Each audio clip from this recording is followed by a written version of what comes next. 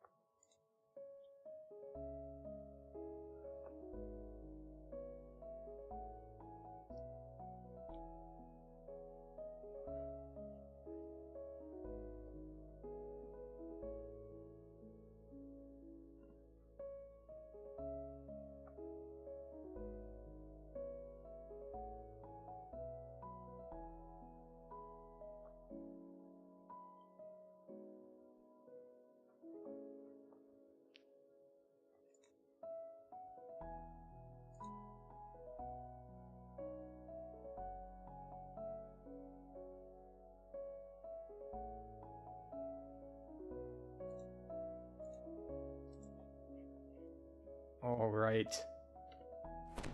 Oh, I have a VIP reward. Okay. We are once again live as it is Tuesday. And something pretty cool happened over the weekend, which is up until midday Sunday, Sunday being the second to last day of the competition, we only had one entry in the contest. That's here. There we go. in the speedrunning contest. And then a couple other people were like, oh wait, the deadline's coming up, and I missed this and all the server merge talk. So we got a couple entries, including one that ended up coming in second place, that according to the forums timestamp, which is what I'm using for the cutoff time, came in at exactly midnight, the literal last minute that we could have accepted one. So, without further ado, let me just show this on screen. Stop that. There we go. Those are the results of the people who submitted ones. You'll see Person Man is on there twice because, well, their time got beaten, so they submitted a second run. But yes, that is the winning time for solo Crucible with basically terrible gear at 8:34. And Ashelina coming in at 8:43 at the very last second. So I will have to reach out to Person Man on the forums to send them their winnings. I'll figure out a way to get that to them, as it turns out that I can't send a code because I don't have any codes. You can't buy them. So it'll probably be a Steam gift card or similar. For the... It was going to be a 2,500 point code, so, and I think that equates to roughly $30. So we will see if I run one of these again. I will need to come up with a suitable quest and conditions, because a lot of quests it would just be who can run the fastest, like who can withstand the most red dungeon alert and just run to the end, which is why I picked Crucible this time. A couple people on the forums did complain, or at least, I won't say complain is necessarily accurate, did comment at least that Crucible is a terrible choice for this contest because of the RNG elements. And it does have several RNG elements. It has where the crests spawn, which may or may not require a little bit more running. It also has the... they said the wisdom is RNG. In my experience, running a minimum wisdom build, and if we wanted to look at the VODs, we could do that, but every run that I did with like sample builds that had 8 wisdom got it 100% of the time. That might not be a big enough sample size, but I do know that if you have high wisdom, you usually only get a 50-50. So there is RNG there, and of course, when turning the wheels, if you get 3, 4, 5 versus 0, 1, 2, that will also affect your time. So, but people overcame those challenges, and we got some pretty close competition there at the end. So we're just going to move this down here. You know what? We're going to put a background on that. Show me background color. No, not you.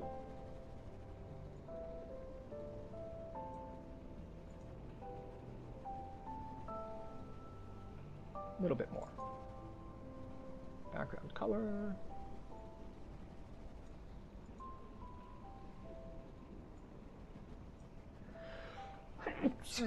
So, once again, congratulations to Person Man. They have won their, we'll just call it a $30 gift card because that's almost certainly what it's going to be. And we will resume our leveling for tonight.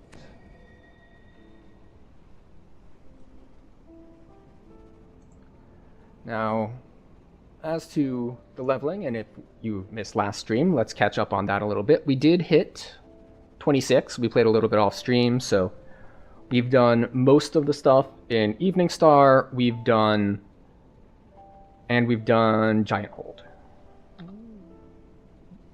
So we've done a lot of the Evening Star. We've done a lot of Giant Hold, like we did High Road. But what we haven't done is we're still missing some Evening Star things for our sagas. So we're so close to the sagas that that's where we're going to start out tonight. And we're going to start out tonight finishing up the Lords of Dust chain, because I did it in Heroics, but not in Epics, and I need it for 2 of the sagas. So we already did Lords of Dust itself, so we need the rest of it. So we're just going to head to the harbor and start out with that. And then our next steps to finish out, depending on how many of the sagas we care about, we will either do Wayloon or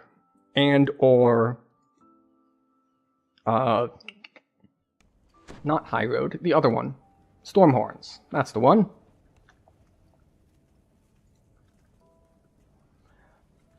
Even though we're slightly low level for Wayloon, but that shouldn't really matter that much. Evening Star Cavern. I should have just used my key to teleport here, really. But yes, so off we go.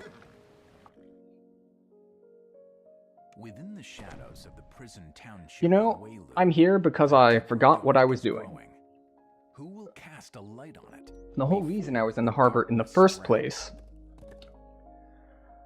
was because I needed to do the Through the Underdark quest here. So let's try this again, but this time going to the place I actually said I wanted to go. Not Gatekeeper's Grove, not Demon Web, Spinner's Prison. That's the one we wanted.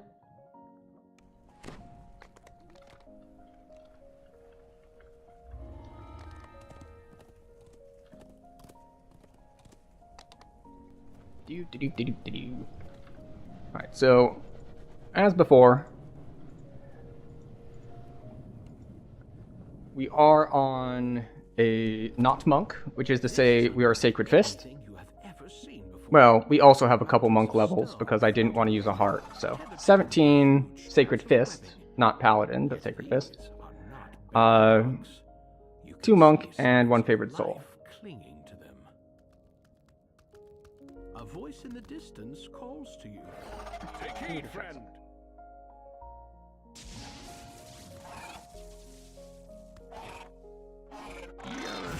Double check Ashelia's submission. What brings ye into the demon web? Ye must have come through the rift that she made. The rift to the other world. Perhaps ye have come to mend it. 'Tis no small task.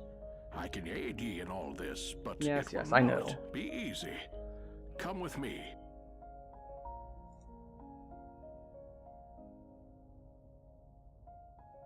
Okay, yes, that is correct. Excellent. Excellent, excellent.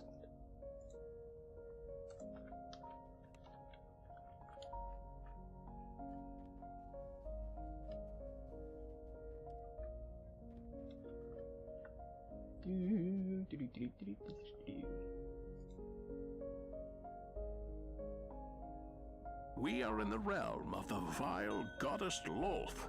She and her sister, the Spinner of Shadows, Someone has joined us. Excellent. are the source of thy No, I should probably put up my troubles. buff, shouldn't I? Got too distracted, double checking. I wasn't sure if the For me to come here because Loth let her if gods the live when the rift opened. acronym that was used in the screenshot that I Leave the demon web gotten was until correct she for slips Dragon again. Disciple when I put up the results. So This rift. her it is sister, correct. The magic shards she's So plundered from that is your good for world. us. The demon web sprawls out before you. Somewhere in this chaotic maze lies the path. Closer to my home. The hunched creatures ahead make some strange and disgusting sounds as they root through old bones. They produce even more disgusting smells. So off we go. Hark! I sense The Spinner of Shadow looms in the distance. What will she do? It's now not that too she's surprising to me freed from that prison? the winning one was a was Tabaxi Trailblazer, just because run speed is super strong. Elminster departs. But yeah.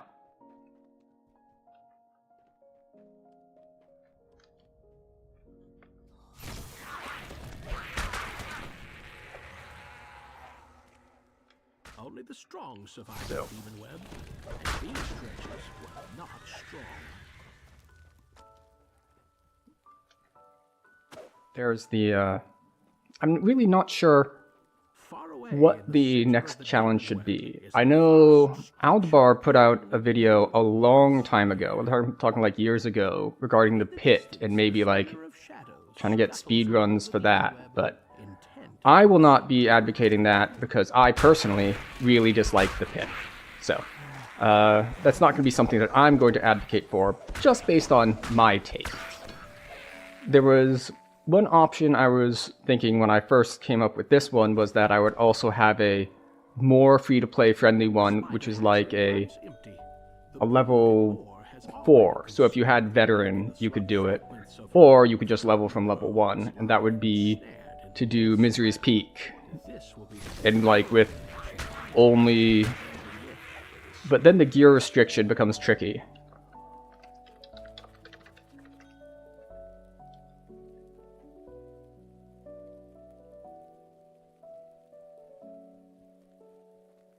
Oh. I also did this in the wrong order.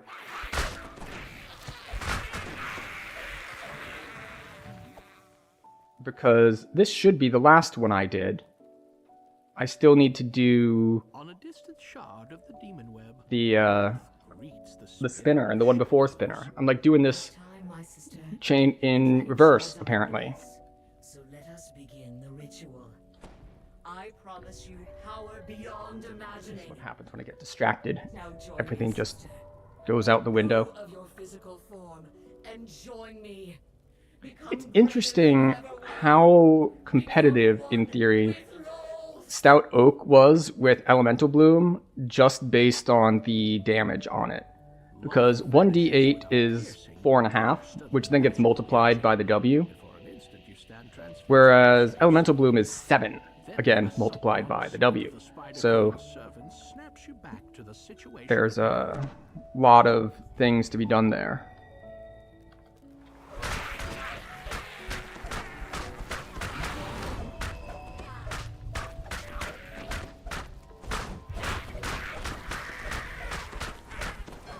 It's always funny to me that this guy is not immune to crowd control. It's like, because he seems like, as a mid-boss, someone who you wouldn't just be able to hard CC into oblivion, but that's apparently not a problem. You can just paralyze him. I think that was all paralysis procs from Elemental Bloom. Even though the I was going to say the elemental level.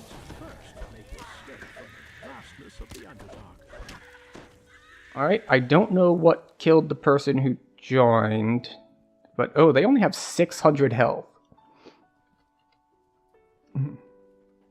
So they probably got killed on that first pull that I skipped.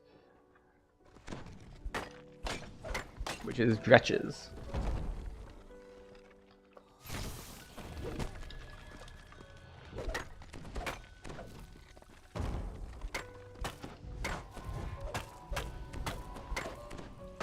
Yep, they do be ambushing in this quest. I don't think I even can backtrack, actually. Is that a... I'll check if it's a two-way portal or not. We'll see if we can go pick them up.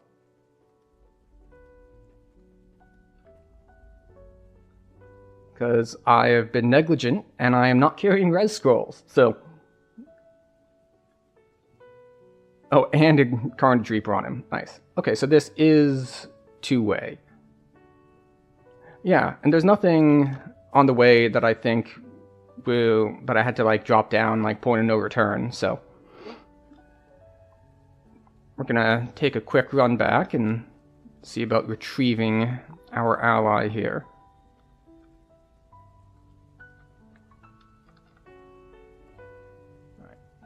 So just that part that has a little bit of jumping to get through.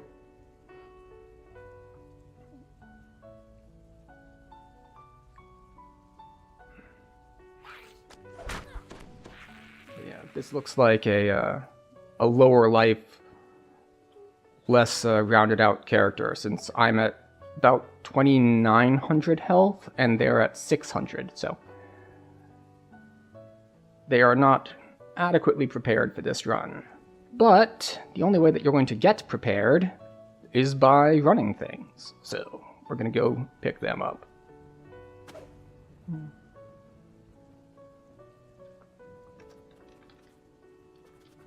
On my way back. Oh, let's not run off the edge of a cliff. There we go.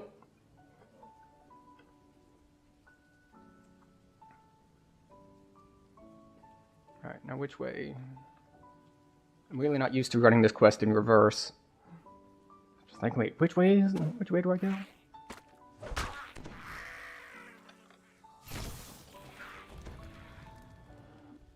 Just like poking some dudes on the way.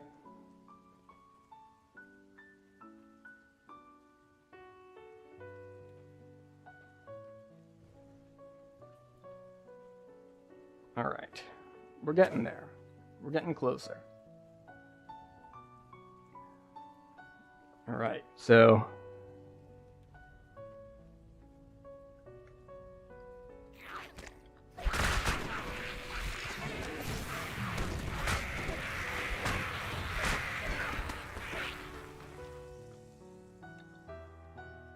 Okay, where is your stone? Is your stone up there, like you managed to run away? Oh, there it is. Alright. We have retrieved our ally. Now to get him to a shrine. And then we can proceed with the rest of the quest.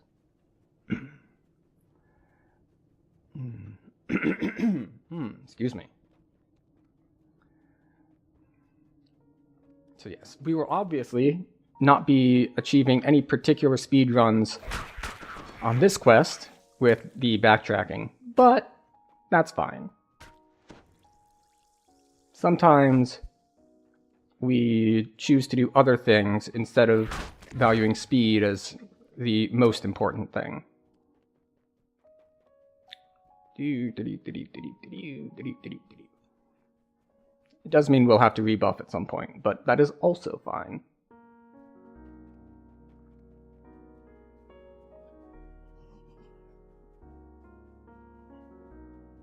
Oh, yeah. Here's a set of shrines.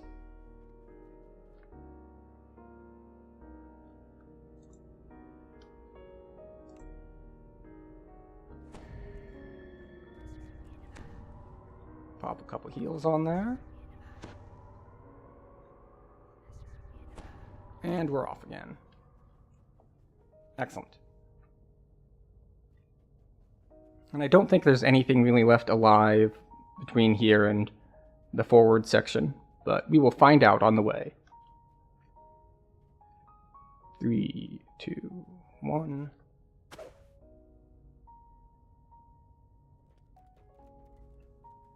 I wonder if this one would be decent for a speed run. Because there is, at the very least, a place to prevent people from just hard pulling the whole instance. Which is like here, because not only do you have to wait for that little bit of RP to happen, but the gate we just passed through doesn't open until you kill all of the guys that spawn there. Which isn't too difficult if you have Red Alert. Well, isn't too difficult with a build of this caliber on Red Alert, but if there are other build limitations, then obviously it could happen.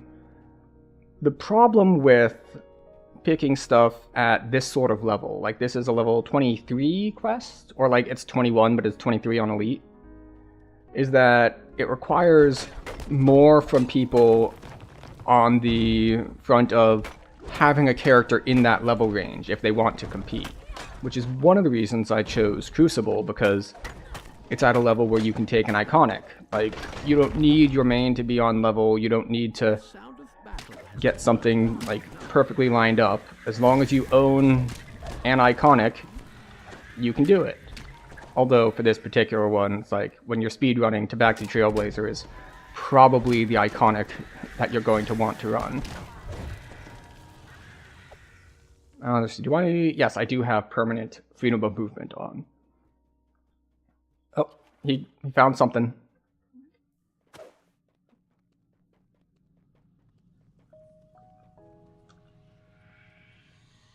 Where are you?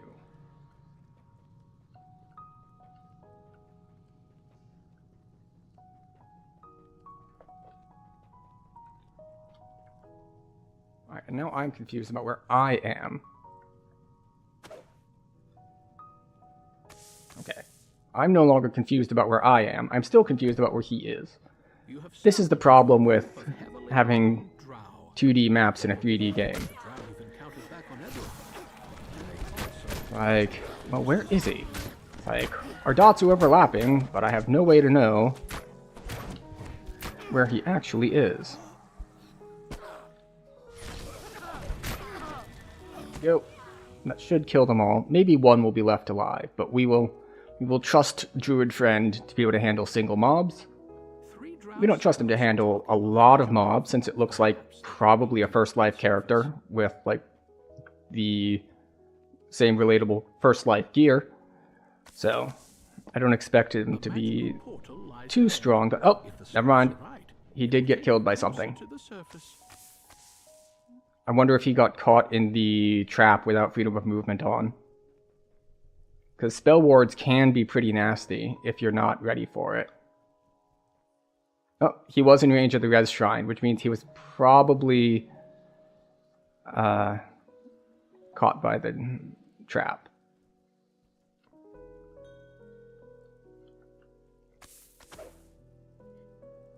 Where are you?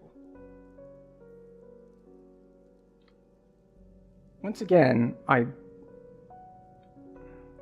thought he was right here because his dot was on the map here.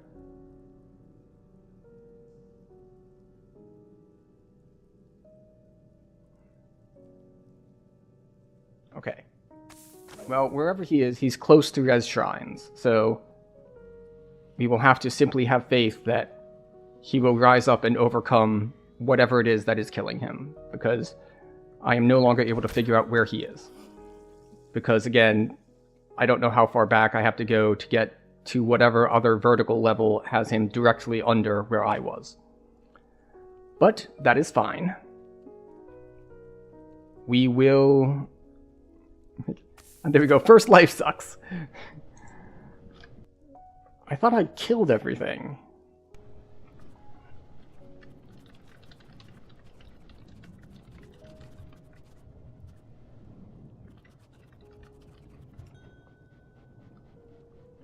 Okay, let's put buffs back up. But yeah, see, according to chat, it is indeed his first life. Or at least first life on this character. Above, a strange creature spots you. Surface dwellers down here. Alright, so we are going to have to kill these. I shall have to clean up after them. So obviously if I were alone, I mean, we just run there and then these guys never see us. But we took the time to go back and retrieve our First Life ally. So we're going to try to not screw him over and just leave groups of mobs that will kill him.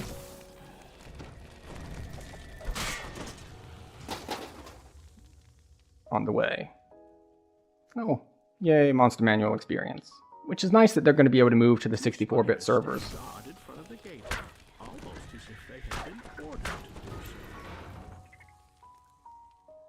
Once again, Okay. you see the Here we now go. familiar sight of the Drow Surface Patrol. A I'm gonna small but hang a little bit to the well-guarded right. Drow outpost lies up ahead. Excellent.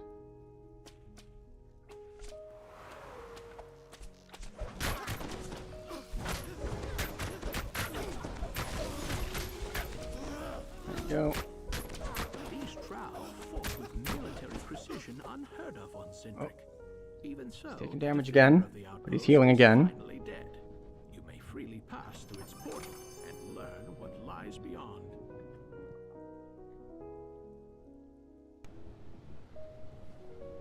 Alright, put up our A fresh short-term breeze buffs. blows down. The leader of the Drow turns to And confront you.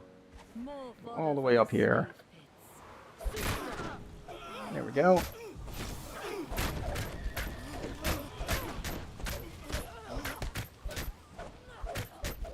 This is why we put on more than one skull. There we go. A voice from inside the cage calls to you. Over here! Let us out! Alright. Voice. The villagers in the cage anxiously... And then wait a little bit so people have accurate time to equip it. Thank the gods I'd There we go. almost given up hope. But where did you come from?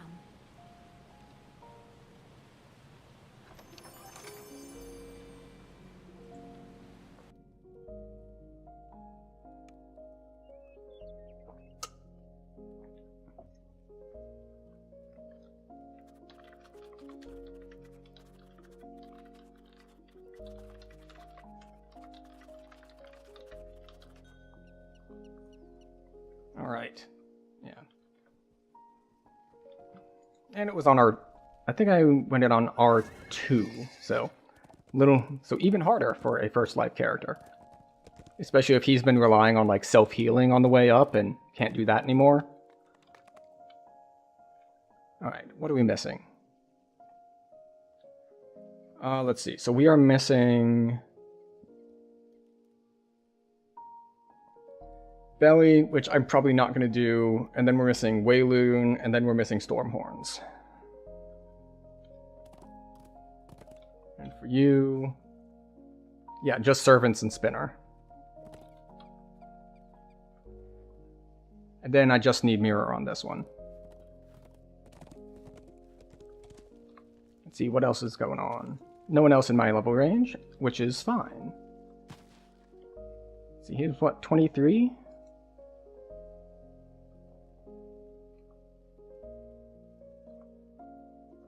Scroll up, scroll up, scroll up.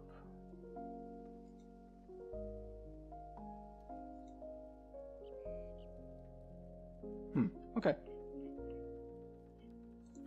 There we go. Alright.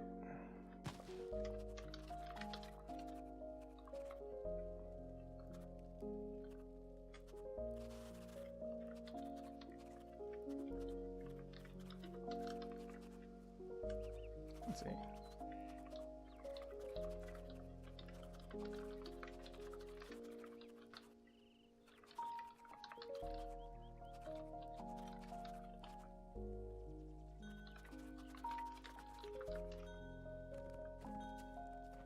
Oh, and he left, which is fine.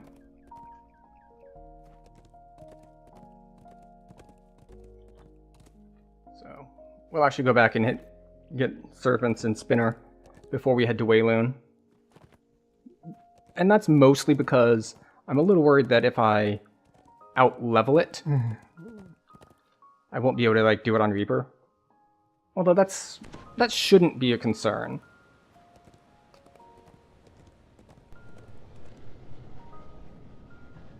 Because I think it's 6 in Epics. Return to Spinner's Prison, and then we just go out and we'll be in the harbor. So, yeah, there we go. Go to Stormreach, and then turn right back around. Right, yes. Need to talk to you. Thank you. Go up to 4. Even though the last fight in here can be a little tricky. But we're a little over-leveled for it. Like, we're still gonna get... Like, we're still gonna avoid over-level penalties. But I think we might be missing some of the benefits. Yeah. 26, 23. I forget if the... Oh, that's right. I was about to say I don't have first-time bonuses, but I do because I haven't actually done it in Epics. It's like, even though I have done it before, it was heroic.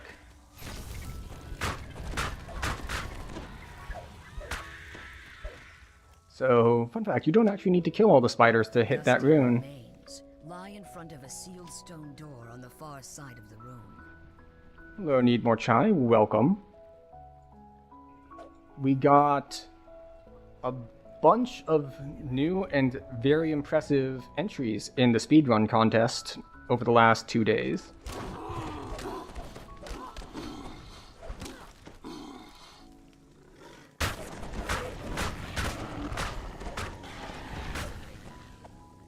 Well, a bunch is relative, but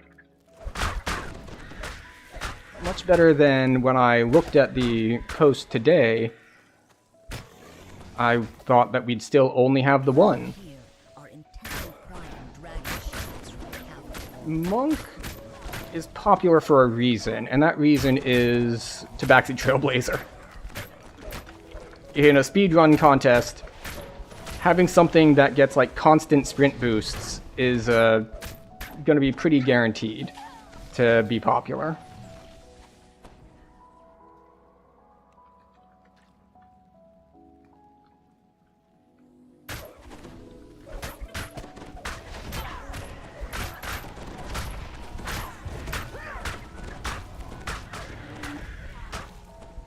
Speed is king. We had this, also, yes, welcome in Unsinful. So, we kind of had this discussion on, what was it? On Thursday?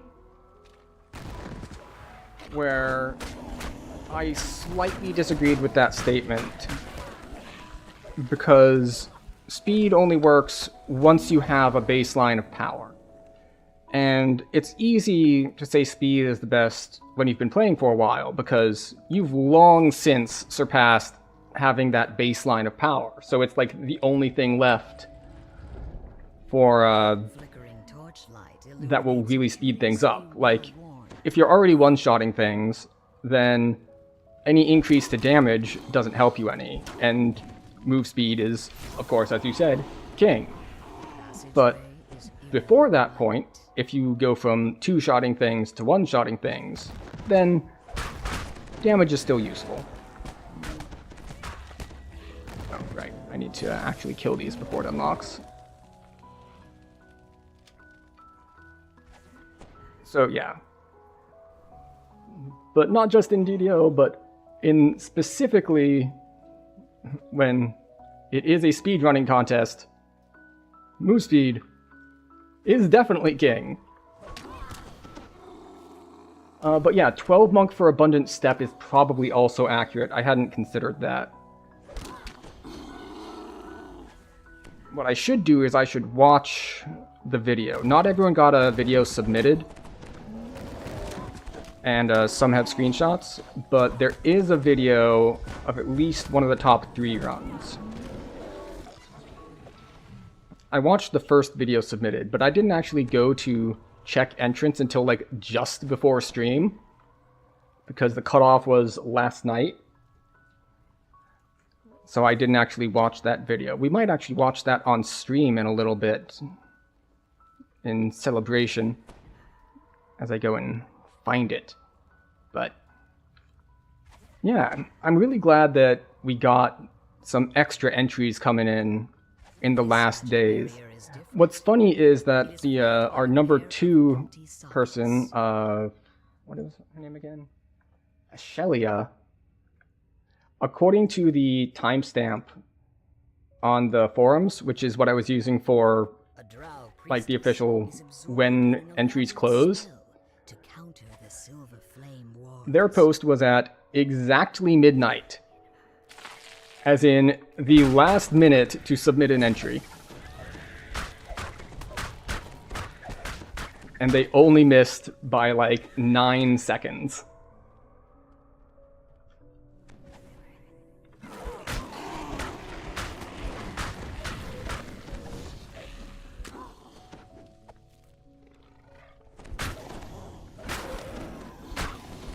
Yeah, that is another thing. And also, why my one-shotting versus two-shotting is not necessarily as true as I would like it to be. Like, obviously, I would prefer if I were 100% correct, not just technically correct. But yeah, I am combining player experience into power. It's like, if your character can kill things, like even if it's two people piloting the same character and one can kill them and one can't. But I'm going to take something, for example, like, let's say an Eldritch Blasting Warlock. You're not going to be one-shotting anything. But what you do have is no limits. And as long as you're moving fast, you can just kind of hold down a button and go. It also depends on the player's appetite for alert. Now, I really dislike Dungeon Alert because I really hate being slowed down if, like, a Reaper passes within 10 feet of me and, like, kind of hits me, and then you get the red Dungeon Alert plus Reaper slow and you can't move. Other people don't seem to be bothered by, like, pulling constant red alerts. So that comes down to, I guess, a playstyle preference or difference. Ironic submitting a speedrun submission at the very last second? Hey, whatever works.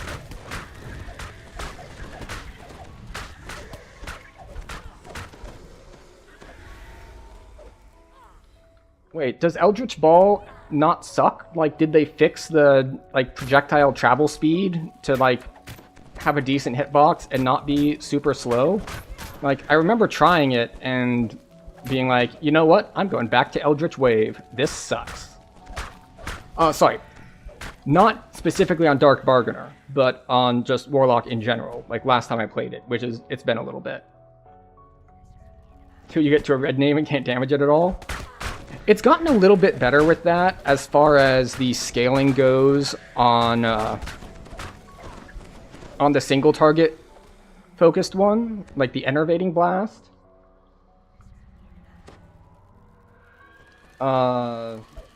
Eldritch Ball? Yeah, Eldritch Ball is one of the T5 in Tainted Scholar. So, like, you either get that or you would get, as opposed to Eldritch Blast from whatever the other one is. But yeah, it's their AoE, but I remember it being super jank to use. I think it has the similar or the same, like, animation and hitbox and all as Hellball, if you've ever tried the Hellball epic feat, which is also not good.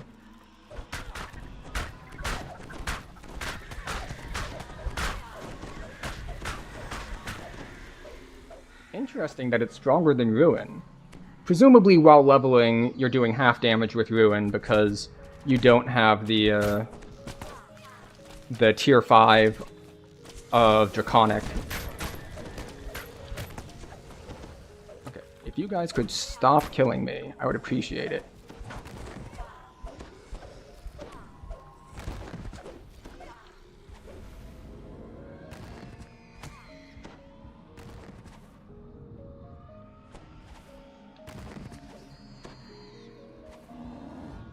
Off we go.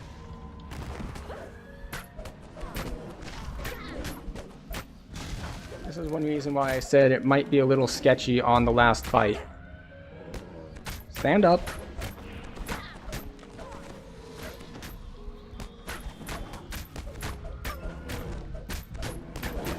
We don't have any big heals on us. We just have, like, Lay on Hands and Cure Moderate.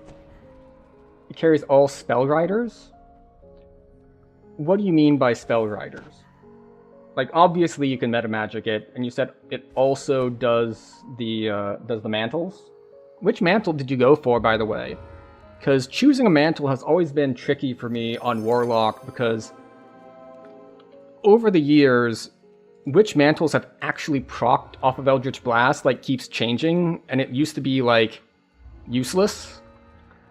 And then, like, they changed it to be, like, the similar elements one, so you could get some elements just depending on the element of your blast versus the element of the thing. Oh, debuffs. Earth Attunement, Dripping Magma. Ah, yes, yeah, okay, yeah. Various on-hit effects. Interesting. But yeah, I was glad to see that we got a couple more entries on that contest. Especially the fact that the second entry was like, you know what? I can beat that first entry. Especially because I thought the first entry was going to scare a bunch of people away, because sub 12 minutes for Crucible, if your pug gets Crucible done in under 12 minutes, you're probably feeling pretty happy about that. But then someone's like, you know what? I'm going to get it in sub 10. And then, of course, there was further optimization that people made, which is great. It flickers in a strangely inviting way, as if the spinner of shadow struggles against her Use weakening Draconic walls. Poison because the new Warlock is evil and negative. Ah, yeah. Evil and negative being, You find yourself unable to move. The spinner of shadows has broken free. I do not know.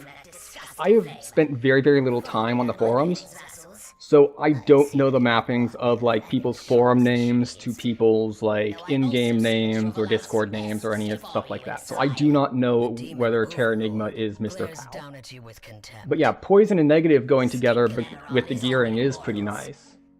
The poison Draconic Mantle, and then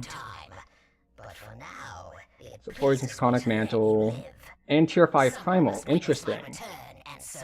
So you went Ruin and you didn't go T5 Draconic for the double Ruins. Interesting. We will report your glorious release to the world. Ah, okay. Now let us leave this place. You must help us release the other demon overlords. That would make sense if I could map it to the YouTube. I will do no such thing. Now that I am free, I have no need for the other overlords. Or for you tedious lords of dust. Not when she awaits me.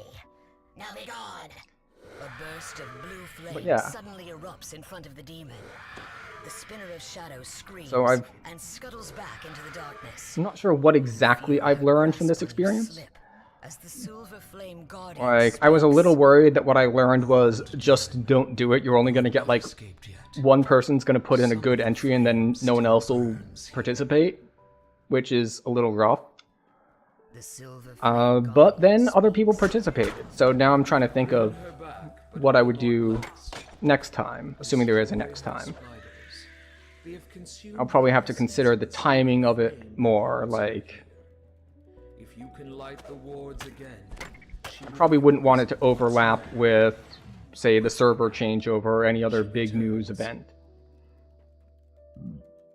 I see your game now, Flame Spirit.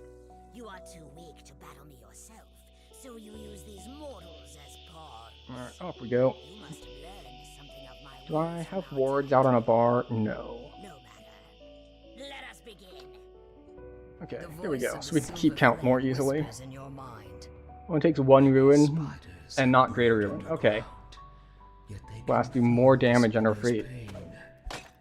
Interesting. Blast doing more damage is news to me, because last time I had a Warlock in Epics, the blasts really fell off pretty hard. Now, obviously, them proccing mantles and all makes them stronger, but even still. And I know they changed a lot about Warlock, and I have actually played Warlock since the changes, when they messed around with what the dice were and how they scaled, and I liked it. It's pretty strong. Like, I've done a good chunk of Warlock lives, and I've always liked it because it's got good survivability. It has, as you said, the lack of any sort of resource requirement that you can just blast forever. Oh, they buffed Enervating Shadow as well to 170% scaling. Last I checked, it was 150. Now, where has she gone? I saw her running around over here. Oh, there she is. Hey, hey, look over here. Hey, hey, thank you.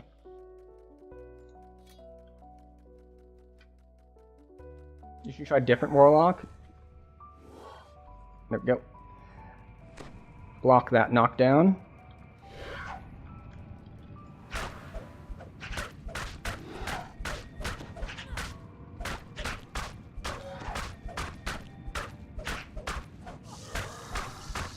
This is pointless, mortals. I will not be imprisoned ahead. Chorus of chattering echoes the spinner's cries. There we go. The spiders crawl out of their hiding places in response to the demon's call. Oh, stop. Stop. There's a Famine Reaper hitting us. We do not want to talk to the thing. You've usually done... Really?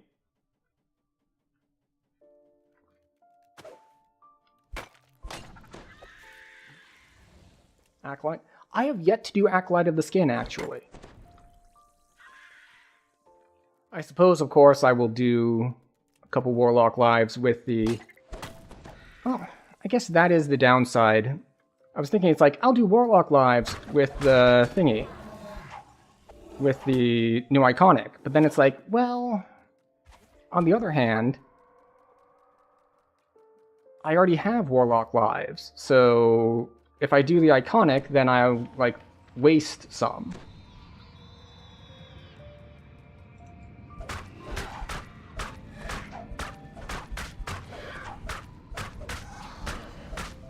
Okay, there we go. Now we get our phase transition. 2 pack dice and black dice in the tree. And evil SLAs. Oh, really? I didn't look much at the SLAs. I did look at them, like, when they were, like, written down in the forum, but that's always way harder to read and remember for me than actually seeing stuff in the tree, like in the builder or in-game. So, I'll have to take another look at it. Like, I know they got the bite attack, which was kind of weird. And then they got also some sort of mist attack, if I recall correctly. Worth trying it at least once. Okay, so let's take a quick look. Because I don't remember exactly what my situation is. Feats. Past lives. Heroic. Warlock, Warlock, Warlock. Oh, we only have one. Very nice. You might be saying, I thought you said you had a bunch of Warlock lives. Like, no, I said I played Warlock a lot. I've done a lot of my racials on Warlocks. Mist is a charge that can do damage? Okay. Oh, right, that's the one that I asked on the, like, the Friday live stream thing. It's like, does it have that annoying hitch like so many other charges have? And the answer I got from Cordovan was like, what hitch? There's no hitch on any of these charges. And it's just like, okay. You either didn't understand what I was talking about, or the thing that annoys me, you just don't notice. Miss the solid damage and used as setup for the new Pact level 15. AoE insta-kill anything in mid. The spinner of shadows has returned nice. to battle. No max target is interesting. So it's almost like Circle of Death or Death to Undeath or something like that, except that you need the setup of putting Mist down. And it has no downside. Or not no downside, no target limit. Interesting. So, I didn't actually see the final version of the, I forget what the like actual name of them, like official name of them was, but the painful choice ability things. That's like power at a price sort of idea. Because last I saw, like the only one that looked anything worth taking was like, these downsides are too high, I never want to deal with it. And then, unless of course there was one where you were just full undead, in which case you take the I can't be healed at all by positive, but my negative healing's really good. Like, the only one that looked possibly good was the negative healing amp one. And then the other option was, this one is a stance that you turn on and off, so you just pick that one and never turn it on.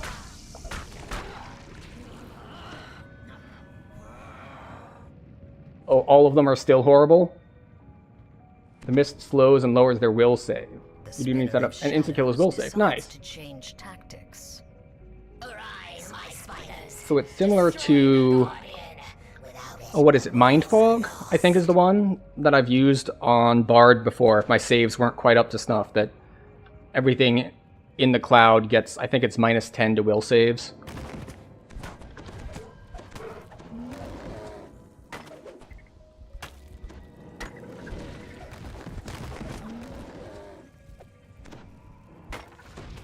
Mind Fog combined with Cloud Kill. Interesting. So does it give the concealment of Cloud Kill? Because I thought that was like, because the actual like kill part of Cloud Kill is pretty much useless with how modern DDO works. I thought it was only used for the concealment that like works on bosses. I think it... No concealment, just some damage and the debuffs. Okay.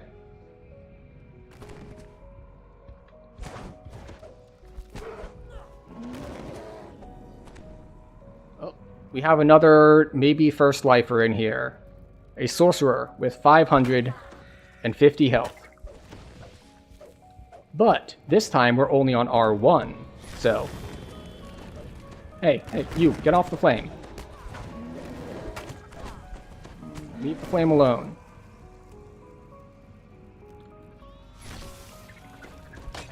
It is nice that the fire wave can hurt things that are immune to fire, because it's only a third fire damage. Can the flame actually die? Oh yes, the flame can actually die. This is not like the crate in like the Baudry chain. The flame dies, and if the flame dies, you're gonna have a harder time dealing with the spinner because you can no longer stand her on top of it to get the debuff. You have to use the throwable things that you can get from the flame, and you only have, I think it gives you 12, and it takes like 3 to make her properly vulnerable.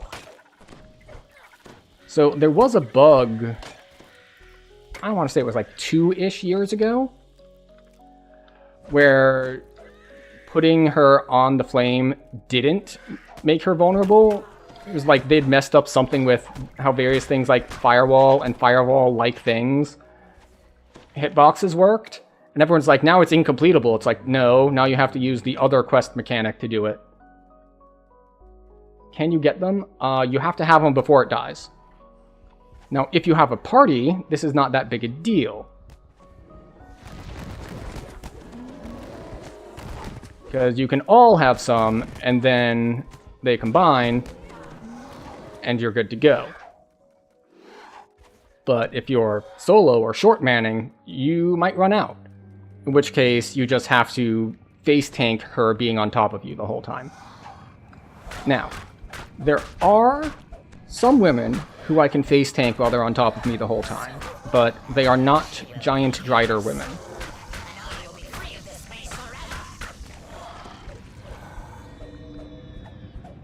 And you know, maybe that's racist of me against Driders, or is that religious discrimination against followers of LoL?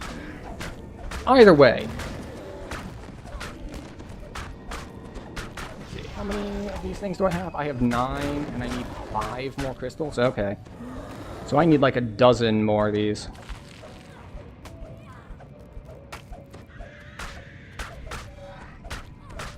Oh well. We're just gonna have to hold her here and trust that our sorcerer friend can manage to not die. This trust is probably misplaced, given that they are currently dying, but you know, you do what you can.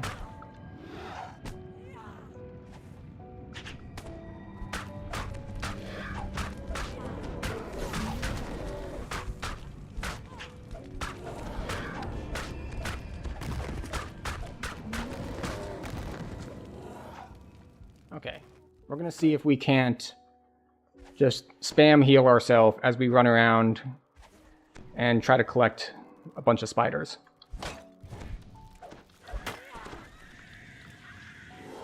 There we go.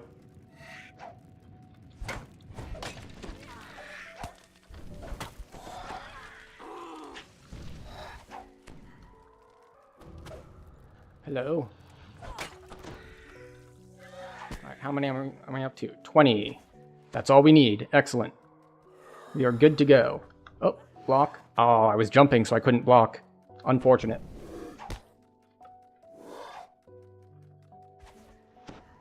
Yeah, if you weren't aware, if you block when you're hit with the webline snare, then you won't get hit by the webline trick.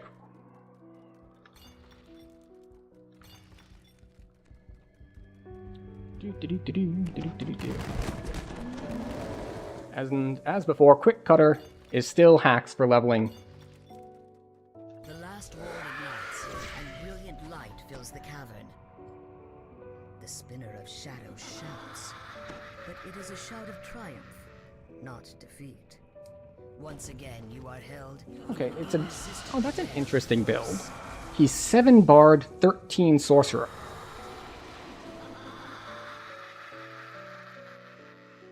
I'm going to assume that's Chaosmancer, because otherwise you're... No, it's Tiefling Scoundrel. Okay. Well,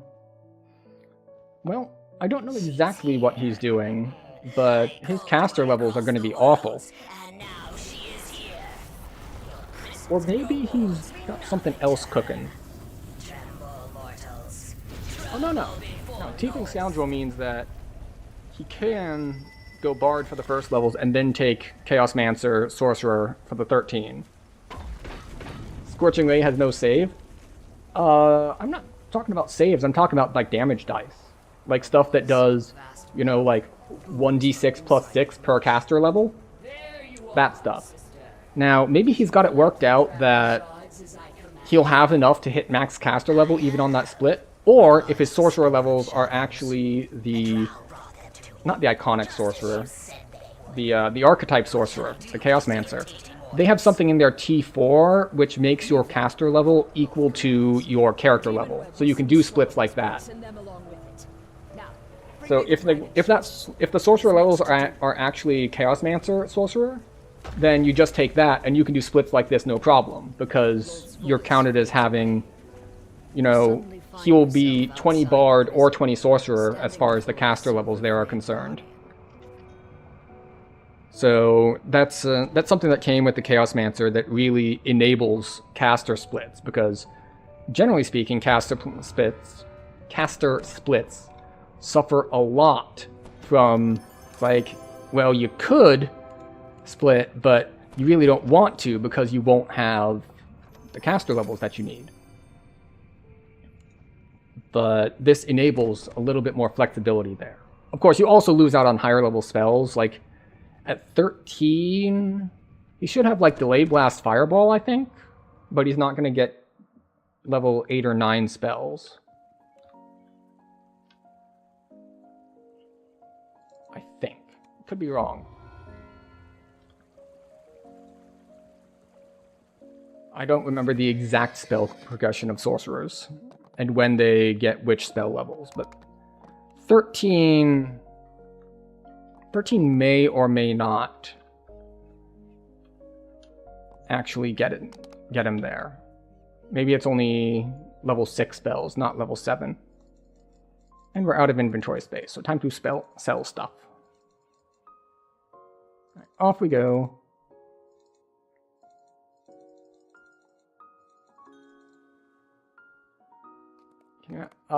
Yeah, I can ask him. Tell.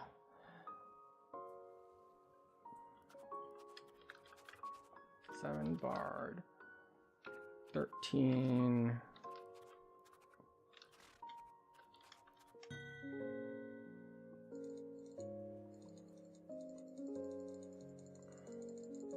We'll see if the answer is yes. Oh, wait, no. We want to keep those. That's the throwing weapon we have on us.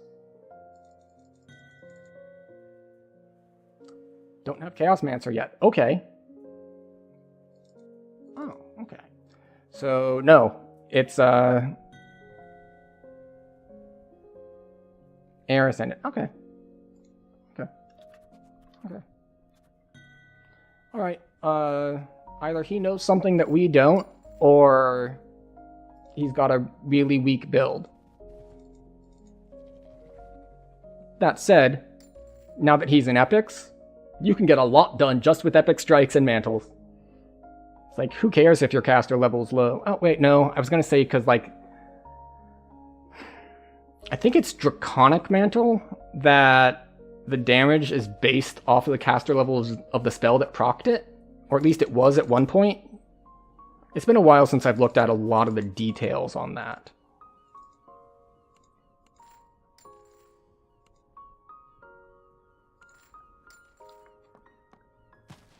Okay. Oh, we should roll. We have a roll.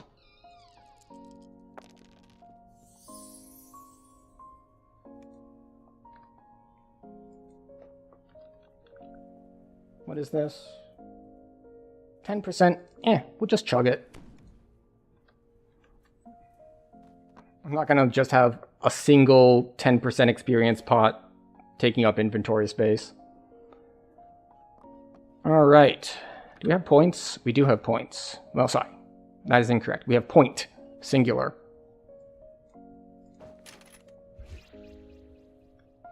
And off to Wayloon, I guess.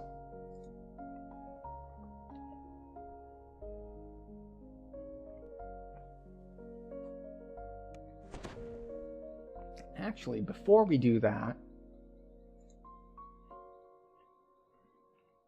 let's go back here to...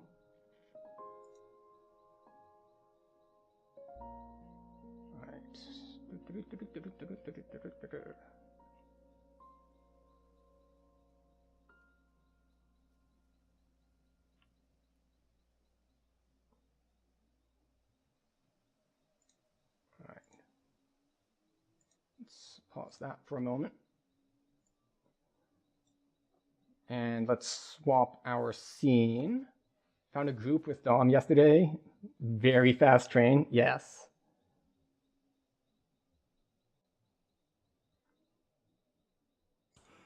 How base is my reflection in its side. Alright, so Would that I could let's bathe swap myself over in to... fire here.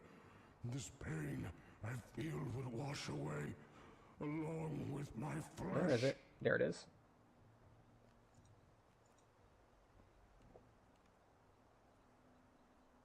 Alright, so this is not the winning run, because as I mentioned, the winning run had a screenshot. This is Obligato's run. This is the 933 run. You are greeted by growls, insults, and Let me put up a note about that.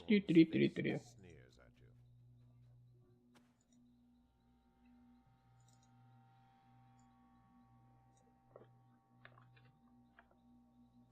Let me make sure I have that spelled correctly. Ah, see, I already got it wrong. I only put one O.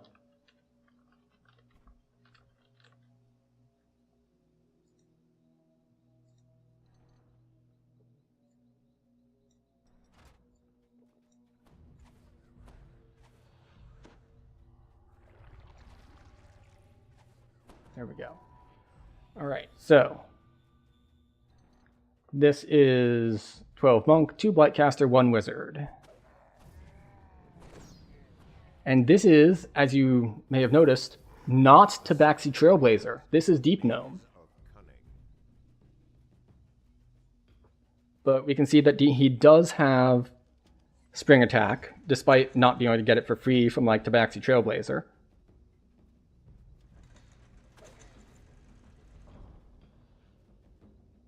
Oh. Interesting.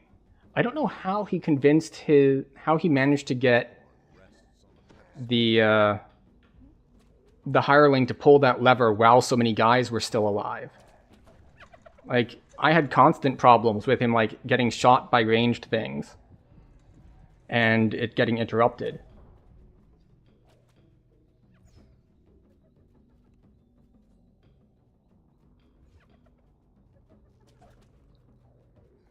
Oh, can you get an angle on just one?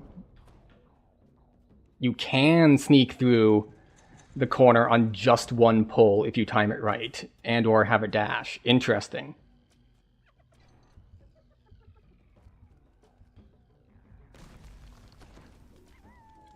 Almost dies to the trap.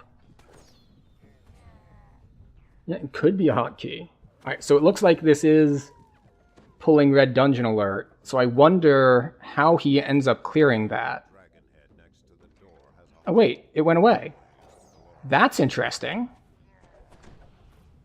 I don't know how that got cleared, because I was thinking it's like, the last fight, like, you can't just pull red or purple alert and then clear Crucible, because the last fight will take you forever if red alert is up. It's still red light? Where is the, oh, there it is, upper left, yeah. Oh, now it's purple. Like, I really doubt that he's going to go into the final fight with Purple Alert, just because the bosses will have so much health and such that I can't see it being fast enough. But we'll see how he handles that, since I don't know how that would be handled. Let's fix There's this. something familiar about this cringing kobold.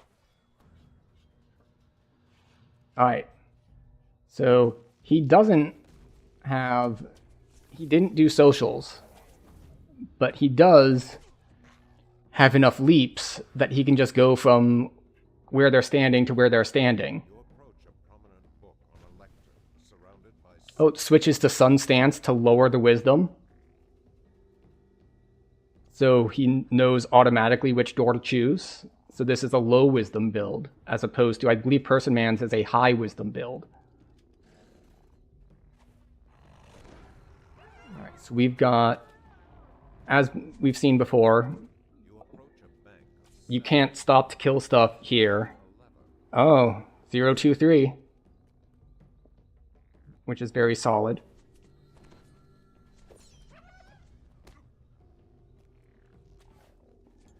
It's amazing to me that he's not getting, like, slowed down. I guess because ranged hits don't actually do the slowdown.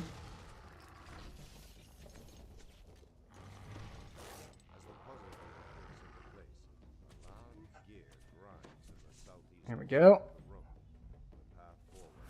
Alright, so sprint boost.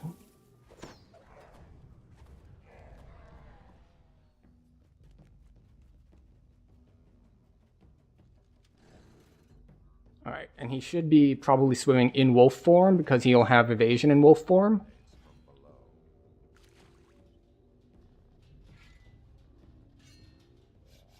And as you might notice that he's using consumables, which I did allow in the rules, like no like special consumables, but anything like you can just buy for plat in the middle of the marketplace. So you can see he chugged a heroism there, and he's got he has haste pots, and looks like force damage pots as well. So he's actually taking full advantage of that part of the rules. It's like, you can't do anything like really special, but like potion vendor in the marketplace, go for it. Yeah. The one that looks like it's bound to V. Let's see, can you see my cursor? Yeah, this one. Right here. I think that's a force damage pot.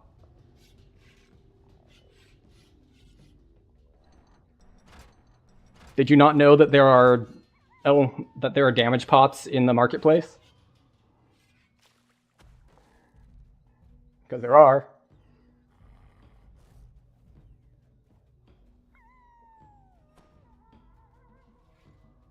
Alright, so, okay. Our dungeon alert has now disappeared. How and why it has disappeared, I do not know. But it has disappeared.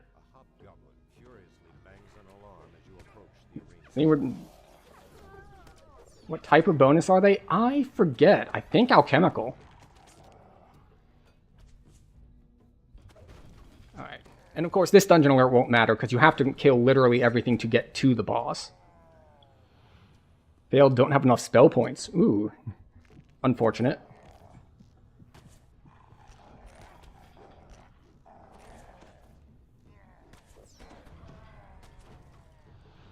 Oh, and he picked a hireling that has restore spell points for this run as well.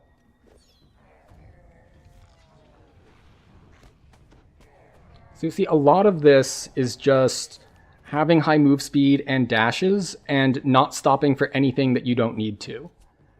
Because you'll see that as far as, and this goes back to the discussion that we had a little earlier, that, you know, move speed is king. And I was like, well, move speed is king as long as you can kill stuff. And you'll see that he is struggling a little bit with the killing stuff part, but this is still a sub 10-minute run of Crucible. So, you know, he has to burn, like, how long is resting? 5 seconds? 10? But if taking the time to shrine makes, like, you kill stuff, like, 20 seconds faster, then sure, spend the 5 or 10 seconds to rest. You hear Grogan the Bugbear's growling voice. Welcome, warriors of the Storm's Fist, to the arena of power. Our champions survived their trials. You all won your place in the Horde. Now, these maggots must do the So yeah, this is... The new recruits, especially if out of spell points. Yeah. the swift and wily ranger of the wind. So someone else mentioned in the thread, and I forget if it was Obligato or one of the other people, that doing the social for Harza can be pretty important, because if you don't have the damage to take down Harza quickly, he will heal to full. Like, he will cast the spell and heal himself to full. So we'll see if that happens this run, because this is a run that didn't do the socials at all. No weaklings in his horde. Can these soft-looking traitors to Stormreach survive the arena of power? Today, the Storm's Fist horde.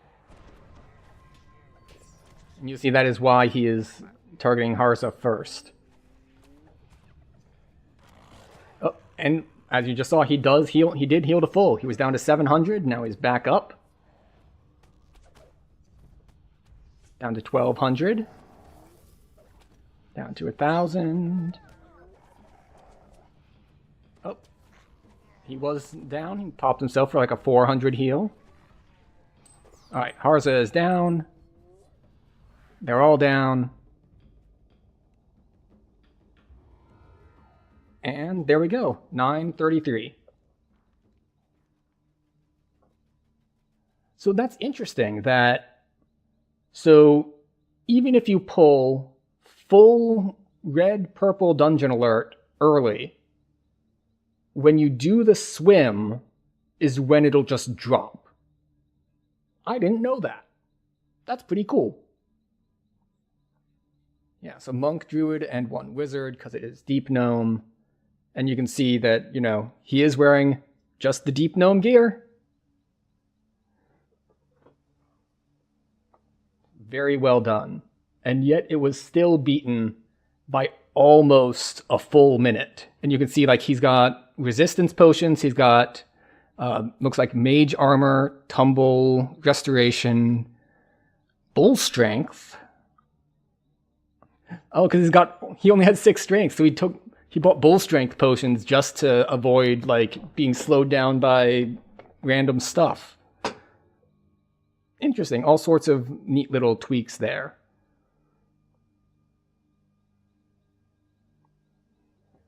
Yeah. So yeah. And as fast as that run was, still lost by almost a full minute. But still really impressive stuff. Oh, right. We should probably swap back to... There we go. Oh, right. We should probably swap back to... There we go. Oh, right. We should probably swap back to... There we go. Oh, right. We should probably swap back to... There we go. Oh, right. We should probably swap back to...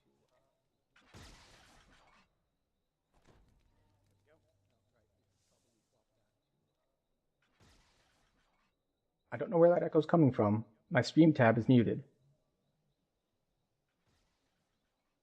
I don't know where that echo's coming from. My stream tab is muted. I don't know where that echo's coming from. My stream tab is muted. I don't know where that echo's coming from. My stream tab is muted.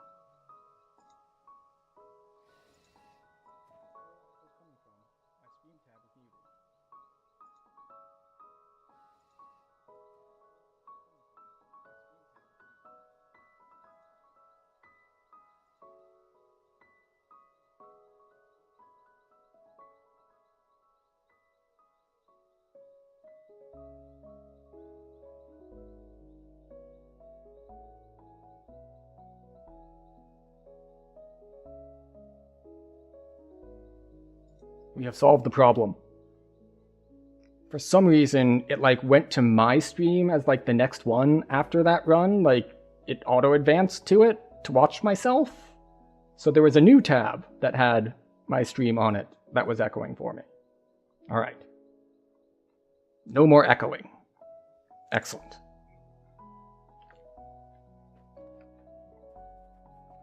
Oh, let's take off this.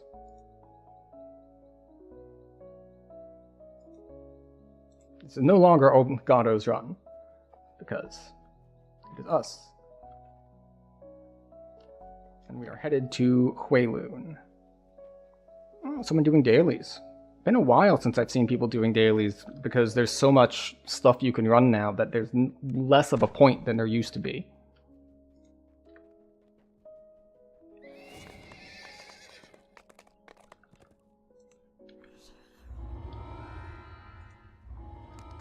Okay. Turn in the heroic level 1s so that we can hit them on epic. Excuse you.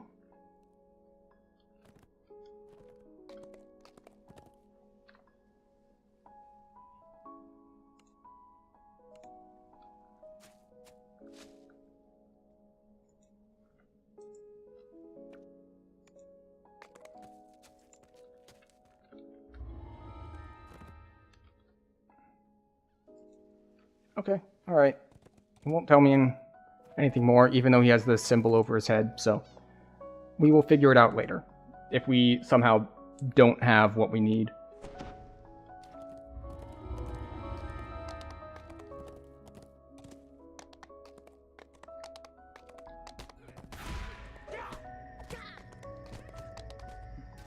Yeah, quite the impressive... Oh, that's right, I meant to go to the marketplace and double check what the elixirs do as far as type. I think it's alchemically typed. It's like, I want to say they're like 10-ish? Maybe 20 spell power? Because it's like elixir of lesser brilliance or whatever, and there's one for each of the different elements. And yeah, they're just at the normal potion vendor in the marketplace. Innocent Huelun natives made these drainage. The woman's life ebbs away. Alright, off we go. Warning, consuming the last of her strength. Do I have anything here that needs to change? No, we're in the right stances. We're in the right everything. Okay, good. We are good to go. Its fallen master. Its piercing howls, a We have stuff we need. Do we have other gear that we should be swapping to? I don't think so. Like, the only real gear swap I was expecting to do was the weapon swap at 26 to get our epic elemental bloom. It is alchemical? Thank you for checking that, or remembering that. Either way, thank you for confirming that. Oh, Double Reaper? Oh, you looked it up on the wiki. Well, there you go.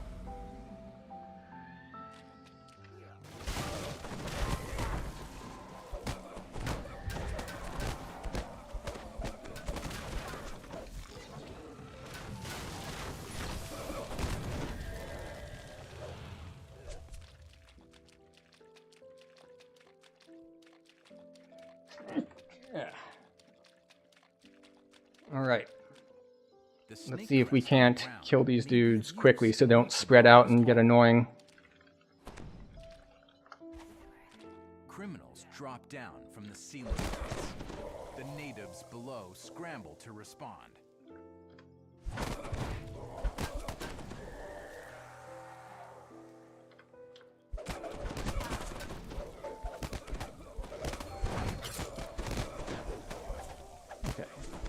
It's not too bad as long as they're aggroed on me. But I just don't want to have to chase around archers everywhere. I say as archers run around everywhere. The elder thanks you for protecting the camp. Huh, not bad. We will be safe now. Take this crest. It will help you gain entrance to Harvest Hall. A strange strange glow suggests that there's something unusual about the corridor Alright, ahead. and we have ridiculously slow attack speed for a little bit, which is okay. It's annoying, but we can handle it.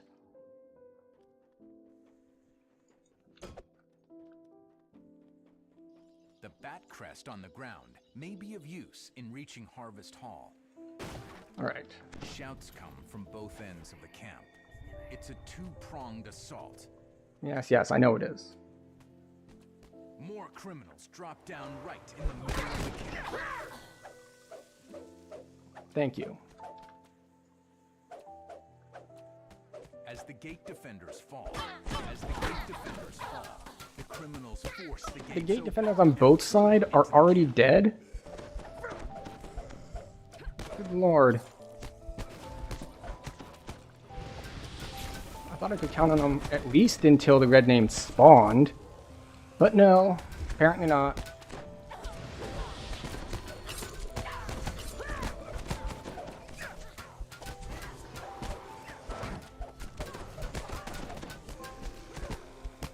Oh well. At least protecting them is...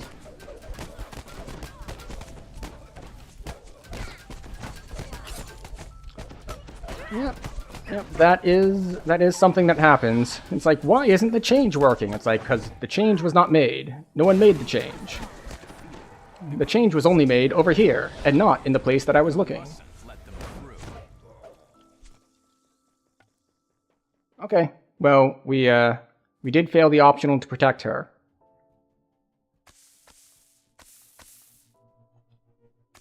You know, on the boss of Ton. It works on my machine. It's like, yeah. That doesn't help if you hoard all the fixes to yourself. It's like, oh yeah, everything works perfectly here. I just won't let you use the version that works perfectly.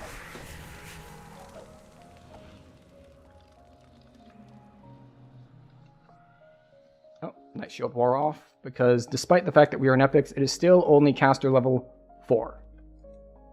Because it is caster level 1 from our heroic levels, and then 3 more from being 26, because you get 1 for every 2 epic levels.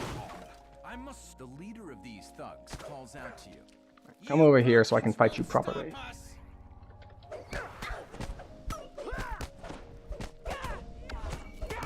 There we go.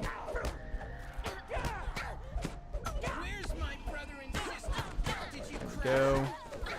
Get her AoE so that she can actually be damaged again. There we go.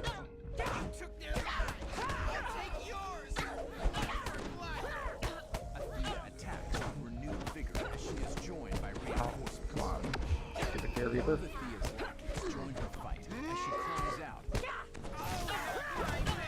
Oh, that's not the button I meant to hit, but it's still a good button nonetheless.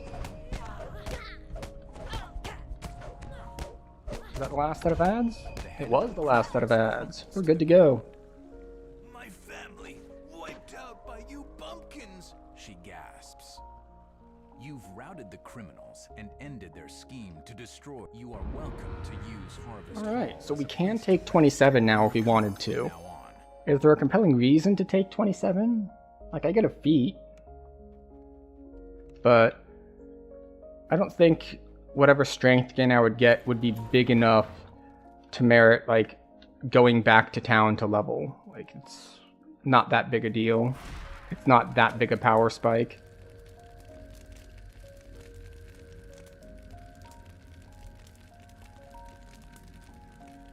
Top tier Reaper trees? That's true.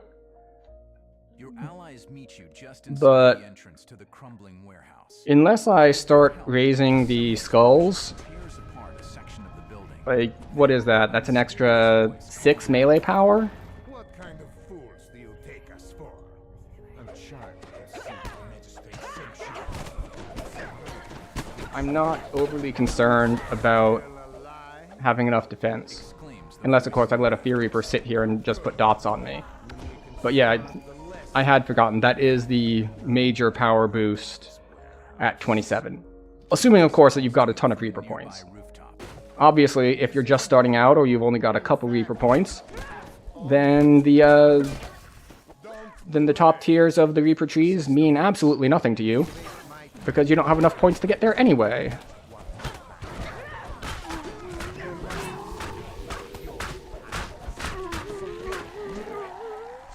Why is it not open yet? Oh, because one archer ran off over here. There we go. Is that the wrong way? Maybe I should have gone the other way there. Pretty sure I need to kill this group in order to advance. It might be you need to kill both groups. I forget. Well, regardless, we have advanced.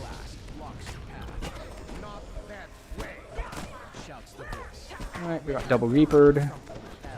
As I just said, I'm not worried about defenses, and yet here I am, down 1,000 life. That said, being down 1,000 life doesn't matter as much when you have close to 3,000. No, this way. I should have thrown a fire wave at them first.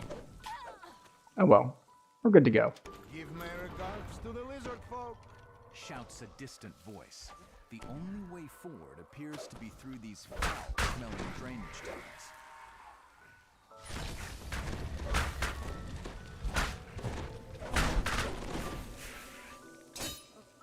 Alright. 1 gate lever. 2 gate levers.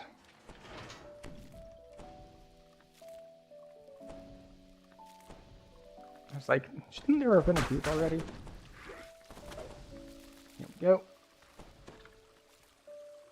As the lever unlocks the tunnel, pour out the darkness.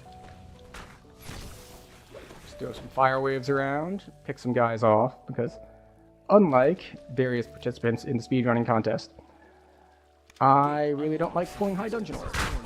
Or maybe they don't like it either, but you know, it's for a speedrun, so they're going to take whatever route is speediest. Oh, and a Carnage Reaper.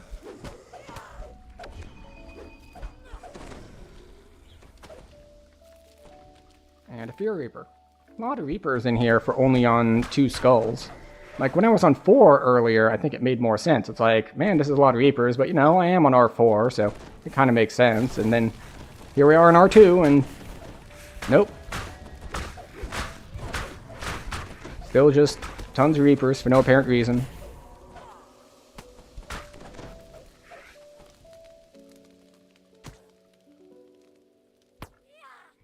Okay, fine. Fine, I'll spend some time healing myself from the dot instead of trying to open the lever. And we'll do like 1 or 2 more. Good enough. The voice taunts you from somewhere quite close. Do you understand? The prisoners, the magistrates. Oh, forgot I didn't have Featherfall on. And so are you. The voice continues as you climb onto the roof. You're almost there. Sharp is brought you, so you can play your part. Alright, so we have pulled Red Dungeon Alert.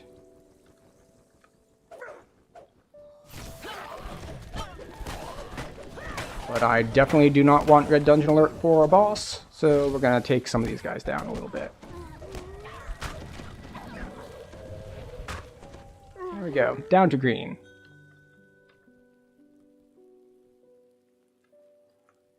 Alright. Oh, yep. We'll get the shares going here in a second. The mysterious voice is much closer now. Alright. We already did friends, but we'll share it anyway. Army of Shadow. Lesson in Deception. Now, meet me up on the roof. Grill. Yeah. Yeah, that's all there is. Now we'll just heal up a little bit.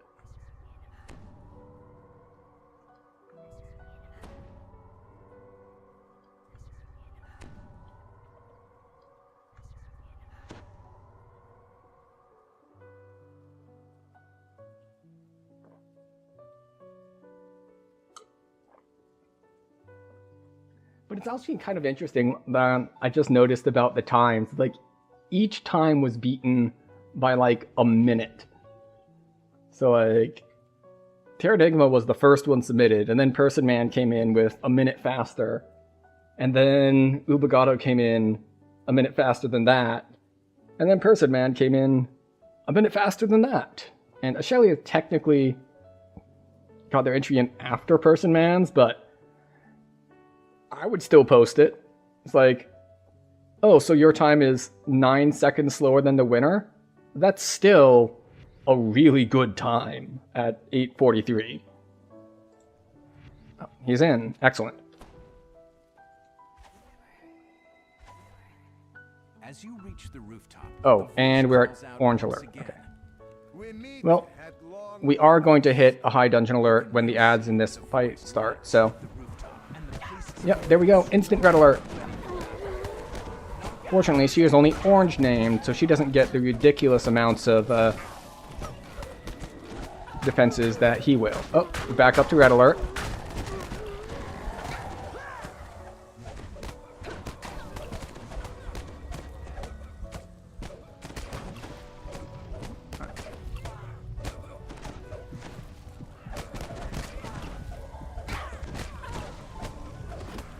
Go. We really need to keep the ads down for the simple reason that Red Dungeon Alert gives them just ridiculous amounts of defenses. You can see as soon as Red Dungeon Alert came on, he starts taking like 70 per hit. And then, once we AoE these down so it's only yellow, he's taking like 400 a hit.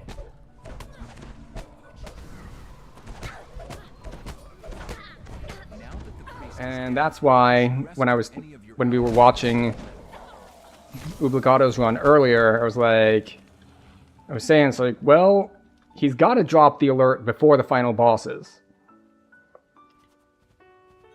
Because have you decided on a server yet for next week? Oh heck, is the 64-bit crossover already next week? all of your allies, alive and well. Now, Snuck up on me there. the mad priest's hoard of treasure. As I've mentioned before, I'm probably just gonna go wherever my brother's guild goes. And he's been out of town a little bit recently, so I haven't asked him. We'll see if he chooses to share it with me, because I'm pretty sure he's currently... Drain? Looks like Drain.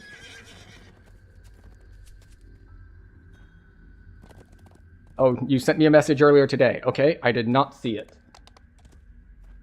I guess because I didn't have my phone with me. It appears that I left my phone next to my bed this morning. And, you know, went the whole day without noticing that my phone was gone. It's a pretty nice thing to be able to do, to be like, phone? What phone? I don't know about any phone. A strange mist envelops you, and vertigo clutches your stomach. What is happening? Alright. That's madness? Well, you've got a job with a lot of downtime. Like, if you're in between calls, there's no point.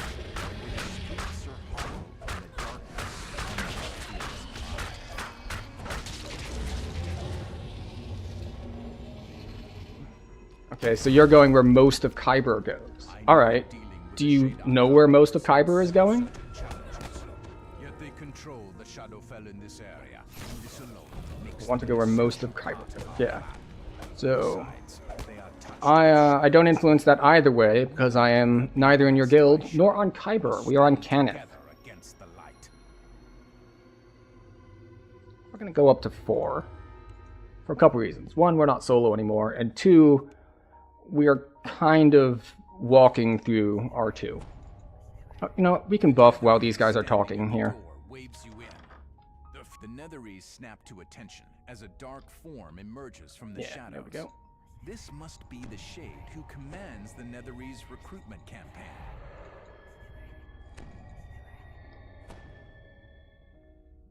Let's pull this up. There we go.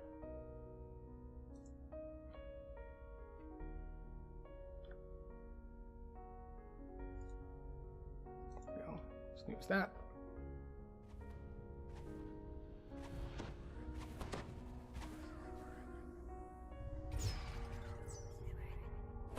The Shade vanishes back back into his tower retreat. You might learn how to reach the general.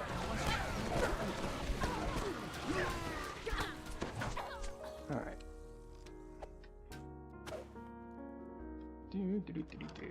Oh, that's right. You're on Dragon Disciple lives. Which means very fast running. Every figure leaps from the bed.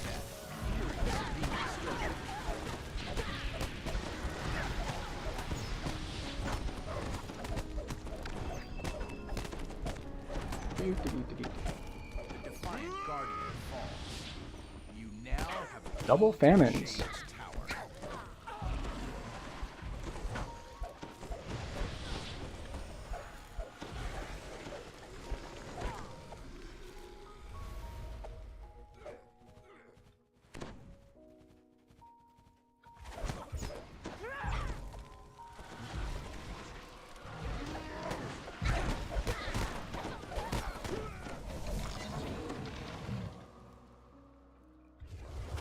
Go. Spell ward slow sucks, but it's fine. We'll make do. A large drawbridge blocks the way. This must be Yellow, the gate that the recruiter green. spoke of. Alright, where are we headed?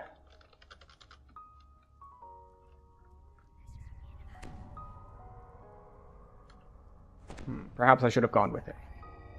Wood groans There we go. against metal in the distance as the gate stairs lead up to the tower where the Shade General dwells.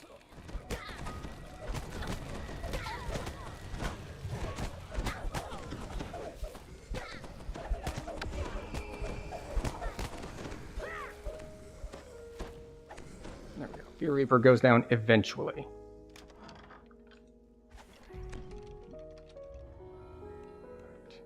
I don't know exactly what lighting these does, like if it makes the shadows weaker, but I do it just because it feels thematically correct.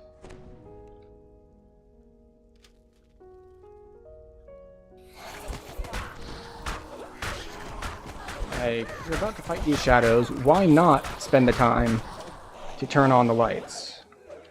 Of course, the shadows might get stronger with light, depending on how exactly shadows work.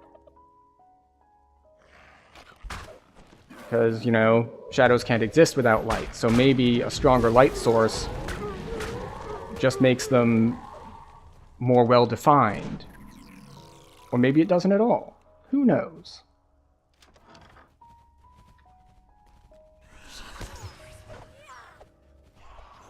A frigid mist drifts out of the This must lead to the Shade Go. Oh, and a Famine Reaper. Go away, Famine Reaper. Excellent. No dungeon alert for the boss. The Shade General turns to greet you. That bleed's stronger than I would have usually expected. Ticking for 100. Sins against us. Alas, you are just as talented. Don't you understand? You do not face me and the virtue. That is a lot of healing. Face an entire empire. Hundreds of leagues away. Plans are in motion too. But I can see it's no use trying to discuss grand strategy with a mere foot soldier. So why don't we skip to the part you do understand? Right. Didn't need to hit that button. The Shade breaks off his attack. R4, we can't burst him fast enough to skip that phase, but if you have enough damage, you can skip the worm phase entirely. You can burst him before he goes immune.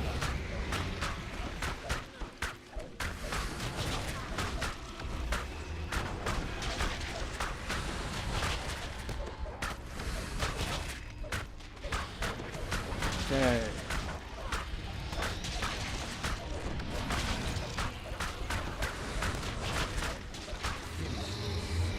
You don't believe in surrender. Well, fortunately, as someone who's Netherese, you definitely believe in death, so we can give you that. So, you feel good about that part of the thing. Or did you think that Wei Lun was our only front? There are Alright. others. Now we get to go Before to you can Thrill. question him further, So that's the good. general slips into shadow forever.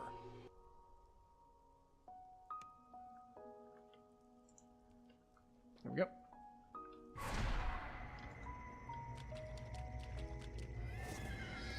Thrill, and then Mirror. Actually, I might want to level before Mirror. This is, I still think, one of the most impactful lag fixes they have ever done. They did a specific fix to the Wayloon Wilderness, because this specific run between these two quests used to be complete slideshow every time. Like, not sometimes, not like when the server's busy, just every time. And now, it'll have the normal lag issues if you pull a whole bunch of things, but it behaves more normally. Karleth has gone too far. Says the Netherese wizard. He's become unpredictable even for a Shadar Kai. We cannot let his excesses endanger our mission. Your kind will never understand. Responds the Shadar Kai. The Shadow Curse is strong with Karleth. He does this because he must. Did you hear that? You'll note that you may or may not, depending on, because I don't have the game audio turned up that loud, but the door clicks as soon as they aggro, not when you kill them. Which is to say, if you were speedrunning, you would not need to kill them. Searching the clutter reveals nothing of interest. Searching the clutter reveals nothing of interest.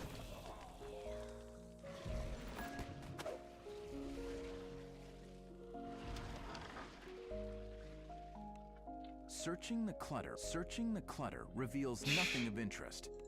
Ah, unlucky. You discover a key while searching the desk.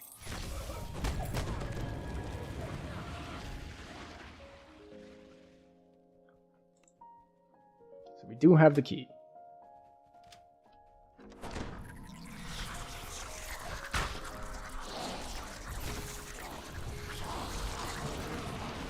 Throw a little fire wave back there to help clear stuff out. Below, the Shadar Kai commander addresses a terrified prisoner. I really did like you, you know. It pains me to think how you'll be torn apart.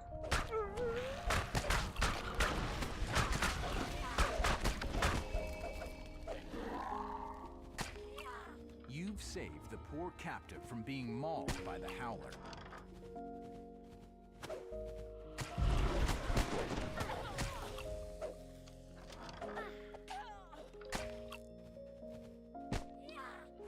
As we're both bleeding, like, we can just spam click the doors and hope one of us gets it between a bleed tick. Now, perhaps you think you can kill more? Good.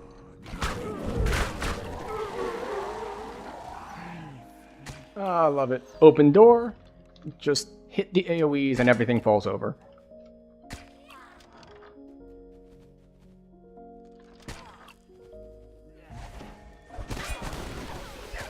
That's Plague Reaper.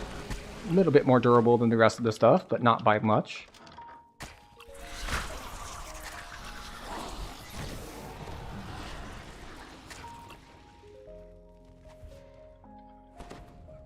Oh.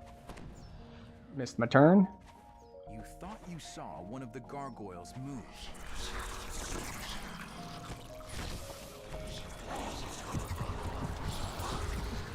Oh, here she is. Very nice.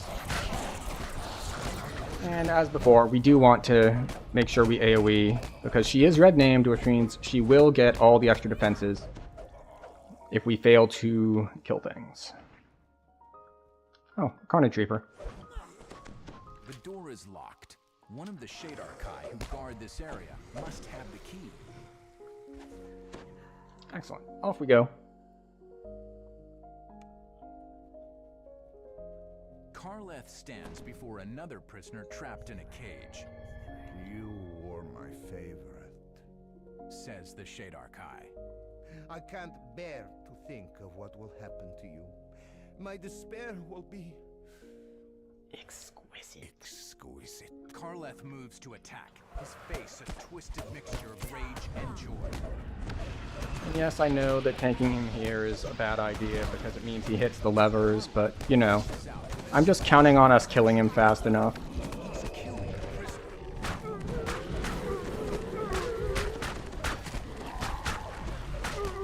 Perhaps I shouldn't have counted on that. And he hits pretty hard.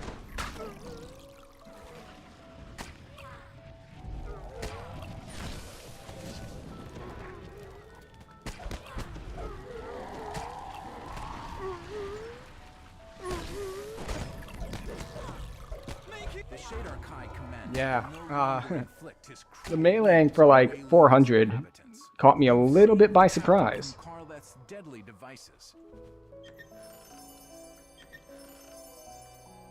Alright, time to go flag for Shadow. Or Mirror, not Shadow.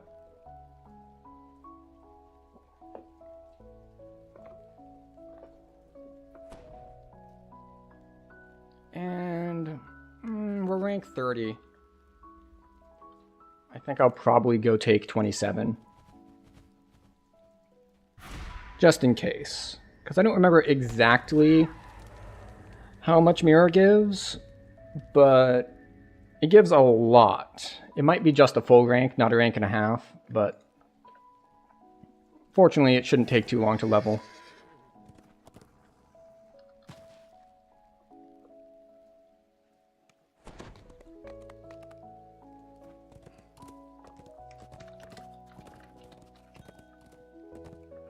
Off we go. Off to the Fate Spinner. And to see if I can remember what feat I took at this level. Actually, it doesn't matter too much anymore since I already got my improved stances, which was the main thing I didn't remember where I was going to put it.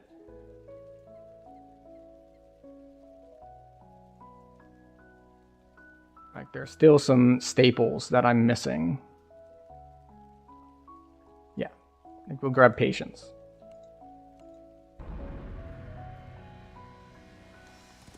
And as we run back, we will fill in those Reaper trees.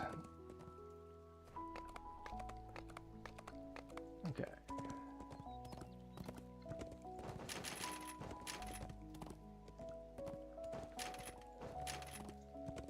Okay, more defenses, more max dodge. There we go. Let's not run off the edge, shall we? That'll be good enough. Like, obviously, we want to take a bunch of points out of the middle tree that's got all the magic stuff in it because it's not useful to us anymore.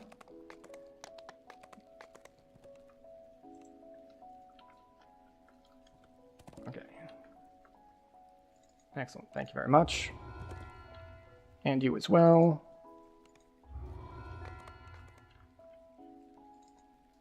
And you as well. There we go. And we're flagged.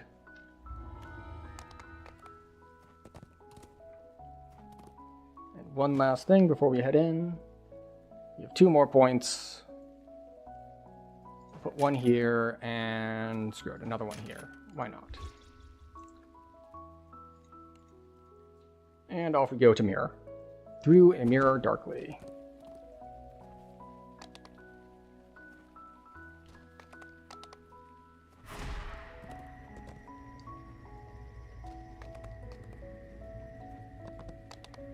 And yes. I remember at least one route through Mirror. Like, it's one of those that's a pain to do if you have it like your first time there and you're just trying to figure it out on your own. But, once you know it, it's not nearly as bad. It can be kind of as bad, depending on your build and how well you remember it, but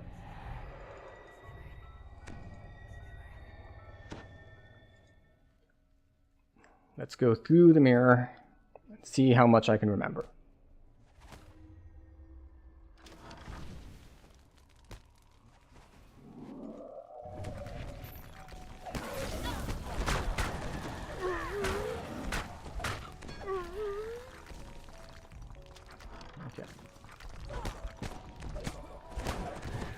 Step one to remembering is to remember that we are solo at the moment, which means we need to be a little bit more careful as our self-healing is very low, and just getting hit by that one black dragon bolt hurts a lot. A nearby shadow resonates with magic. You should gather any more you find. There we go. So, we've got that. I believe there's another one at the end of this hallway, but I believe it's on the light side. A So I'm gonna do barrier of that. magical shadows blocks this doorway. There has We to are be over another 3,000 way health around now.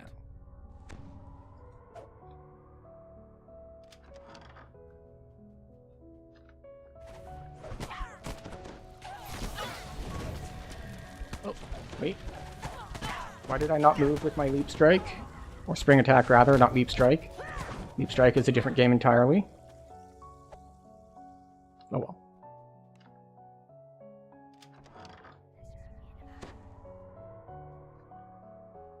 Up we go. The door here has been sealed off This with bricks. way. This way is to the red named optional. This door And of has course, been blocked off. A shade appears from out of the darkness. the related She seems to have been orb. expecting you.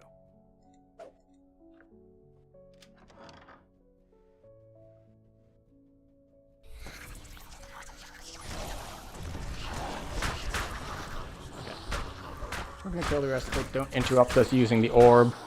Of course, there is a technique to use the orb without a channel time, so you don't need to do that, but I did not bother. Okay, we come in, we immediately get hit for 1 billion damage.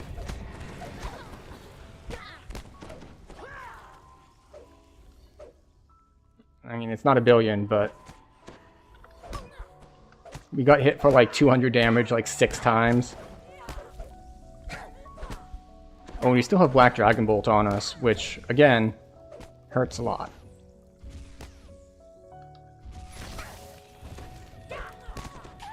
Before you can deliver the final blow, Oralace deliberately falls on her dagger. The assassin And we was did too proc tired to accept the what? such as you. It's not the Crusade. Crusade is the damage buff you get off of it. The Consecration.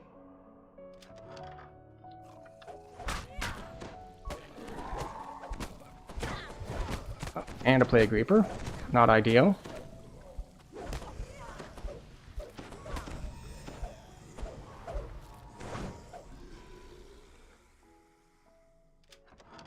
Okay, so there's one more Shadow Orb here. Now that you have all There's of the one more shadow light orbs, orb place them on in their here. pedestals to grant further access to the Nexus. Of course, not here. Other side here. Oh wait, did I forget that I get Reaper healing every time I cross over from the shadow side? We do get Reaper healing every time we do that. And I'm choosing to call it Reaper healing instead of calling it an exploit because they have to be aware of it, and it's been around for a long time now. Place the light orbs on their pedestals to grant further access to the Nexus. You know what? We'll kill this optional too. I'm gonna have to run it all over the place anyway. A cluster of glowing eyes darts in the darkness, betraying the shadow beholder's hiding. It doesn't have that much health anyway.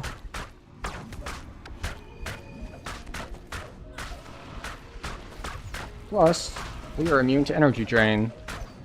And I don't even remember if this beholder did it because it's like a different kind of beholder, but even if it does do draining, it cannot drain us. Or cannot drain me, at least.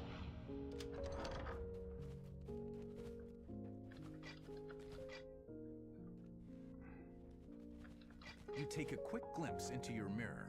There we go. A bridge of solid darkness has formed inside the Shadowfell. These light pedestals are dormant, but still radiate. The barrier of light disappears, allowing And there you we to go. proceed. Quick and easy.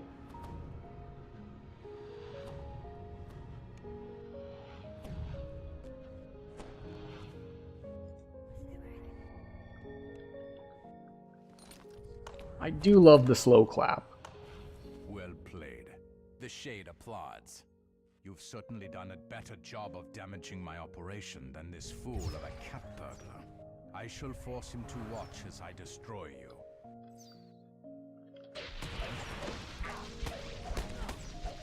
Tiverus laughs as he draws a protective spell around himself. Simpletons. My sorcery allows me to exist in both light and shadow at once. Yep, I'm sure it does. I'm sure that matters to someone. Us, not so much. I think the Fear Reaper over there hasn't aggroed on us yet. Oh, now it has. I saw that animation.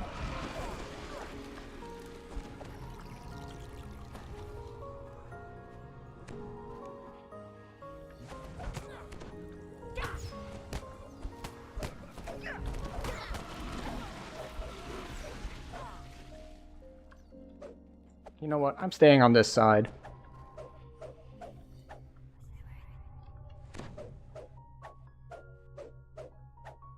We'll just split. One on one side, one on the other. So I'll be here waiting when he switches back. Tiverus falls, breaking his hold over Orifon.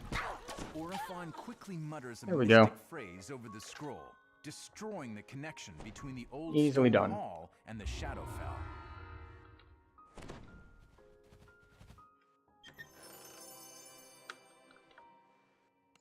Alright, I needn't have worried. It was about a rank and a half. But that's not that bad.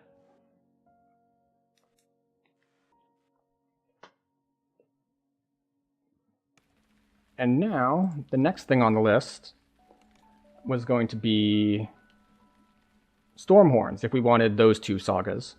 But I believe we have like 3 or 4 sagas to turn in now. Just because we needed Wayloon for 1 or 2. And we did the other stuff earlier, what with Spinner and the rest of that chain besides Lords of Dust. So we're going to go turn those in, which probably gets us to level 28. Which is not a super remarkable level. I think we get a Destiny feat.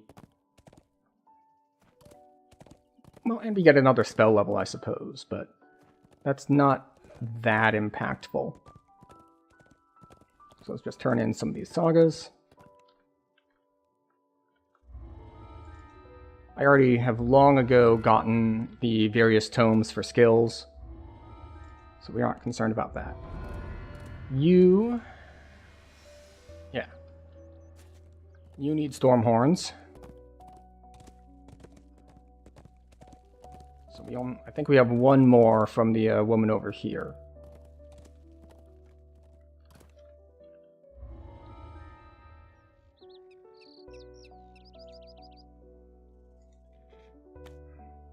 There we go. We skip Belly. There we go. Alright, so we're going to go take 28, and we're going to spend some more points. Oh yeah, another charisma.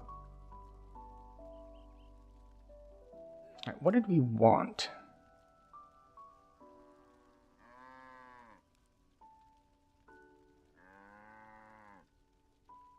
Did we want a pierce? Did we want... Embodiment of the Law is probably pretty good. It's a little bit of defense and 2 imbue dice, but our imbue isn't that much of our damage. Like, we could get Crush Weakness, but we don't ourselves make anything weak or helpless, so it's not super useful. Let me double check the builder that I pulled up.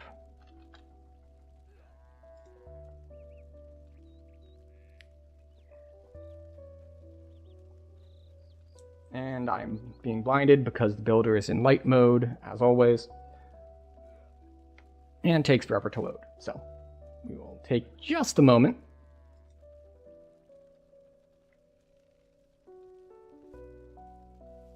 To imbue for 1 point with defenses is still great. Yeah. Alright, what did I take for my 28 feet? Yep, it was Embodiment of Law. And I did take patience. And at 30, theoretically, I'll get improved martial arts. Yep. Oh, wait, not deific warding. Embodiment of law. Here it is.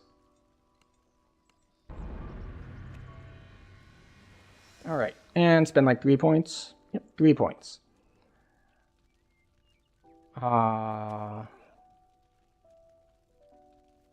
else do we have over here? 2 points to add vulnerability is pretty expensive. Damage to helplessness is okay, not great, because as I mentioned, we don't have a way to make things helpless. But we do need to get up to 30 points because I'm planning on going top tier Dreadnought this time instead of top tier... what is it? The Monk one. We don't want to do the Monk one. So I guess we'll take the... We'll take those.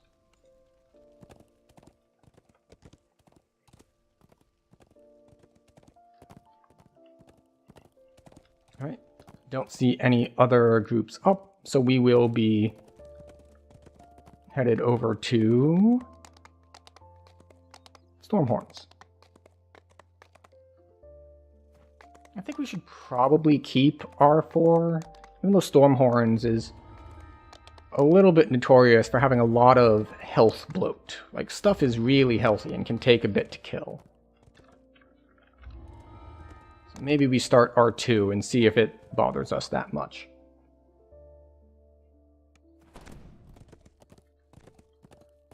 How close are we to our next point?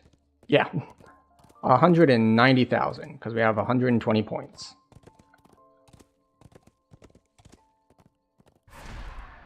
At this point, of course, the amount of Reaper XP we get from these is so trivial next to how much we need. There's really not a whole lot of point to running on higher skulls, besides just making it a little bit more interesting, instead of just, like, stomping on R1. I mean, which obviously would be more efficient, but sometimes efficiency can take a backseat to things like fun and enjoyment. Now, where did I put that blasted journal? Ah, you're here. Be a good And I know that's kind of heresy sometimes in DDO. It's like, what do you mean you're not doing things the most efficient way? It's like, well, look, I've got like 100-something lives. I don't want to just do the most efficient thing every time, all the time, because I don't want to. So I don't. And that's as simple as it gets, really. Two dark-robed wizards appear at the end of the glade. You accuse me, you skulking, spying little nobleman? Says one. That is rich. Now let this game end. There. Now you can't go scurrying back the way you came. Now Silver comes with me, and the rest of you may die. That's Spear Reaper. My comrade here sees fit. So long. The wizard teleports with Orothon, leaving the others got it. behind to fight. Here we go. As if I would waste my time. The other wizard. These woods are crawling with the Netherese. Before you have any There we go. It's like, wall here we already has killed them. Why is it taking so much longer? It's like, oh, my bad. They weren't done talking yet.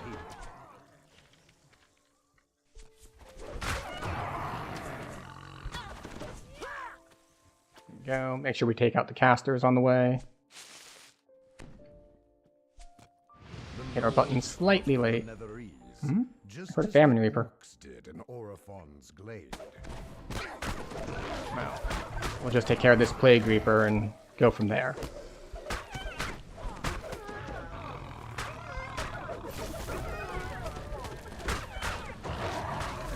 There we go.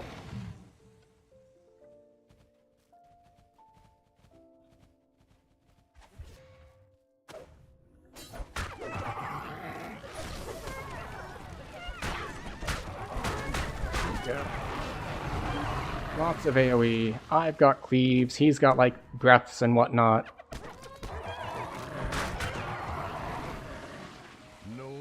stand guard over a magic barrier.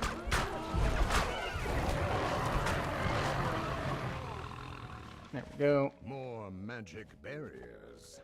These kings staged their surprise attack. A sinewy hill giant. There we go. guards yet So yeah, another it looks magic like the concerns about health bloat were rather unfounded.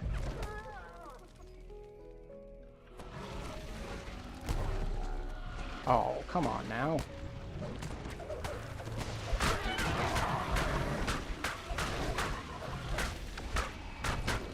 Go. I mean, of course the boss is going to have a bunch of health. Well, mid-boss.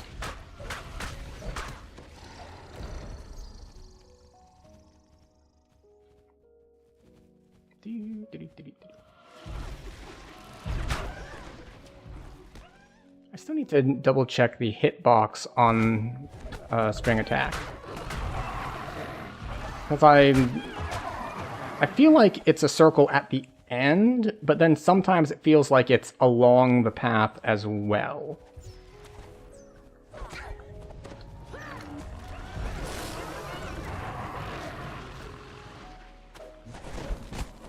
Of course, ideally, I spring attack into the middle of things, and then we hit Quick Cutter, which is the actual kill everything button.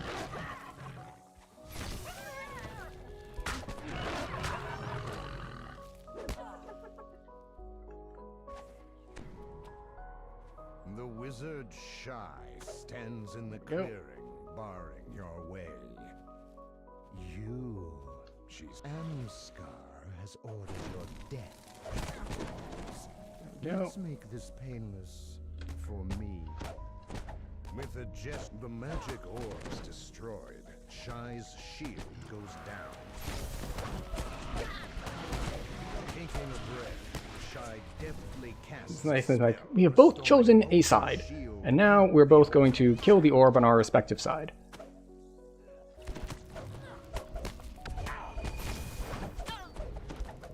Taking a breath, Shy deftly casts a spell, restoring both her shield and Exhausted? Absolutely not. That is not going to stick. We are cleansing that.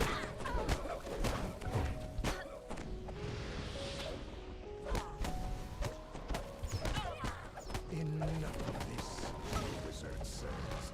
Grundion, come to my aid.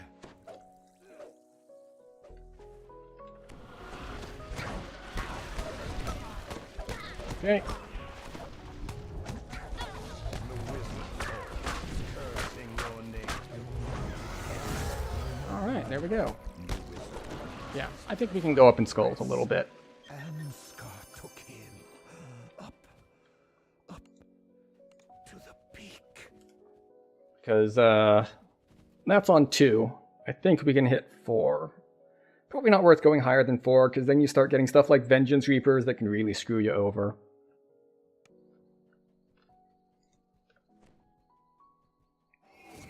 Vengeance and Despair, specifically, are the ones that can spawn once you get to 5 and higher.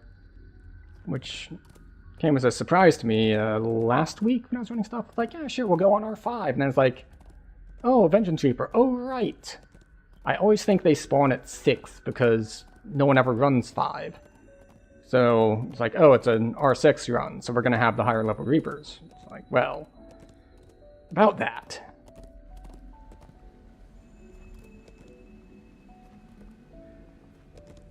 You get those before that.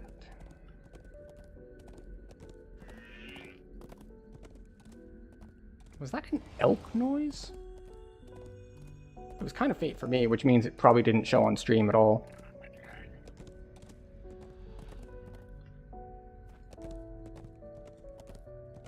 Now, did I don't think I did Stormhorns at all in Heroics. So, because of that, I don't have the teleport, so we're going to have to ride there. Which isn't bad. I mean, we've got a fast steed, so it's not a big deal.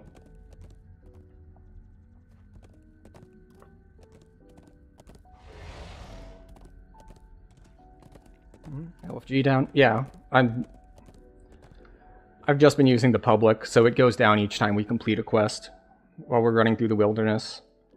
Not that big a deal for this one, because the wilderness run isn't very long, but for the next one, when we're gonna have to run a ways, it's a good reminder that I should probably be putting it up.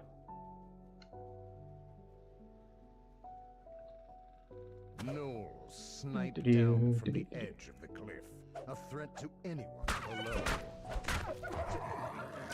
Did I turn up the skulls or not? No, I did not. I forgot to. This is what I get for trying to think about more than one thing at once.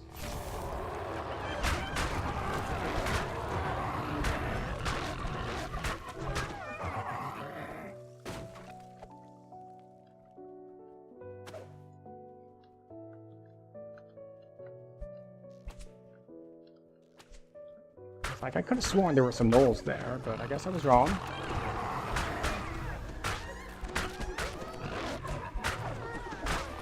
There we go. I don't know if I have the, Yeah, as the charisma-based character, I should have probably been the one to go on the harpy side, but, you know, hindsight 2020 and all that.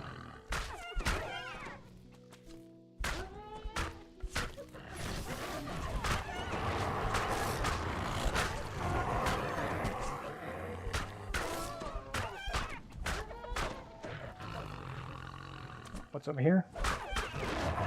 Some guys hiding behind a rock. Classic strategy. It didn't work out for them, of course. But it is still a classic to hide behind a rock.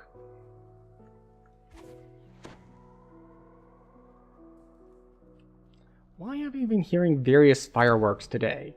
It is the 1st of July, which, you know, that's cool if you're in Canada,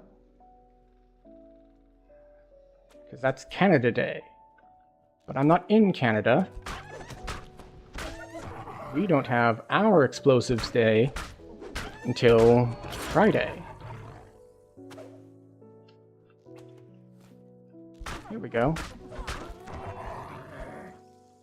I could have sworn I saw... Yeah, there it is.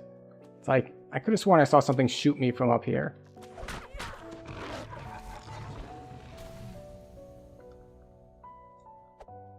I think I missed a ramp earlier as well. Yeah, we need to check that ramp as well.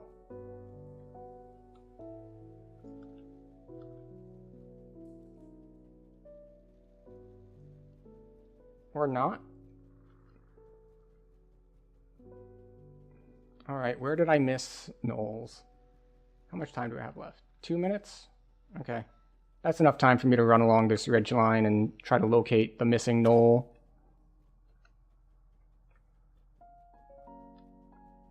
You'll have plenty of time.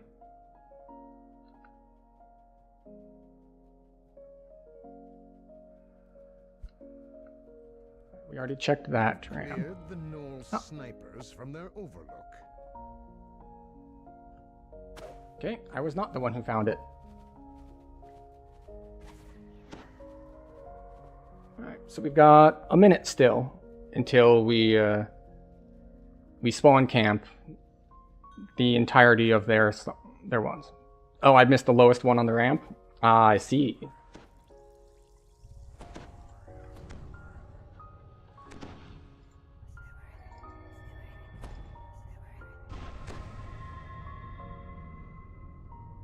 But yes, now we get to spawn camp. So where are the rest of my points going? Like, this is not useful to me. And I didn't get the strike in this tree, so that's not useful to me. Am I gonna have to go over here for armor class and max dex bonus? An armor check penalty to skills? Like, the only thing this gives me is armor class. So I guess I could come here for health. I could put some stuff in here for, like, tactics DCs and stuff. Maybe some to hit from this. I only need 3 more points, though, so that could be like 1, 2, and then 3, so we should be pretty set. Like, if we just grab some extra health, that's fine. So, unfortunately, the AoE of my big hit is not big enough to clear full packs. Especially the later ones that are super big. I'll be able to hit maybe half of them. Which isn't necessarily bad, but... Get over here. It's like... I killed something and then there was something still there. It's like, wait, what happened? Oh, it's like, oh, Reaper.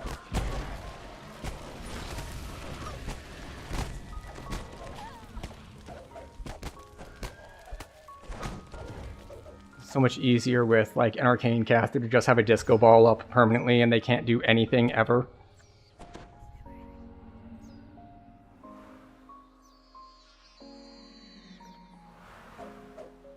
All right.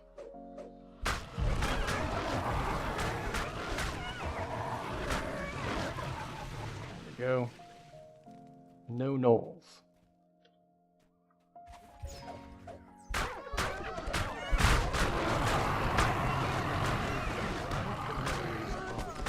And the camera.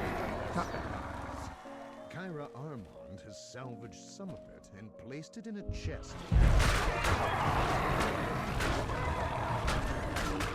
Nope, you don't get to run away. I'm faster than you.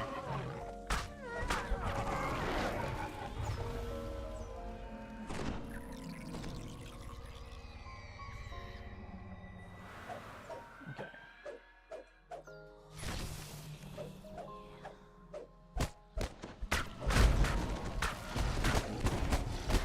It is fun that as long as we target and crowd control the actual pack carriers first, the other ones will all collapse onto me. Or onto at least one of us. Was that the last one, or is there one more? I forget.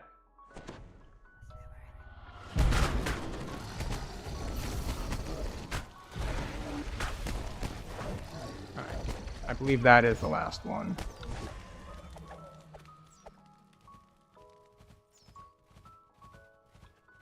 You've eliminated every supply convoy. Not a Yep, single that one was the made last it one. through to the Netherese army. Kyra Armand has another chest waiting for you back at her camp.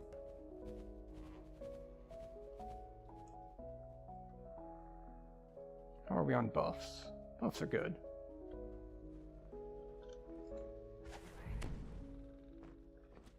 Could be better though.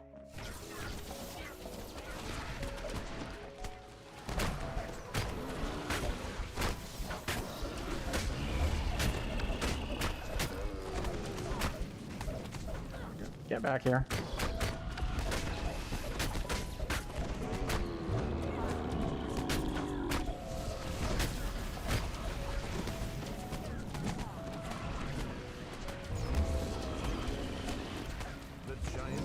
Wow, that great Thunderbolt stun lasts forever. Scheme to supply the Netherese army across Tumble Rock Pass. I do not care enough about the loot to run back to the beginning. It's like, it's convenient if you have a dungeon door or dimension door, but if not, nah.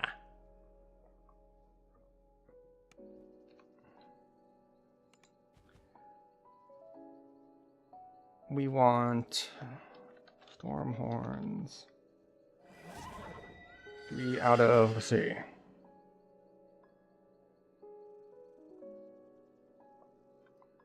5? I might have miscounted. Because there's the 2 that we already did. Then there's the one in the like arena type place. And then there's breaking the ice, and then there's what goes up. I feel like I'm missing one, but I don't think I am. I think it is only 5. That's what Harper Pin is for? That's true. I tend to forget Harper Pin exists if I'm not in danger.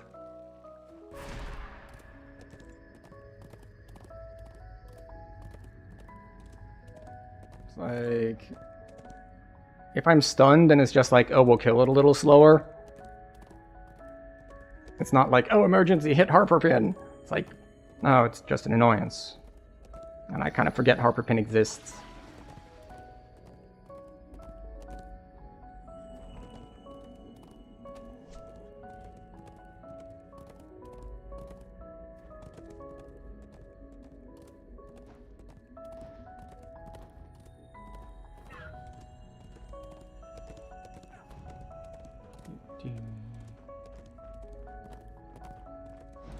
Alright, let's see how long it takes me. Yeah. Let's say, let's see how long it takes me to get dismounted now that there's a griffin. And the answer is not long at all, because griffins suck.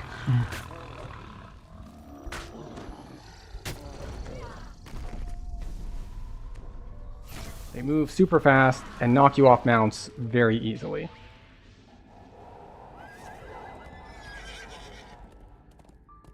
It's like the one mob in the game that the programmers or designers, I suppose, would be the ones who make this decision, not necessarily programmers. But like, let's give them their proper flying move speeds. It's just like, oh, when stuff flies, it goes very quickly, doesn't it now? Yes. Yes, indeed it does.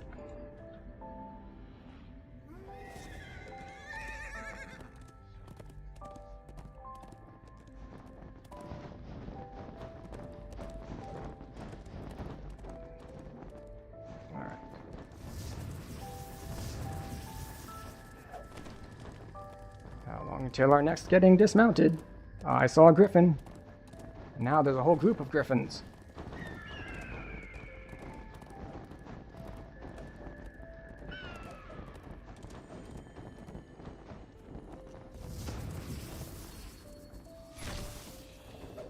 Oh. That didn't work as well as expected. We'll just launch this wave of fire straight down into the ground so it won't actually hit anything. That's not really what we were going for, but fortunately, we didn't really need it that badly, so it is an annoyance, not an actual danger.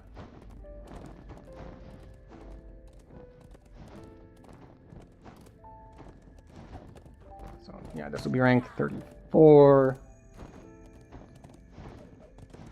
The next 3 quests in Stormhorns should combine for, I want to say they'll combine for 3 ranks, because the next 2 aren't going to be a full rank on their own, but what goes up will be more than a full rank. Or at least that is my prediction.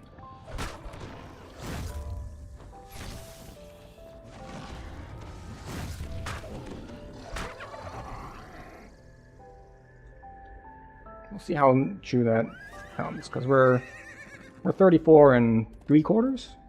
Looks like 3/4.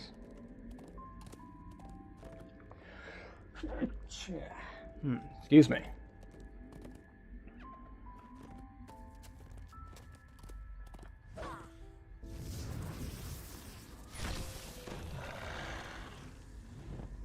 Plus, you know, we pick up a little bit of incidental XP from random slayers and random wilderness goals.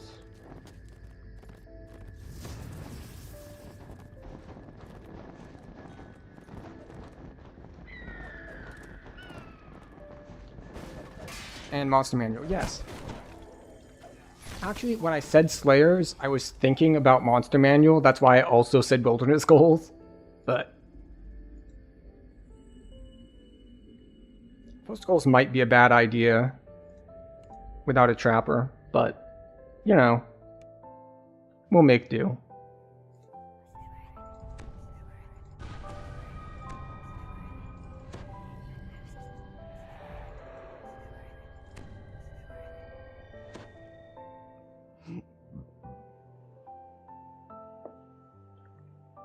Alright. See, I'm not entirely sure how this one's going to work, but we will make do.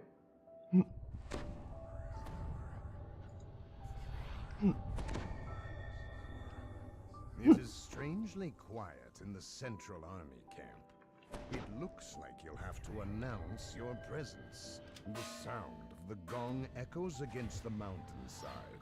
An irritable Netherese strategist appears above the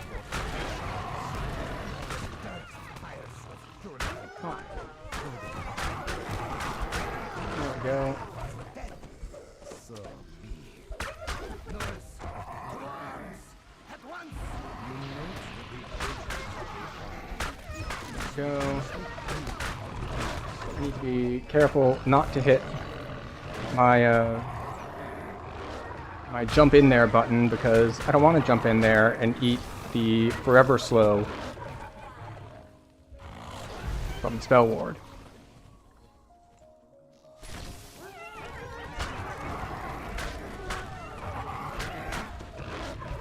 Fortunately, these guys are on a timer, not on a wait for them to be dead to spawn. So we don't have to worry too much about, it's like, oh, there's some alive in there, it's going to take forever for new stuff to spawn. It's like, no, this is a gauntlet type fight. The goal is to overwhelm us, and so they're on a timer. Those lords were the weakest of my horde, the strategist admits. If they couldn't scratch... Drayton gloats. Come here, you. Give them what they want. What they deserve.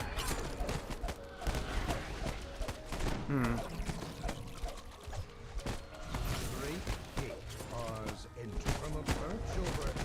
A great dracolich stirs from its rest and gazes down with cold malevolence at the sea.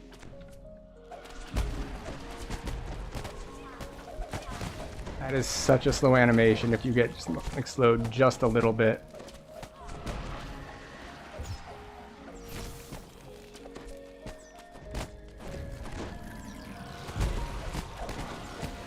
Just need them to come out a little bit so I can cleave through them.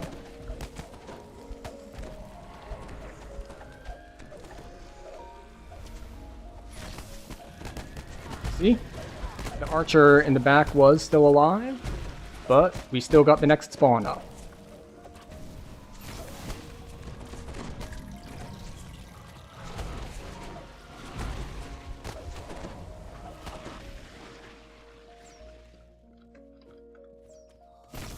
Oh, I thought that was the last group for some reason. That's why I was willing to eat the slow, because I figured it doesn't matter. Well, I'll have time for the slow to wear off before the next group spawns. But no. No, that was in fact not the case.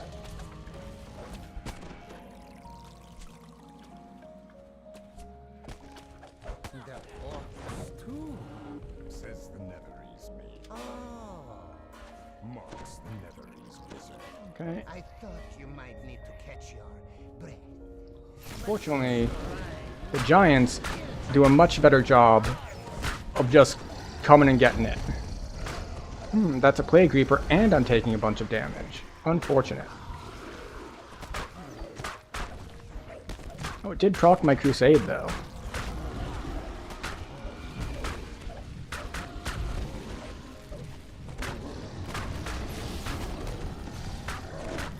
There we go.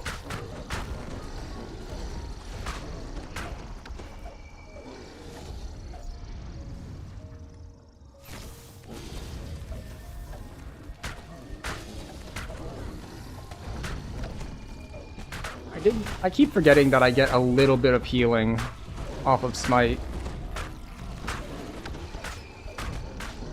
Well, it's actually okay healing to people who are not me.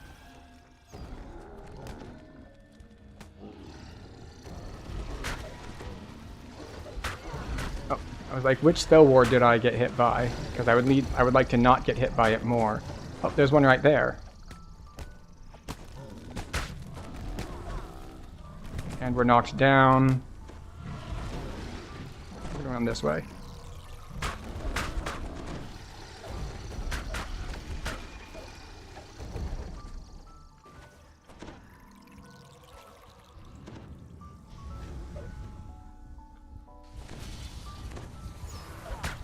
Oh, that's right. We do have the Dracolich pinging us for not too much frost damage, but some frost damage.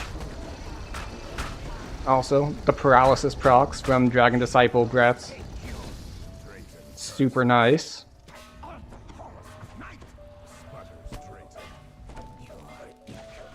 are you?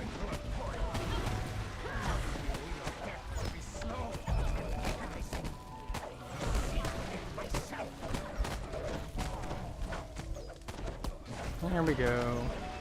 No problems. As the Netherese strategist calls, the Dracolich from his perch. It's hard to tell since the animation is the same, but just based on the number that all got paralyzed at once, it's probably the dragon breaths that's paralyzing. Because I think it's a 25% chance in the draconic tree, and it's on everything that counts as a breath weapon, which is basically everything Dragon Disciple gets.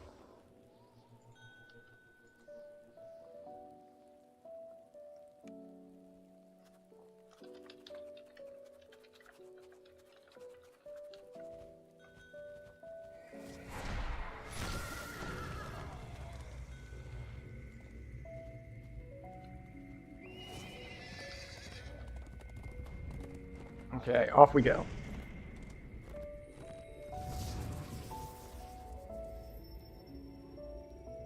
But yeah, it is hard to tell because the paralysis debuff looks the same regardless of source.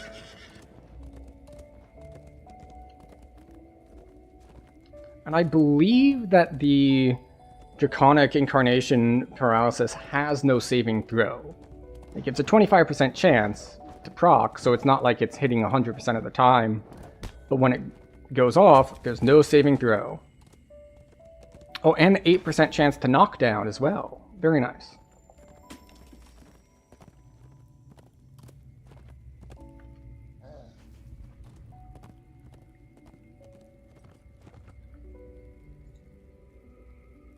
That is a pretty healthy bard. 1200 health on him.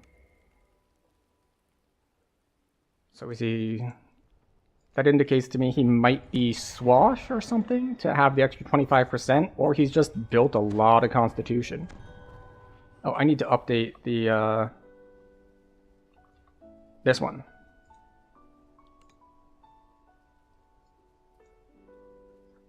Update my party.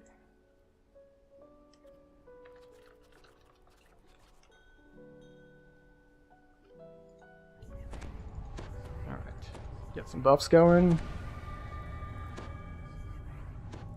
Oh, and Dijo, here as the druid, hasn't even zoned into Reaper and is at 2200. So, unlike the first life druid that we partied with earlier in the stream, this one is not going to have any trouble staying alive.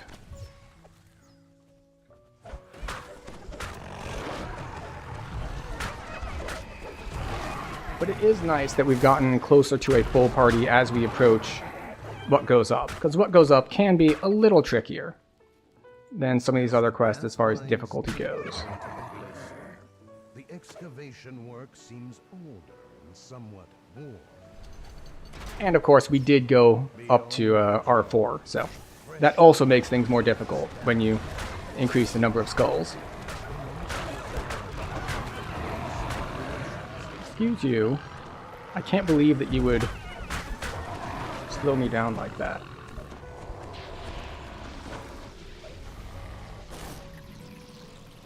Stop that. Just hop down, give him a quick bop.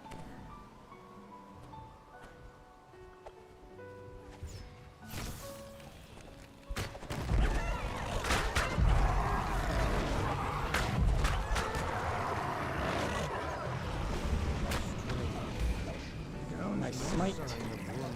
Or any other frost That was a remnant. to be seen. Okay, and we're on our way.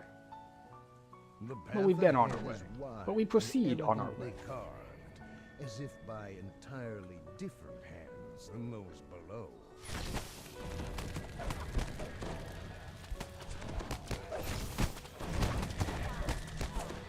It is nice that our Tabaxi, like, trip attack still lands a lot of the time.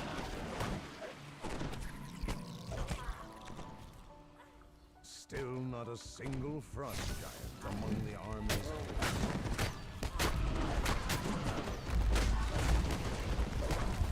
Oh, and the rest of the party is caught up.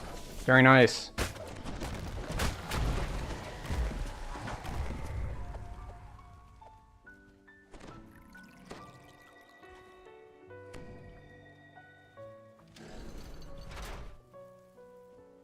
And giants have an increased save to trip, right? I don't think they have increased trip saves. They might. Like, if it's like pen and paper, I think anything that is a size category up has an increased save. But I don't know if that size modifier ever made it into DDO. Because I know they put in like some of the racial stuff, like I think it's dwarves that have extra DCs to certain things against giants.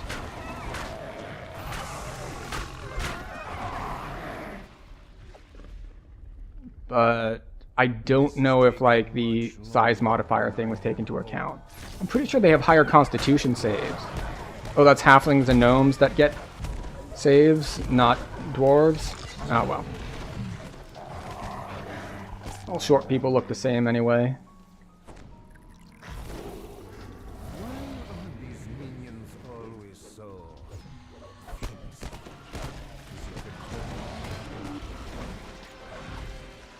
I'm also not familiar with modern pen and paper. I'm most familiar with 3.5, which is kind of sort of what DDO is based on. So, we have that going for us, which is nice. And as expected, now that the druid is in, the druid is sitting at about 3,500 health. And it looks like he's got a procs for 1,000 temporary health. So we got that going for us. Signs of the Netherese or their monstrous horde.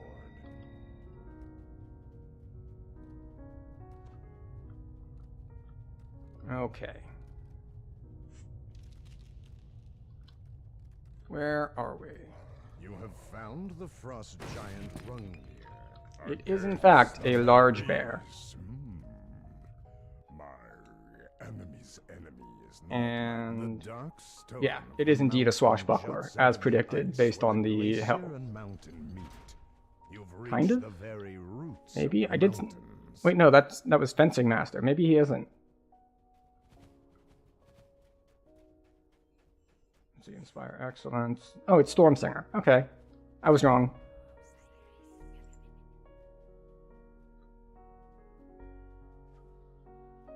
Okay. Oh. DJ's already here.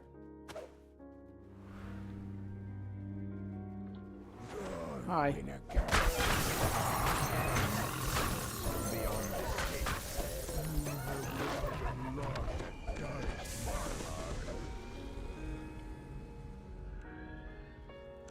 Ah, that's the locked one, right? In place with a sturdy chain. A skilled hand could probably remove it. Heavy ice rhymes. Have I just forgotten where all of the things are, or am I just like slow? You have recovered enough of Rungnir's battle. Looks like I'm just slow. Which is funny being on a Tabaxi life. I took the wrong route.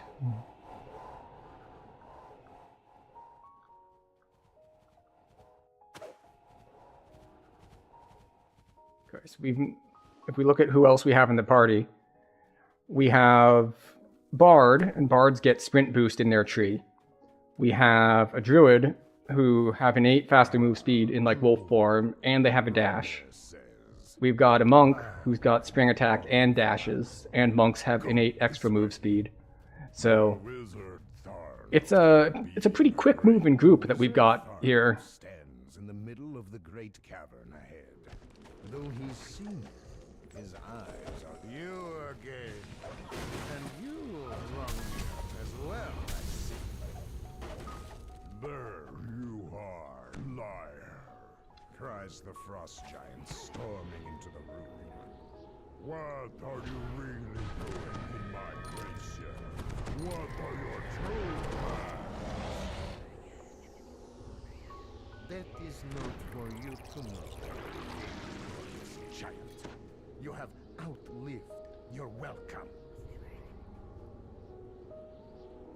Come on.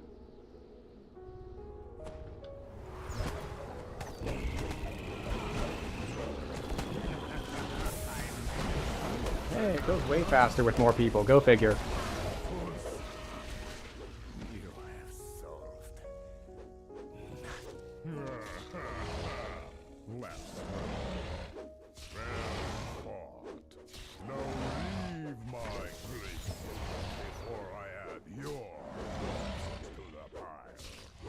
Yeah, that's not gonna happen, buddy.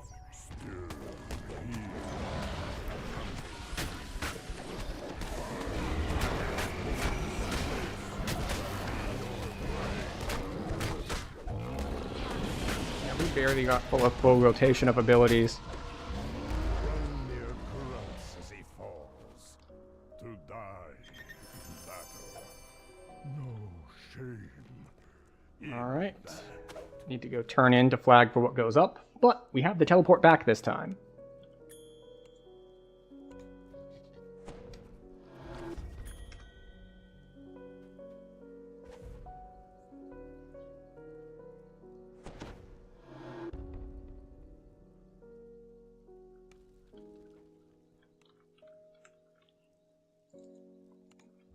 Could we take some of these blues? Yes. Are any of them useful? No. And they're low enough level that they don't give, like, significant experience for sentience either, so.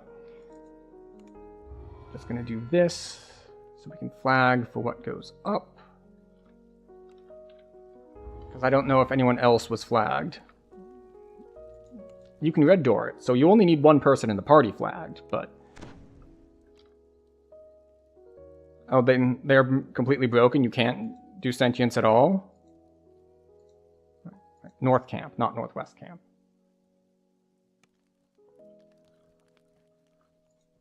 Alright. Time to hit what goes up. And leech off of the experience from other people killing stuff. So we got our 50 kills.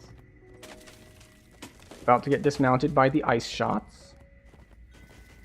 No? There we go. Exactly as predicted. I was just off on the timing a little bit. Ice shot attack is particularly annoying because it's a fort save. So that means if you have evasion, it still gets to hit you.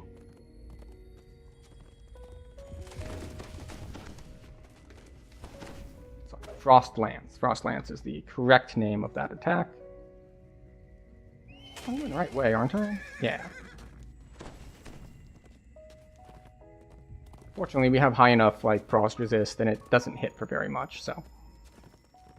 We're not really too concerned about the damage. It's just an inconvenience that it dismounts you.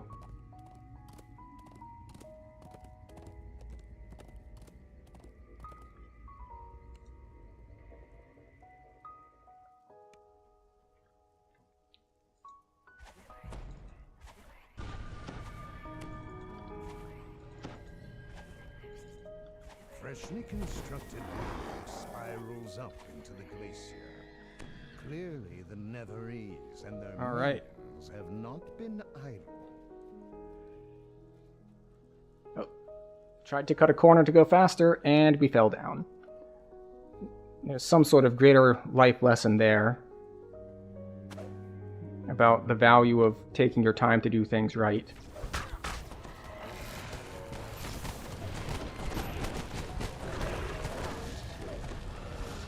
There is a Reaper behind us, but that seems like someone else's problem right now.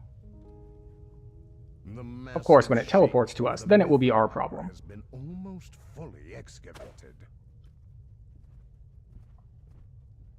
You know, it was years before I realized that this is what goes up in reverse. That where you zone in on this quest is actually where you zone out of the previous quest. I didn't notice it at all until someone had pointed it out.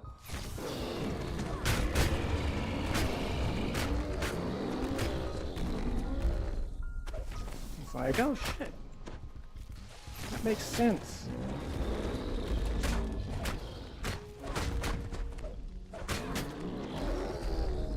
No. Our healing is still fairly poor, but that's okay.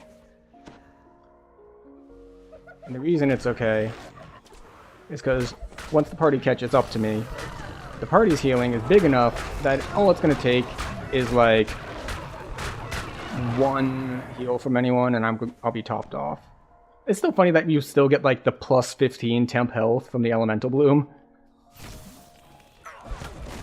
So, do we want the epic version to have like stronger procs on it? No. give it the same procs as the lower level one. It'll be fine. You have found your way into the heart of the glacier at last.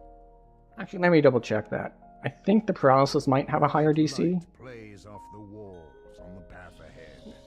Nope. You must not be far Still from 25. the surface.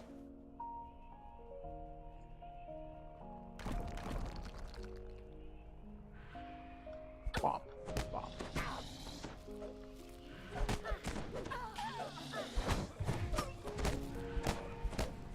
There we go. A Netherese orb floats beside a barrier, almost as if the two were linked.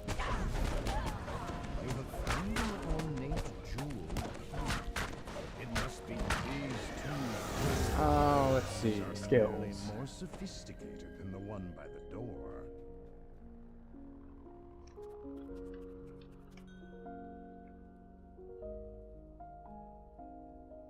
Actually, we don't have a trapper anyway.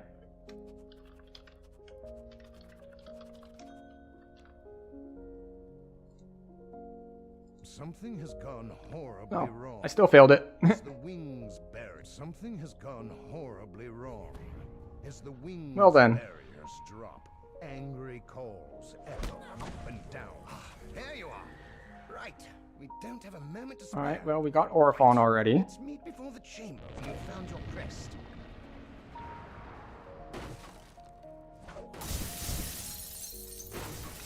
We got Orphon and the crest. We got everything we need. Well, unless we want the optional.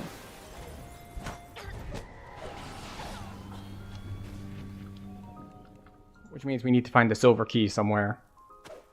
And as I learned from playing Path of Exile, and the narrator reminding me again and again, where there's a silver key, there must be a silver door.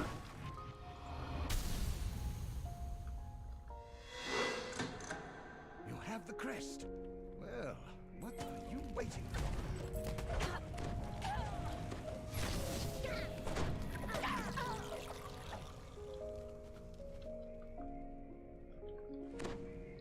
That up, that up, that up. Long fingers of darkness pour out.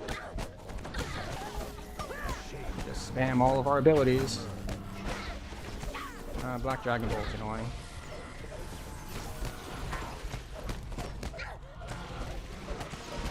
As the shade falls, something shatters in the cell she came from. A small Alright, I have the jeweled crest, key so I can place it. to the ground.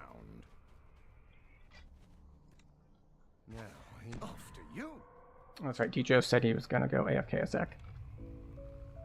Go on. I'll guard your back. Which is fine. The head wizard Zelagat speaks. Stuff happens, you know, kids need to be put to bed or, you know, just need to pee. We're not playing on such a high difficulty that we're concerned about these sorts of things.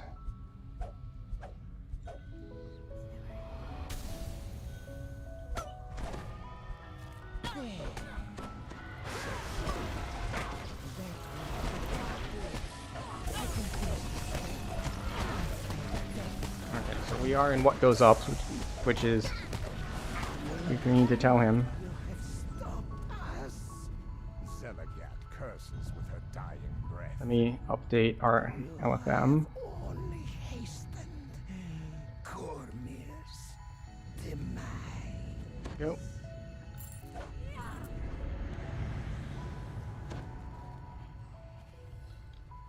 We were a bit late to stop the spell, I'm afraid. Alright. Look up. And off we go. Marvel's vent. You are greeted by cold whipping winds, and the battlements of an entire army cover the glacier. The Netherese never meant to march. They meant to fly straight to it.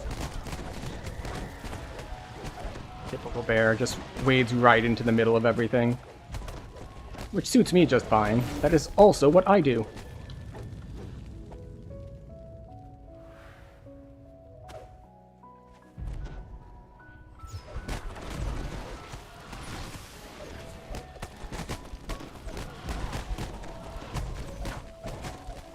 This is another spawn camping sort of section.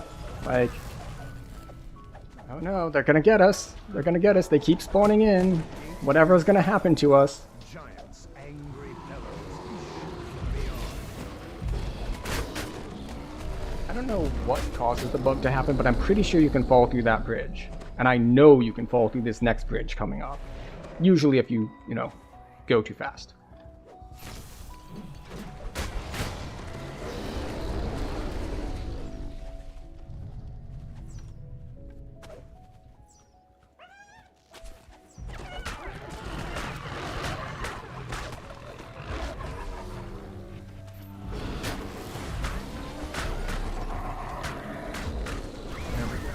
I prioritize the harpies, because harpies have that annoying silence. Just like, congratulations, you can't move anymore. That's like just too grindy for you? Yeah, it's been a while since I've played. I used to play, like, occasionally when, like, a season would pop up that seemed interesting, but, like, I haven't tried... Actually, come to think of it, shouldn't Path of Exile 2 be out soonish? Because didn't they do their, like, early access for like 6 months in December? So general release should be soon, shouldn't it?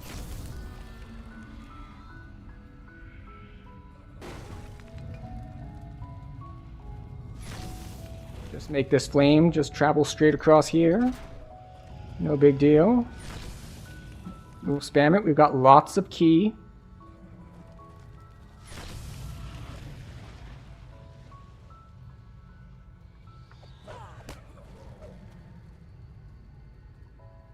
We want to rest? Yeah, sure, I'll rest. Actually, no. I don't need my haste boosts that much. And everyone else is here, so they didn't think they needed to rest either. Well, you again. Time for a pillar beatdown. Do you like my flying glacier? It would have been much prettier if you hadn't wrecked my comrade's Guess general release should be soon. Here. Despite the nuisance, my invasion still flies. Mm-hmm. And now, you will become its first victims. That was the one button that I needed to not press. The just jump off of the edge button. What is with, like, 4 Reapers spawning here all at once? I mean, I guess they spawned when the orcs spawned, but still. Good lord. Also, if you're trying to do this when you're, like, not strong enough to, there is a trick you can do.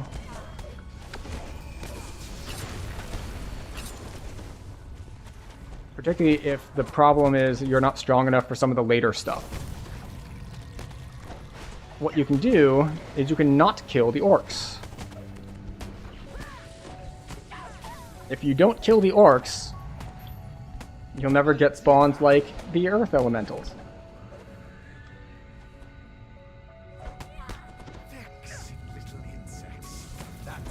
So if you can either like just crowd control or kite the orcs, then you don't need to worry about stuff like, oh, a champion earth elemental spawn or a frost elemental spawned, and it was one that had damage on hit, and then it did frost lance and hit me 10 times, and then I died. You can ignore that entirely if you're just like, you know what, I'll just kite orcs.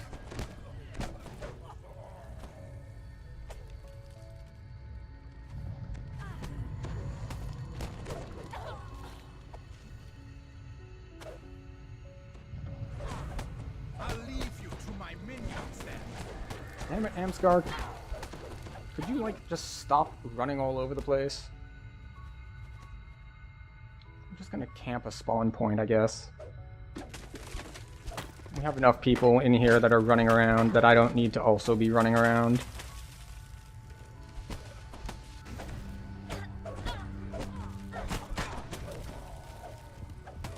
The assassins hit pretty hard on R4, though.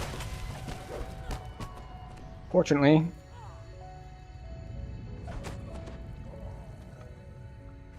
do have bard songs, although the bard songs do not have healing on them.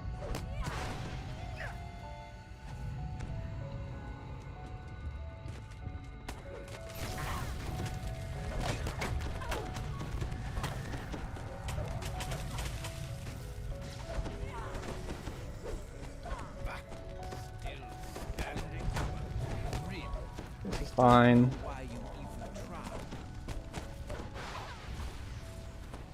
Ooh. The lightning hit me for like 700. Neat. Hello, Shadow Bar. You're susceptible to crowd control, so you get to be crowd controlled and not do your little annoying teleport thing.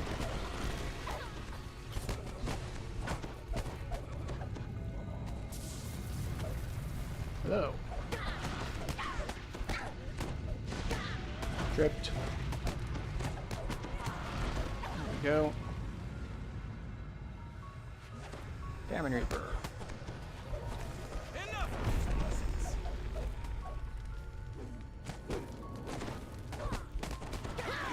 Go. Has gone far enough. Do I need to come down there and finish you myself? Yes, if you would, please. If you would quickly come down here and attempt to finish us yourself. We are ever so finishable. You could... It would be hardly a trouble at all. You could just come down here and just spend a good, like, 20 seconds standing in one place.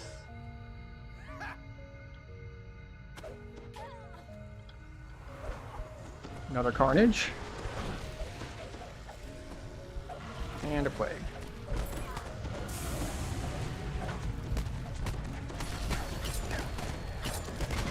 Oh, hello, Amstar.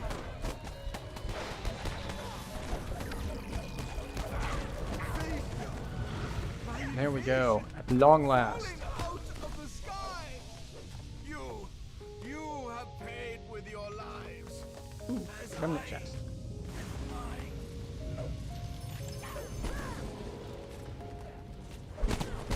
Oh, the optional popped up.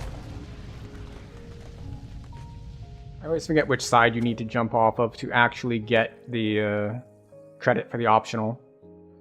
Like, I think there's a specific place. Oh, well, at least one of us jumped at the right place.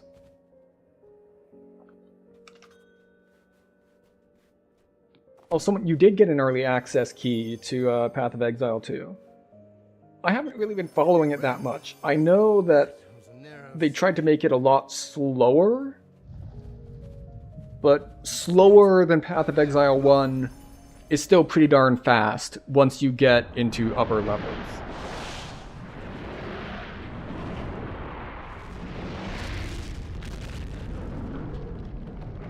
What rank were we at? We were ranked 34 and 3/4. I said this should give us approximately 3. Looks like I'm going to be wrong.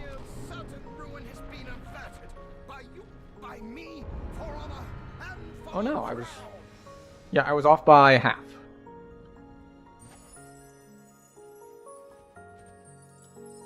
But we will have, I think, 2 sagas to turn in now?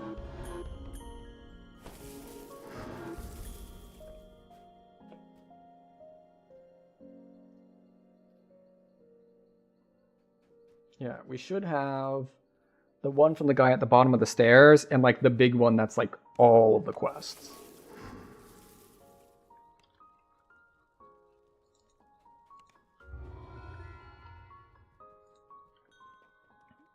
So we will take 29,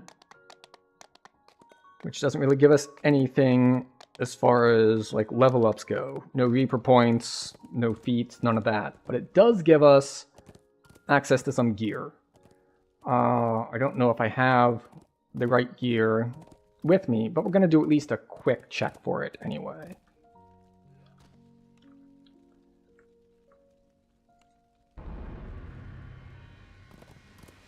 Okay. And we get to turn in this one.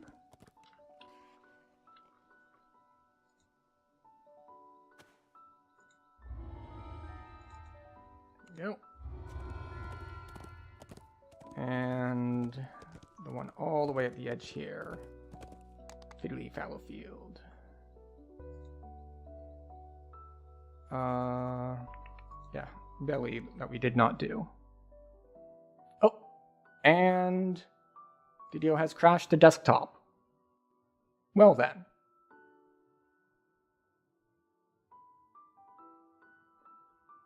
Guess we log back in.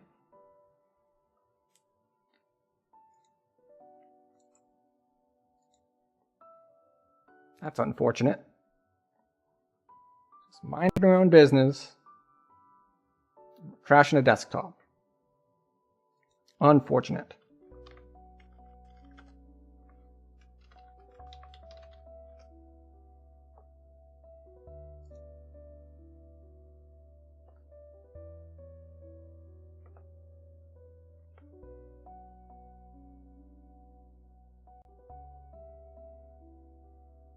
Okay.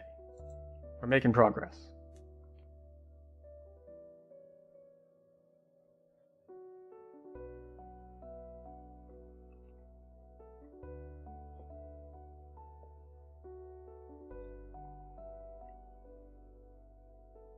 All right.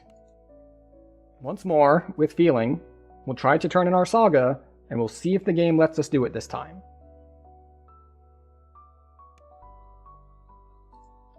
And our chat server is down, because of course it is.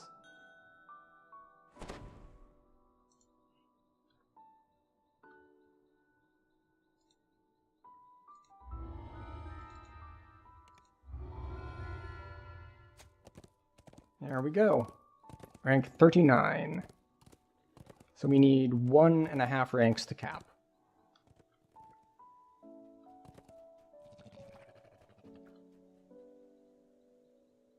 And I guess we'll get helplessness damage, and this one doesn't require 30 points, so we can just accept right there. And we're going to call this good. We'll use the other points when we level. Okay, so I want level 29 gear. I think at the very least I should have upgrades to my Sharn pieces. Okay, well, we had 5 slots available, but 12 of them were commendations taking up space. Okay, so show me level 26 to 29 gear. Oh, we can put on a bound elemental ring of acid. Oh, you know, we never got our level 21 stat gear out, which is why we were down in stats. Alright, but legendary hammer fist, we want that one. Oh, we can get our legendary deep snow out. Yeah, that's good. We can get our Titania's glory. That's a pure upgrade. We can get legendary, yeah, turncoat. That's the one we want. Okay.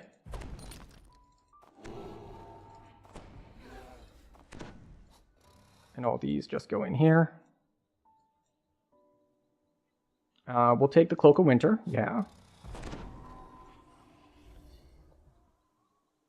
Do we want the Tinkerer's Goggles?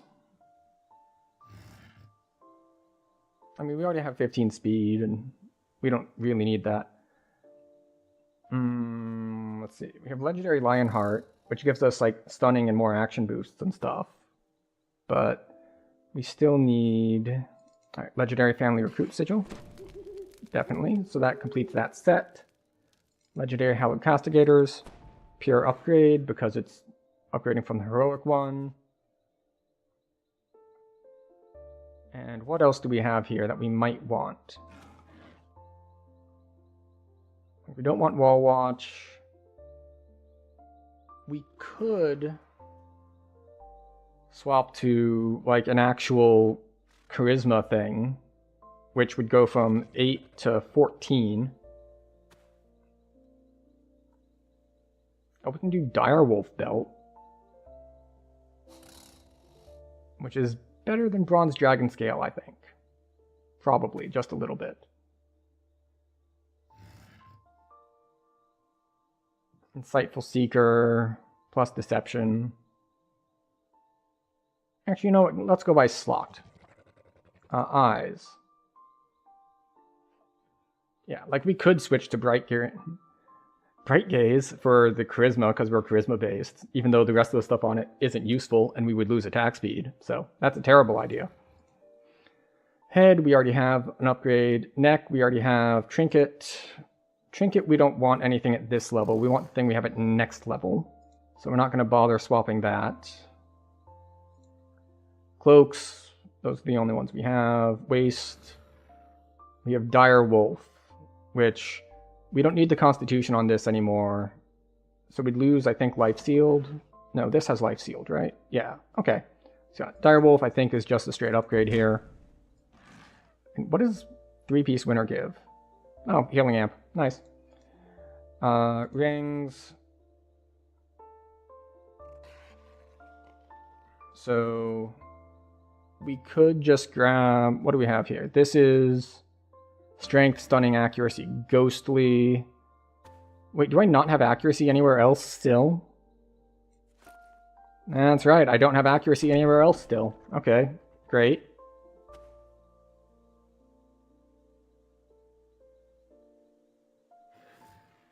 And this is my charisma piece. So I can't actually swap my rings yet until I swap some other stuff. And hands, we already have our set piece hands. Feet, we already have. Wrist, we already have. Okay, good. So that's all the gear swapping we're going to be doing for now at 29. We have more stuff to swap at 30, but 29, that's good enough. And we'll clear a little bit of bag space and be on our way. Now the question is, where are we going next? Like, we're not going to need a full chain. Unless it's like some low-level chain.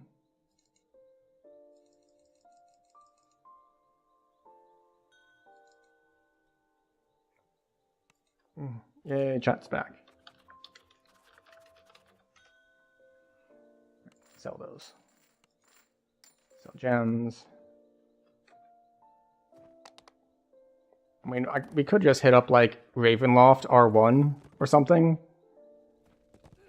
Like some random Low Reaper legendary to finish off the last... What is it?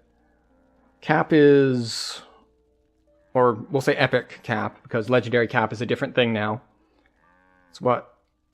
825? So we need like 300,000 XP?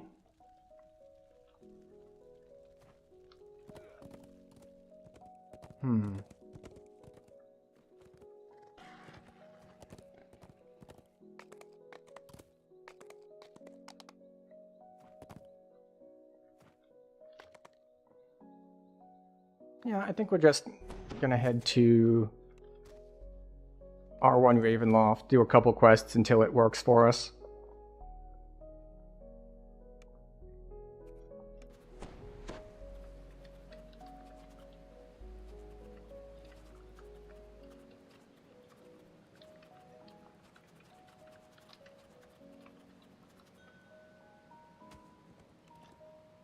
Okay, we want to go to Guild Airship. Grab our buffs, just in case they wore off. No, we still have 2 hours left on it.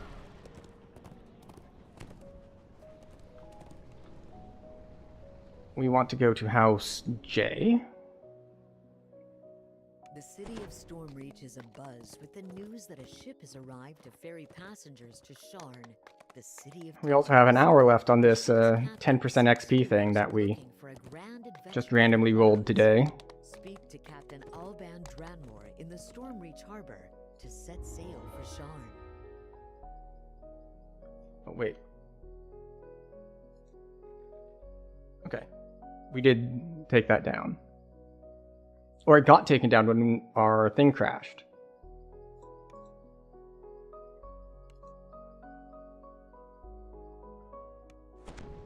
You stumble through the thick mists. You spot a corpse in the grass near the abandoned cart.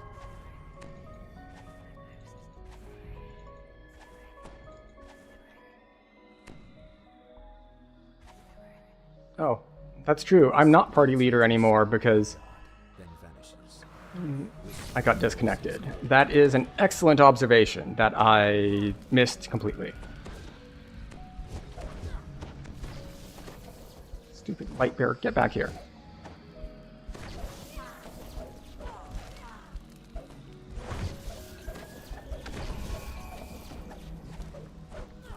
Of course, one thing that we will suffer from in Ravenloft is that we still have very, very poor armor bypass. Or fortification bypass, I should say. So, it's rough for us to try to crit in here. Oh, never mind. Since we put on our epic set, we're actually up at 56, which is still not great, but it's better than it was. You hear a branch snap behind you.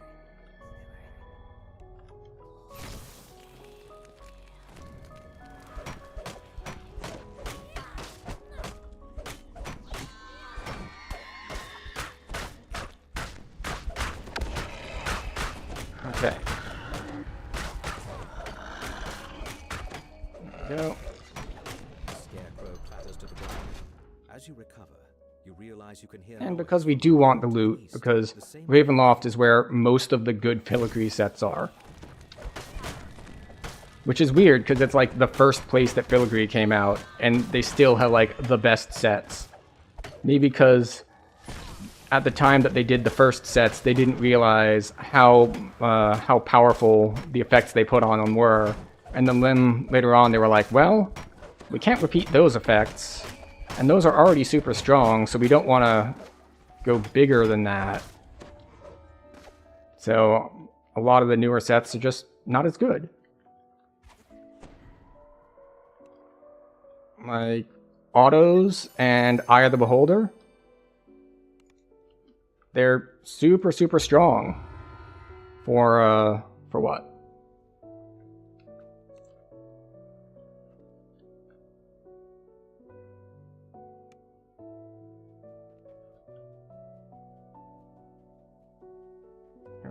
Mid-Saga? Oh. Yeah, and Prowess. Prowess is nice, too.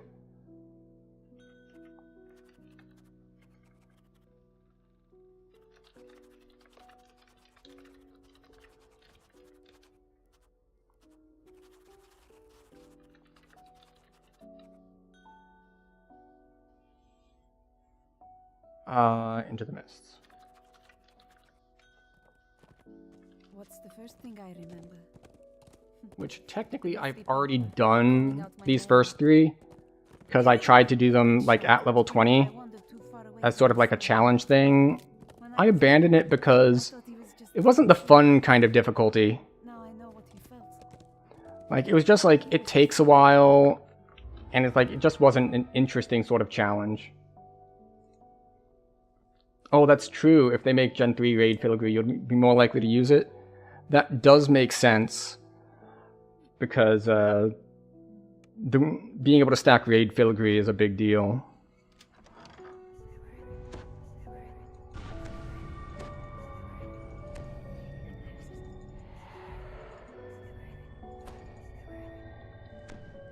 Small, distant voices spring from nowhere. Like, it's not like they're all bad sets in the newer ones. Like, Dreadbringer is really solid. And I know there's at least a couple in the Sharn sets that I've used as well. Small and old and forgotten. But it's just that the ones from the first generation had such strong effects. Now, that's a Fear Reaper. It's not going to come over to me.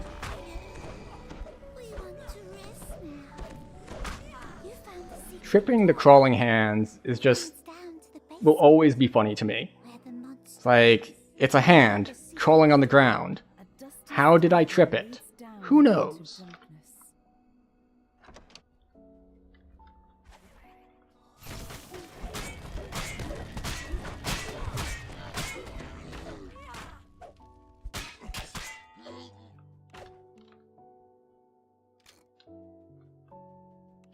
Maybe it was standing on his fingers. Yes, we just used our staff and we just kind of poked its fingers and it fell over.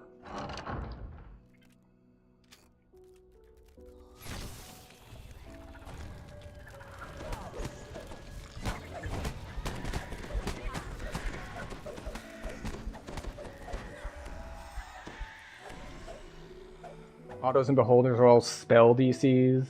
Raiders only give single spell school. Oh, that's right. Is your group just doing its own thing? I think everyone like went half AFK when we finished the previous one.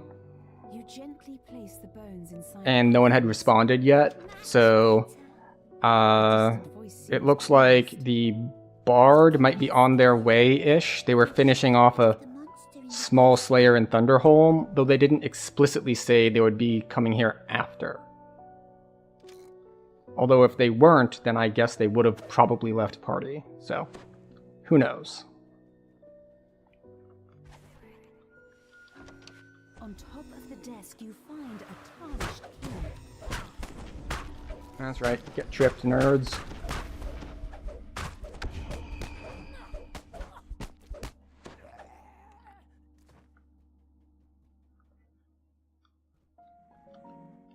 Now time to get all my buffs dispelled.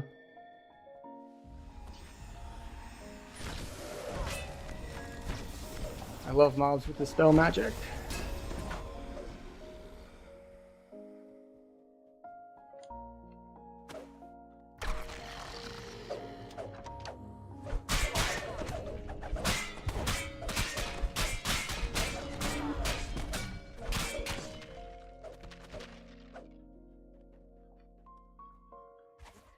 The monster's around There we go. here someplace. You can smell him. He stinks.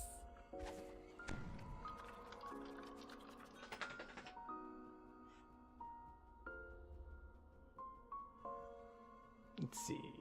Do I want to kill these things? Probably not. We'll see if we can get out before they see us.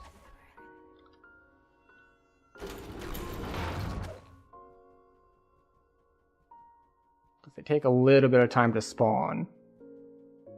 I know if you cast invisibility, you can get out without them seeing you. I don't know if just moving fast is good enough. Down the hallway. Nope. They are coming this way.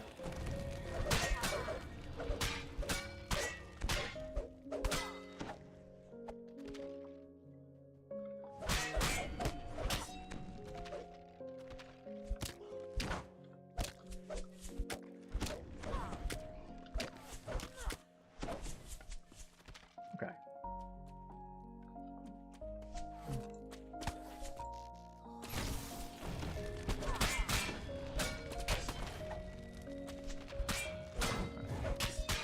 I should probably just straight up ask in chat, shouldn't I?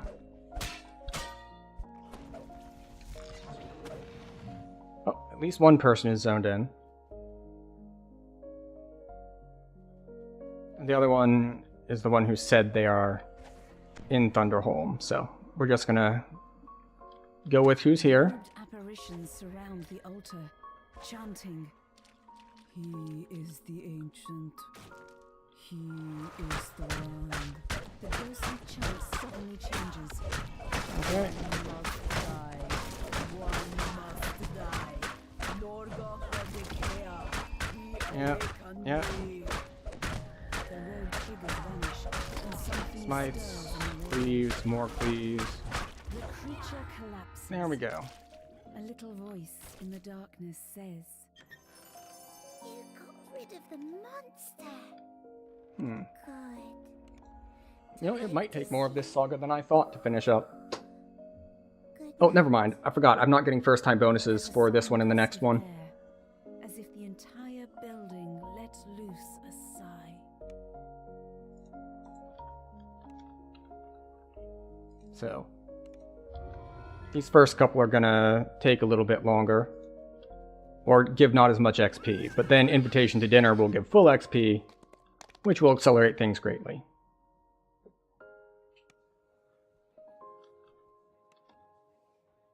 Nope, nope. This guy. Bone Grinder. That water cup has been empty for like an hour, and yet I still keep reaching over to pick it up.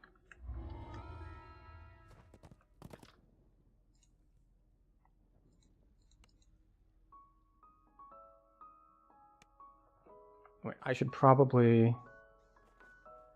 Voices, ragged and carping, come from the other side of the window.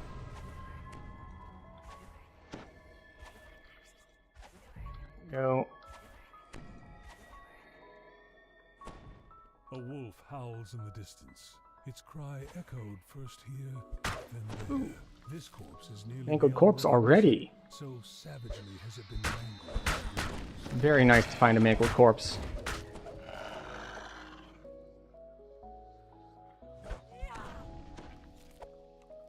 Those are not just what I pebbles wanted. filling the urn between the megaliths. They are human teeth. Every time I go for a walk in the woods, I'm just like, you know what would make this better? If I could finally find a mangled corpse. That's what I'm really here for. Why would I be in the woods if I weren't looking for one of those?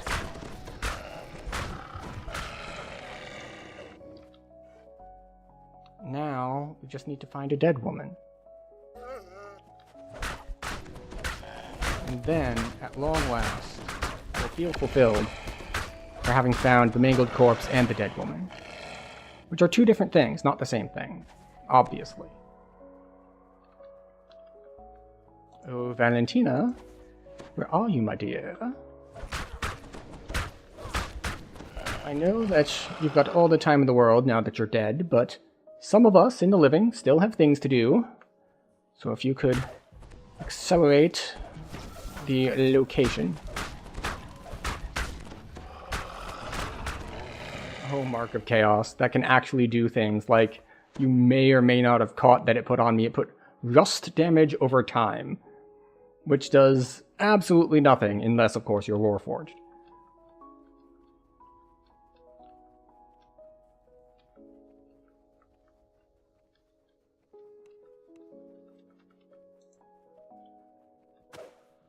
Oh, that's a will-o'-the-wisp.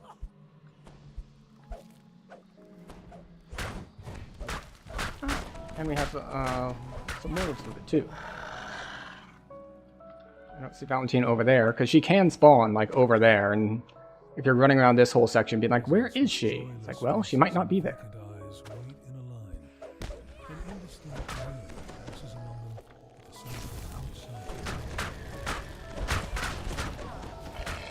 It's Carnage, and the other one's already dead. Alright, good. Good to go.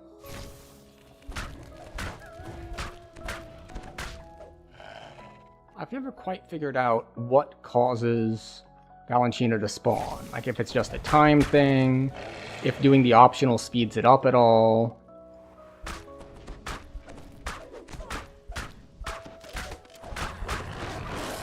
Or if it's just doing the optional takes a little bit, and it's a timed thing, so by the time you finish, then she's around. Oh, there she is. Excellent. And we should be just in time to grab the red name here. There he is.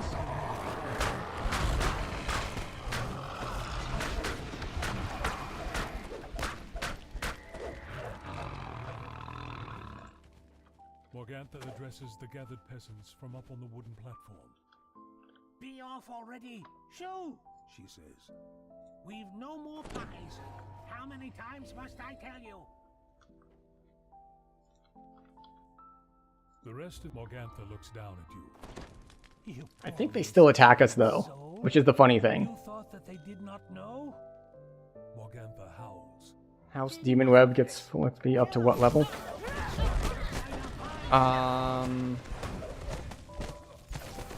Wait, house?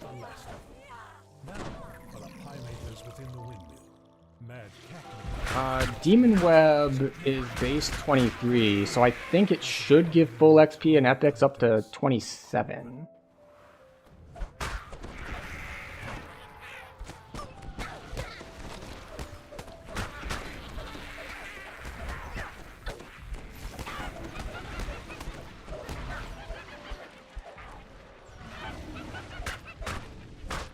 Stone Guard.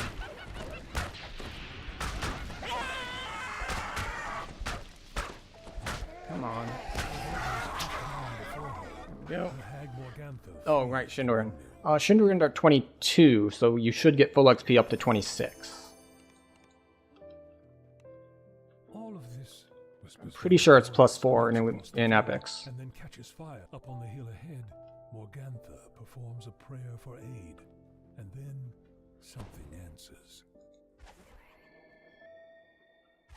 I could be wrong. Like, I know you can...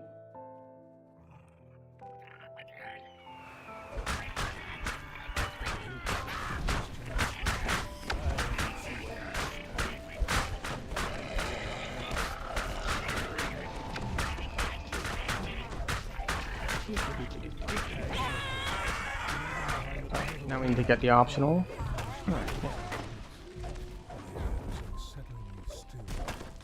Oh, you're a...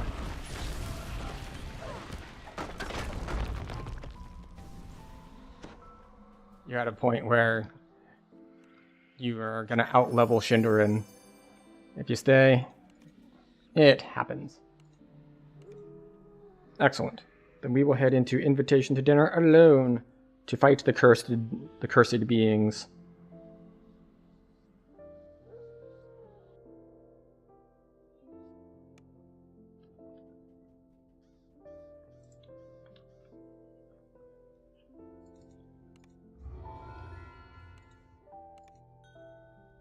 Yeah, we need 160,000.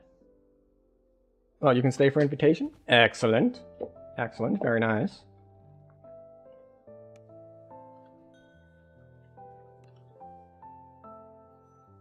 Yeah, I think that's right. I think we will get our 160 off of invitation. Because we'll get first time bonuses and everything. If it lets me in. Hello? I have an invitation, let me in. There we go.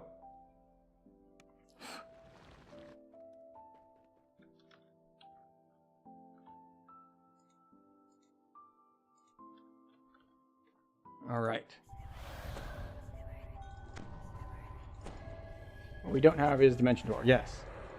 But, did you know that the big curse guys, they can be tripped? I don't know why they can be tripped. They're giant shadow monster things, but they can be.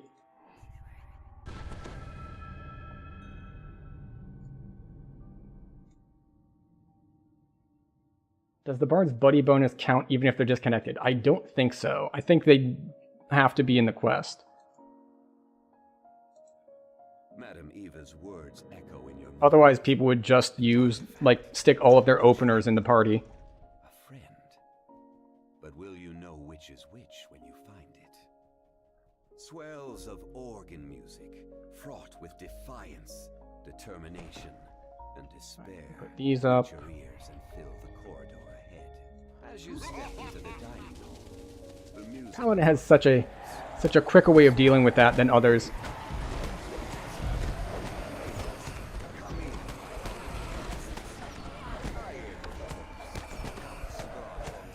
Oh, it looks like I might not have landed my trip, but it looks like you landed a fear.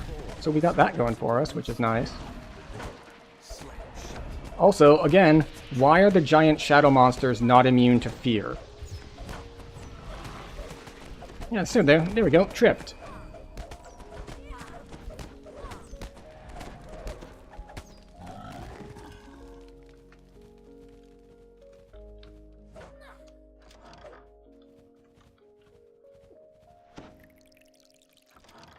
Oh wait, where are we going? Allies in the royal bedroom. Alright, so we got second and third floor stuff to be doing.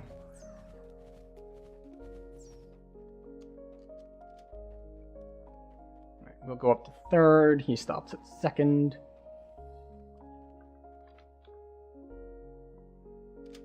And of course, we get lots of healing for going through the doors. Is the Dragon Disciple a viewer? The Dragon Disciple is, in fact, both a viewer and my brother, who I had mentioned in another stream. Yes, he is Lannister's Regard on Twitch.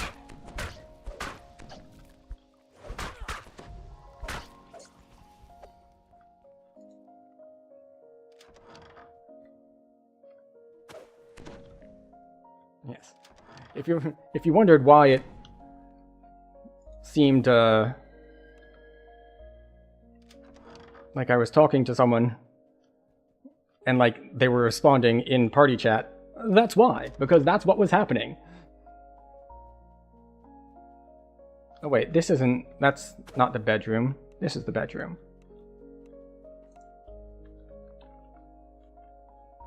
You have found an Okay. ally within Ravenloft. The icon is second floor. Barriers around the castle. I thought, oh, you thought it was someone in YouTube chat. That would also make sense. Finding the icon of Ravenloft would be all for naught. But yes. Alright, back down to the second. Of course, if I had full wiki knowledge and remembered everything, I would know where the exit is, and I could jump ahead to there. But I don't. So, I'll head to the second floor. Oh, never mind. He's already at the shrine, so I'll be closer to whatever the ending point is when I, just by being on the stairs. Since I already got the pop-up that the priest has been engaged.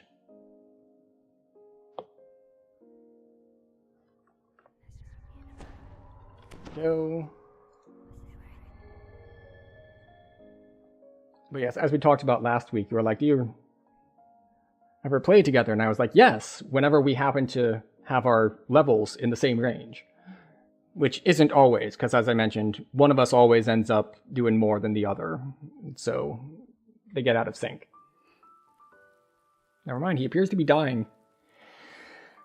So I guess I should go help. I wonder if this one's just got like immunities or something. Chances of him actually dying are pretty low. His character's got even more lives than mine does. Oh, never mind, he completed it. Escape through the teleporter in the cellars. Okay, which means we're going to the third floor. You might be thinking, why the third floor if you're going to the cellars? Because that is where the entrance to the cellars is. There's probably another way to get to the cellars, but we don't go that way. Why? Because I don't know that way. Also, because the thing that we're trying to get to is it's harder to get to that way. Like, you can see it from below if you go all the way down. Behind Rahadin? In the cellar? Yeah, like the other way to get here is this door. Lights this space with a flame that seems to give off no heat. Metal statues regard the flame. Hello, Freiling. I think I saw you in the forum thread for the contest. And of course, I do need to contact our winner, Person Man.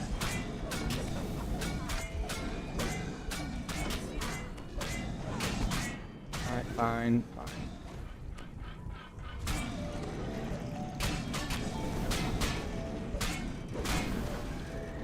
You should be able to see it in the lower right. I believe it is 834. Which is ridiculous. Although apparently he watched back his attempt and is of the belief that we can get even lower than that. He thinks that sub 8 minute is possible. You step through the castle wards unhindered. You check your bags. Sure enough. And while it wasn't the winning time, my favorite is actually the person who came in second, purely because, according to the timestamp on the forums, they submitted their 8:43, not 34 time, so like 9 seconds behind the winner, at midnight last night. Literally the very last minute on the time cutoff I had set. which I just find amusing to no end.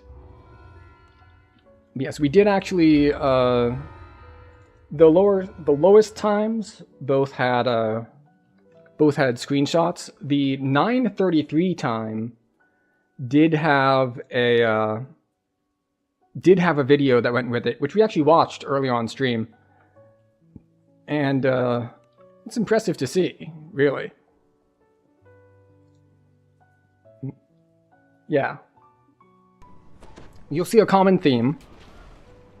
But what I found potentially most interesting is that 9:33 run in third, yeah, isn't Tabaxi Trailblazer. That's Deep Gnome. I thought you'd have to be Tabaxi Trailblazer to be competitive, but no, he got sub 10 minutes on Deep Gnome. So, yeah, it's quite impressive, really. And I'm just really happy that some people are, that we had this many entries. Because I put the contest up, I want to say 2.5 weeks ago. And then, like, within a day, we got the 11:53 time. And then, no more entries for 2 weeks plus until Sunday. And then all the rest came in between Sunday and yesterday at midnight. Monk looks like a trend? Yeah. Yeah, Monk is a trend for a couple reasons. One, I think people are busy with Dampier. Another opinion in the forum thread was that it kind of got lost in all the different threads in like 64-bit servers and where's everyone going and all that. But yeah, there are two big reasons why I think Monk is popular. One, you'll note that Person Man is on there twice. I put both of his attempts down because he was the second entry and the fourth entry. So he put in his 10:43 time, beating Terranigma by over a minute. But then Ubagato beat his time by over a minute. So he had to come in again to reclaim the throne. But yeah, the other reason is that Monk is very popular because you need one level of Monk as Tabaxi Trailblazer. Because I didn't allow for class re-rolling hearts in the rules. So if you wanted to be Tabaxi, you needed Monk. Even though Ubagato wasn't Tabaxi and went Monk anyway. Because Abundant Step helps you get through a quest a lot faster, and speed is the name of the game. Or at least it was this time. But yeah, that's, I'm actually quite impressed by the times, and I'm glad that we had other people choose to compete. There were some people who complained that it was a bad choice to use Crucible because of the various RNG aspects of it. Like how many times you have to turn the wheels, which crests are behind which doors, which can change like how much you have to run around in the maze, and whether or not you get a good bit of information from the Trial of Instinct. Now, there was some debate in the thread about whether the Trial of Instinct is guaranteed on low wisdom or not. I know that for the attempts that I made on stream, where I did one of each iconic, every build that had 8 wisdom got it first shot. Like, it was guaranteed as far as I knew on those 8 or 9 attempts in a row. So I know that high wisdom you often get a 50-50, but I'm pretty sure if you have as low as 8 wisdom, you're guaranteed.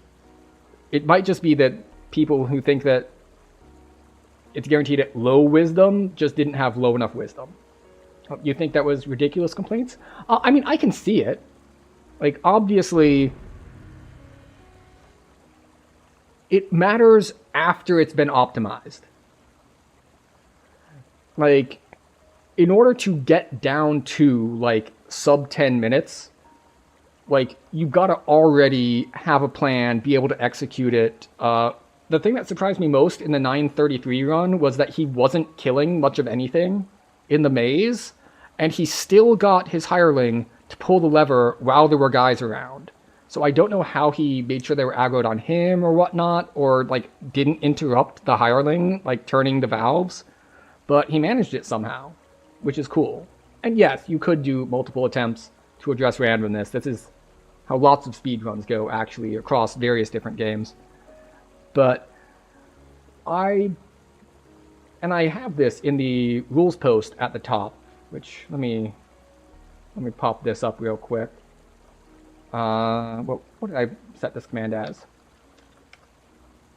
That one? Yeah, okay. Yeah, that's the link to the post there in Twitch chat. In the FAQ section, I put like, why Crucible?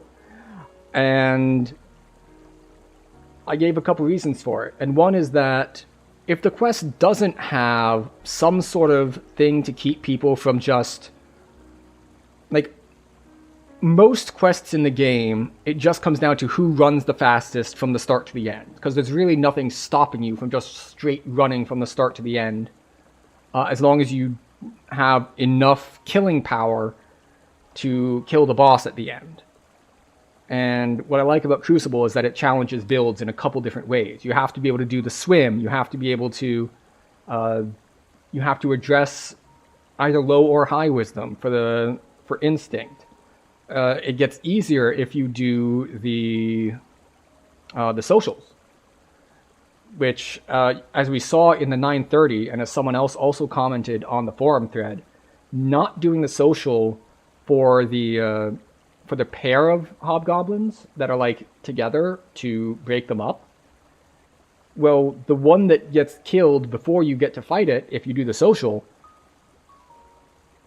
is a healer. And they will heal themselves to full if you don't kill them fast enough.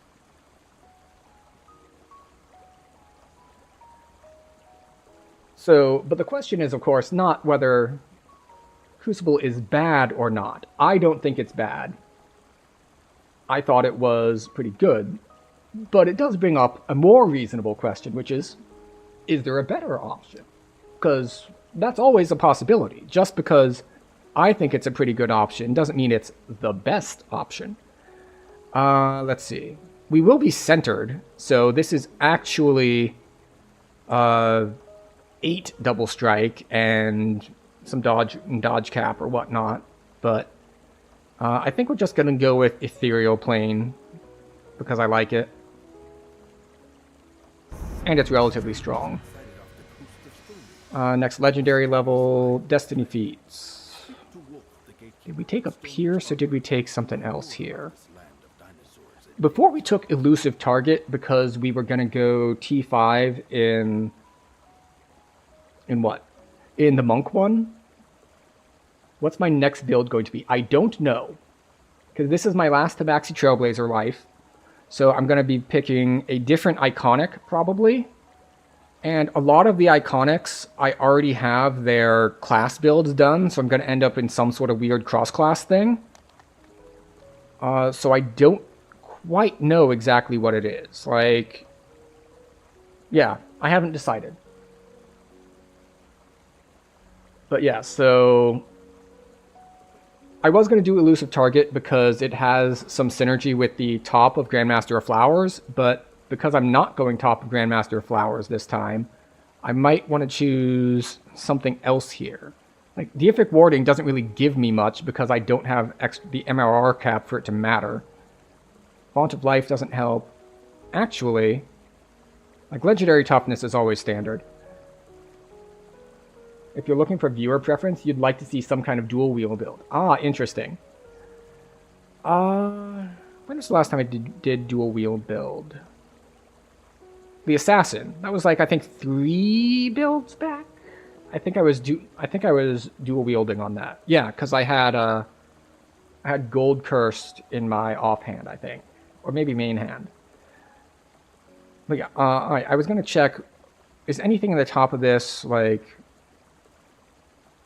Is there anything in here that's like does extra if I have a thing? Not that one. No. No. No. Okay, so nothing here gives, like, extra bonuses if I have another feat. What about this one? Improve trip, whirlwind attack, blah, blah, blah, blah, blah, blah.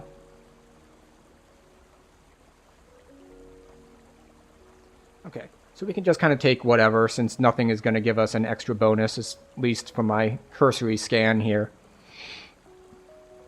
We might just take, like, Pierce Adamantine for convenience sake. Holy Strike is another option, but I already have Ghost Touch elsewhere, so it's not actually that useful. And the Ghost Strike multiplier, I think, is in Shirati, so it's not really worth it for us. Let's see. We could take First Blood. We could still take Elusive Target. We could take Crush Weakness, except for the thing that I'd mentioned before, where it doesn't really help us. I think we're just going to grab Legendary Toughness. Or Legendary Aim is only ranged, right? Yeah. Wait, Legendary Toughness isn't the one I was thinking it was. Legendary Toughness is 200 health, or 100 health. I was thinking of the 10% health, which I think is not this. I'm just going to grab Pierce Adamantine, because I've never managed to get a Deconstructor Augment to drop, so we'll just grab that.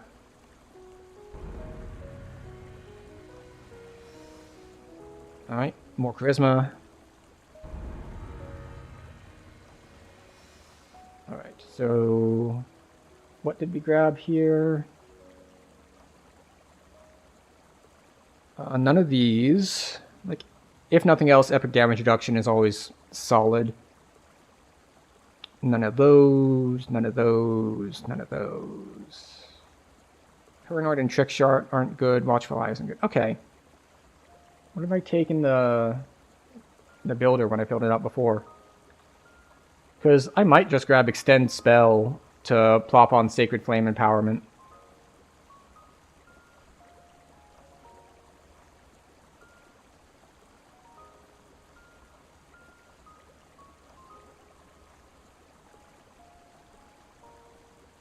Once the builder decides to load, since I'd closed it earlier.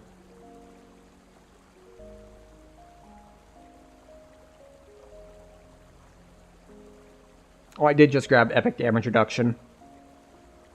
Okay. It's fair enough.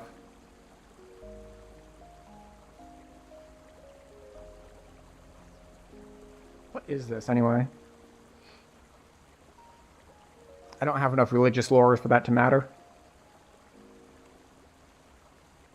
So yeah, I think we'll just grab Epic Damage Reduction. Defensive Tumble might be better, but, you know, I don't have that many Tumble charges anyway. Destiny Feats. Alright, I think this is where we get our 10% from Titan's Blood.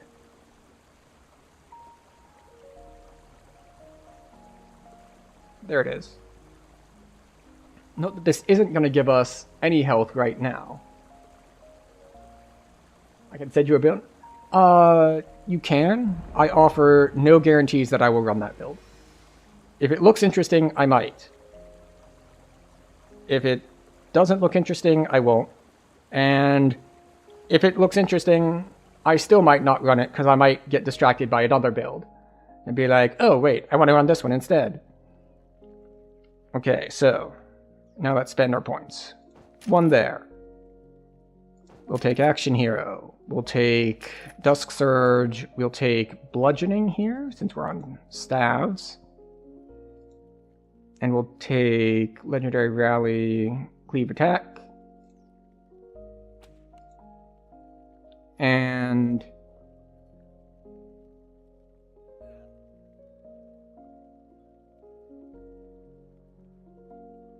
Improved Trip are also made helpless.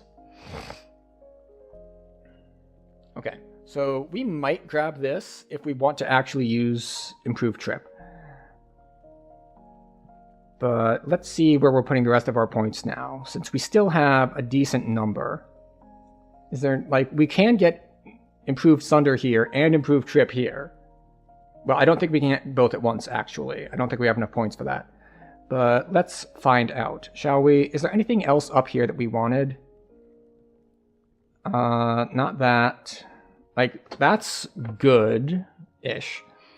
And the reason I say ish is that our, between this and this, we have capped double strike. Like, right now, even though our double strike is only 56, this is 25, and this is 30. So, when I have the Reaper strike up, and this, which is almost full uptime, it's 10 seconds on a 12-second cooldown, that's 55. So, we're basically over cap, unless we're out of charges, in which case, something has gone wrong, probably. Or we're in like we're doing like a raid chain and we're not in Reaper, in which case I'll be quite low. We'll only be at 80-ish. But that means that's not quite as valuable. So we could go over here. We can grab, a little bit more to hit. We can grab, like trip DCs. We can grab Primal Scream, even though it doesn't help us that much. But, if we come here, we get Primal Scream. This needs 20 points spent in tree, okay. Why did this one not need, okay, whatever. Right, this needs 20, not 30, got it. Never mind, can't find the build file. Ah, well, that happens sometimes too. I guess we'll grab a strike through or something. Here, 5% strike through chance, ooh. And then we get Be the Whirlwind, and let's just say, for the sake of argument, we get Improved Trip. Then we come over here, we grab Saving Throws, Sunder DCs. What is this? True Seeing and Immune to Blindness. I think I already have both of those effects. We don't need that one.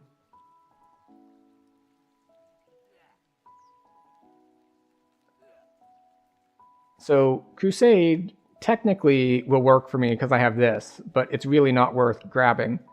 So I guess we'll go 1, 2, 3, 4. Okay, so we can get both Improved Sunder, Improved Trip, and the top of Legendary Dreadnought to make them actually useful. And Improved Trip making things helpless is nice, but the problem is I'm not tripping things with Improved Trip. I'm tripping things with Wide Sweep and the like felling the oak or something. So that means I need to put another thing on my bars.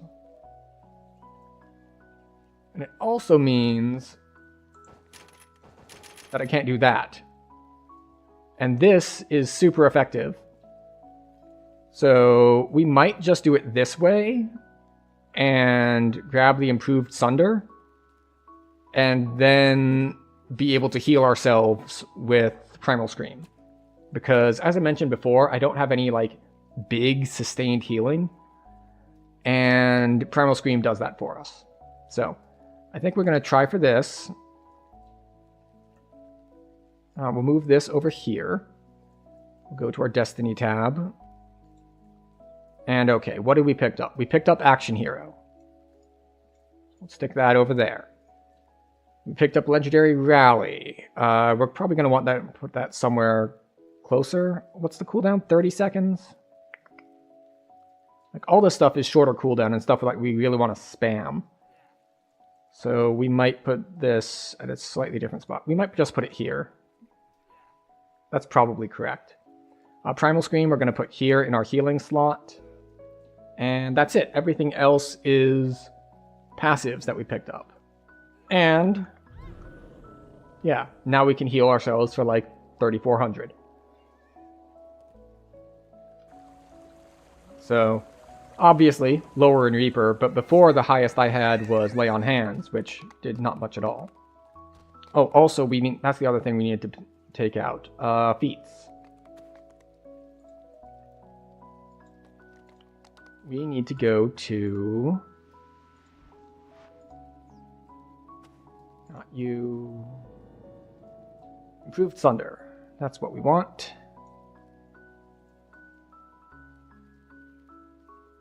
Yeah.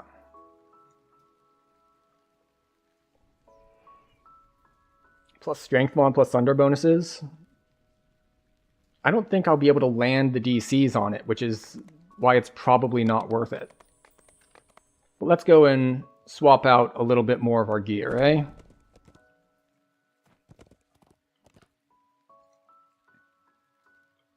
The weird thing is, I'm probably going to put on a very odd set of gear because I don't know what I'm doing with things.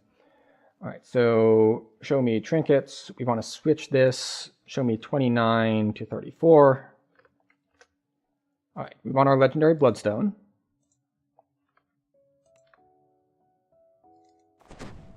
There we go. So that gives us our hit. We can get new eyes, which we might end up going with bright grays just for the charisma bonuses. Even though the rest of it is not generally useful.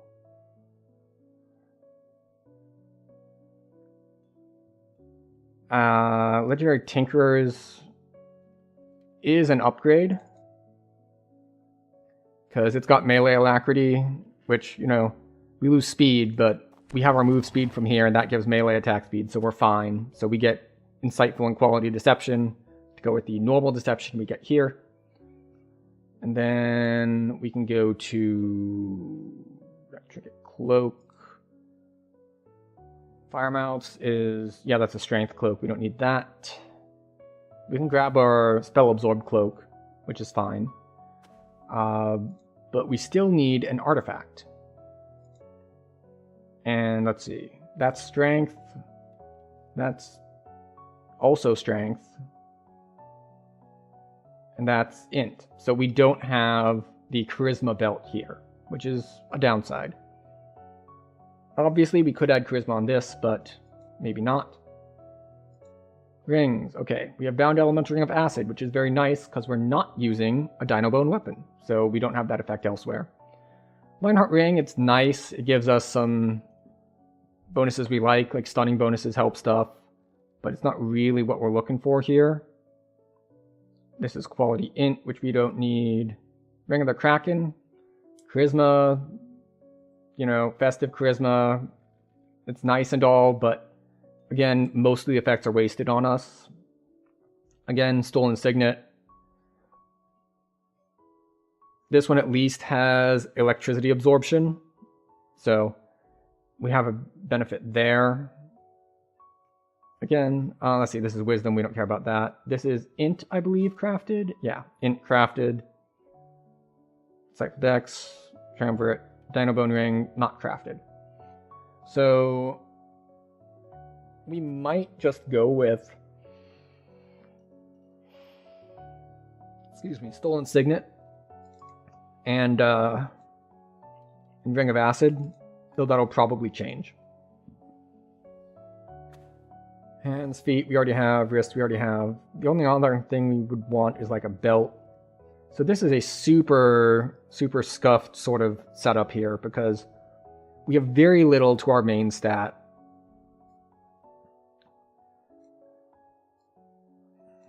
And we're missing like a lot of things. Like, okay, we have an Eye of the Beholder charisma in here. So let's swap that out at the very least. What do I have in here? We have Sucker Punch 1 against many. We've got some Dreadbringer. We've got some Long Shadow. We've got some Treachery. Right. So.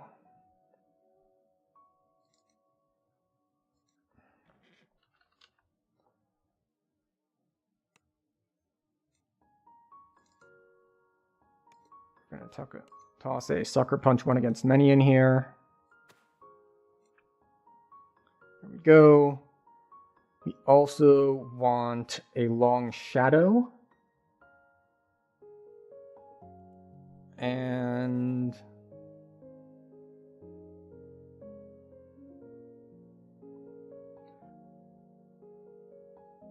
probably one other thing. We also are going to want to remove this one. So where are our toolkits? We're down to 8 sentient toolkits. This is what happens when I swap around a bunch of sentients every life.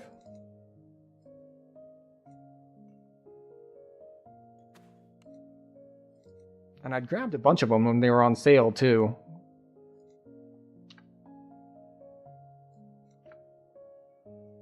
To Hell and Back, Embraced by the Light, Charisma, Sanctified Fervor, and Reverberation. That's the one we want, I think. I mean, Reverberation would give 2 Imbue dice. To Hell and Back and Embraced by the Light. PRR and Healing Amp.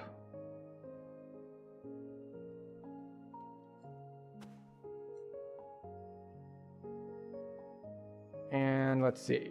So that's 2 raid filigrees. Now let's take a look at our this. So we've got 2 Treachery and a Long Shadow. If I swap out the Long Shadow for the Charisma raid filigree, what do we get? All stat bonuses from just having filigree slotted stack. As long as you don't have 2 of the same filigree in the same item, they all stack. Like, you can't just put like a bunch of these and each one will give you 2 strength. But you can have 1 in your artifact and 1 in your weapon. And like you could have, I could also have like a Dreadbringer strength and I could also have a Sucker Punch 1 strength and the Raid Filigree 2 strength. Like, as long as you can have as many like plus strengths as you want, as long as they are from different sets. So losing 5 melee power for actually, I don't know where my other one of that raid filigree is. So we're just going to ignore it and toss a Long Shadow into our Signet.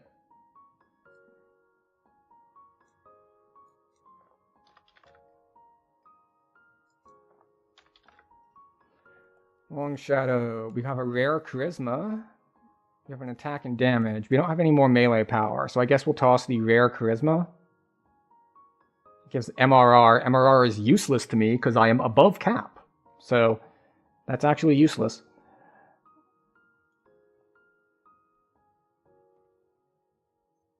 Alright, we'll go with rare attack and damage.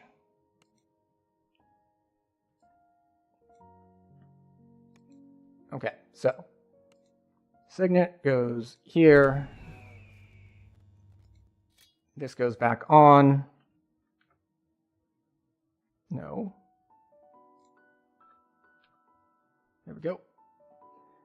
Okay, so we have Sucker Punch 2-piece, we have Dreadbringer 2-piece, we have Treachery 2-piece, and we have Long Shadow 2-piece.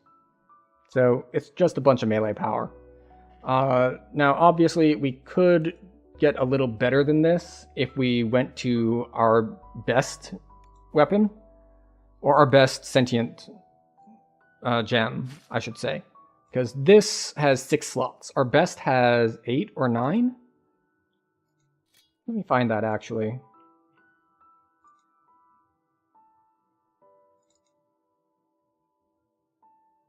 Where did it go? Oh, there it is. Yeah, the best one has 9. So we're currently down 3 slots from what we could be if I wanted to swap all of this out. But yeah. So we now have more things like melee power. We've got the acid dot going for us. We've got, still have this set bonus. But we're missing a lot. Like, in particular, we're missing a ton of main stat. 58 main stat at cap is laughably low. Because all we have is 14 charisma here. We don't have insightful charisma anywhere. We don't have quality charisma anywhere. We don't have artifact or profane charisma anywhere. Like, this is just whatever gear I had on this character, like in the bank and all, without going to mules, without farming anything. So there's a reason that it's a little bit messed up. So yeah, only 58 charisma on a theoretically primarily charisma build, which is why it's not particularly strong. Also, what I neglected to do with filigree, I probably should have put in some filigree that increase MRR cap, Because 50 MRR means I die incredibly quickly to anything magic damage in any content with any degree of difficulty. Now, we don't actually have max dodge. I don't have a dodge item. And this is only 9 plus 2 to cap. So what this actually is for dodge is we are at 27 out of a max 30. But you know, we've got 180 something AC, which is actually high enough to matter in Legendary.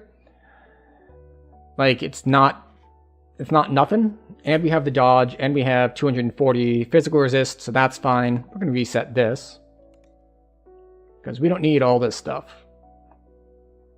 We only want some of this stuff. Right, like that, and that. And, sure. We'll put a point there. We do want the points here, though, because we are charisma-based. So, more charisma. More charisma. There we go. 12 points there. Then we can get this for more dodge cap. More reflex saves. And then we're left with like, okay, we could put more points in these because it gives more health than over here. And we have 11 points. So what we can do is come over here, grab a little bit more of those. Now we have 3 more points, so we can get 1, 2, and 3. There we go. Easy enough. So we miss out on, let's see, 6 times 4 is 24. So we miss out on 24 health for like 2 more Reaper charges. I think the 2 Reaper charges are probably worth the 24 health.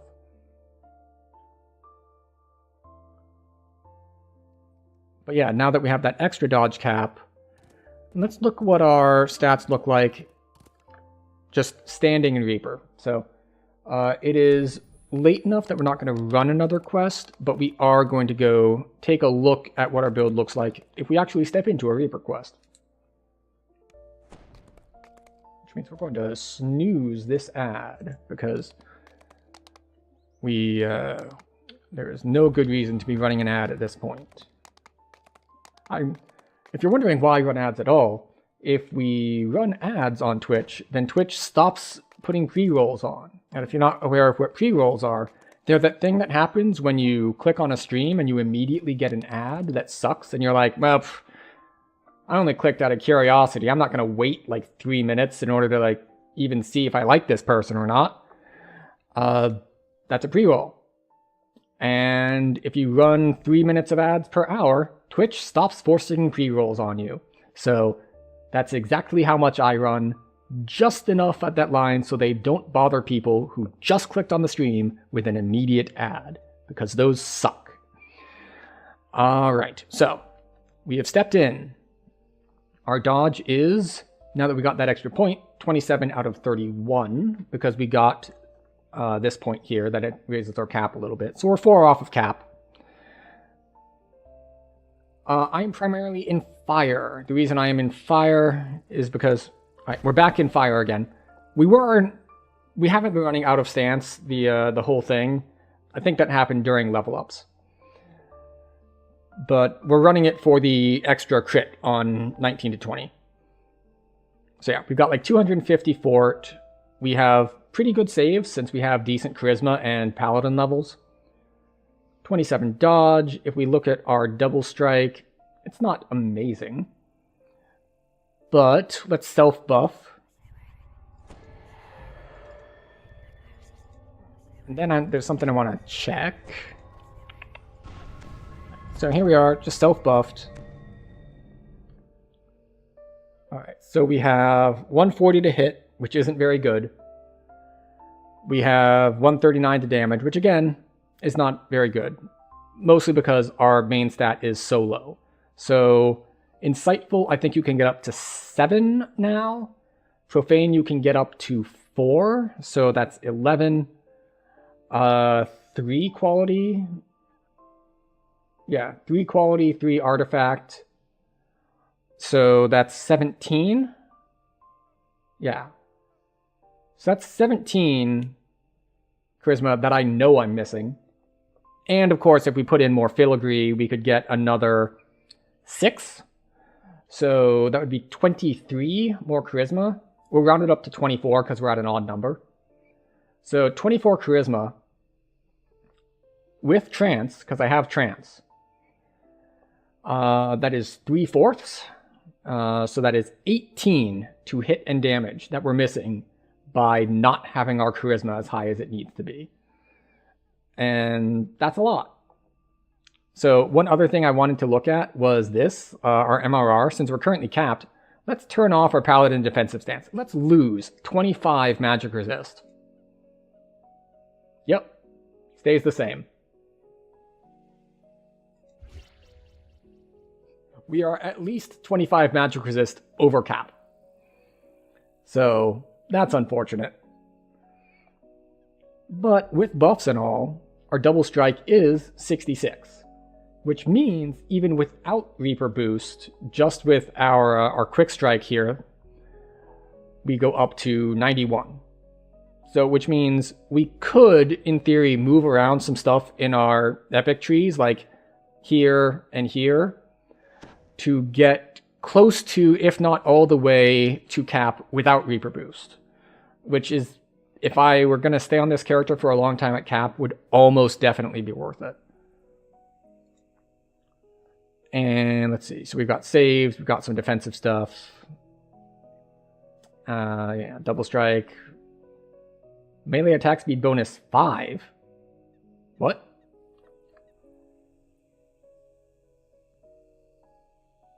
Does the melee alacrity on this just straight up not work? Oh, that's why. Okay. I was like, that should be 15. I have minus 10 from patience. That's why it's only at 5. Just like, wait a second. All right. Now time to go and poke at scorpions and see what happens. This is only R1, of course. So even with like super janky gear and the fact this is a legendary quest. All right, jungle scorpions. Hi. So we're dodging some, we're blurry some. We get some misses, not very many.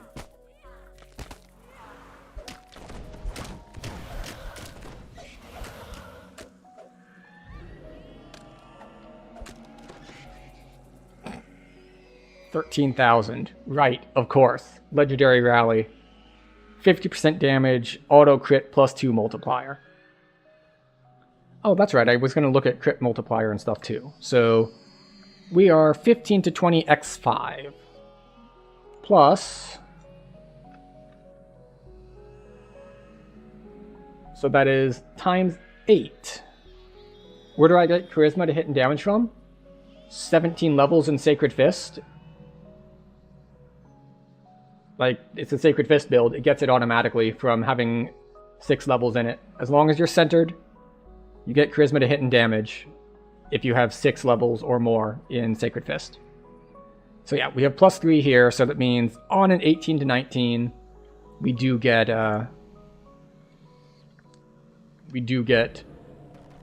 big multipliers. That wind-up, though, is certainly a thing.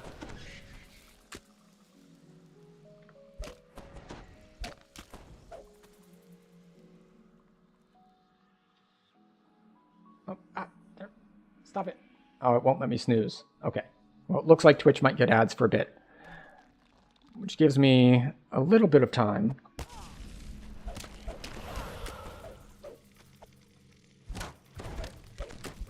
How are our hits going on? Okay. So we do have some other things that can crit big. How many view dice do I actually have? It's not a ton. Since I didn't do filigree for it. 12.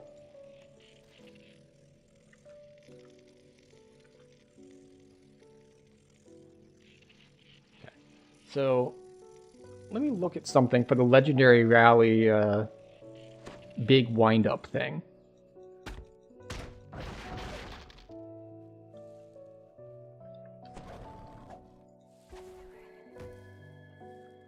Alright. So. The cavern ahead reeks of feline occupation. This must be where the panthers make their Okay. den. So if I want to use it, so one important thing, it does not mess with your movement. Like, you don't have to stand still while using it when it has that big wind up. So that part's good. Alright, so I mistook this for being similar to the Fury one, where your epic moment actually like resets the cooldown on your big hit, which is not the case here. Legendary Rally does not get a lower cooldown. Like, this is just super action boost. Which, you know, is nice, but most of this does not matter. And of course, one of our strongest attacks is still 13k, because we rolled a 19. So 19k on Quick Cutter, which Quick Cutter has extra threat range, but we rolled a 19, so we got times 8. So that's nice. Yeah, so 13,000 on that, which is not bad.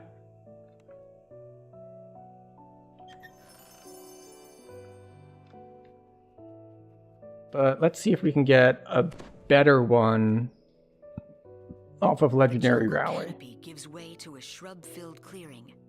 From the southwest comes the tang of salty sea air.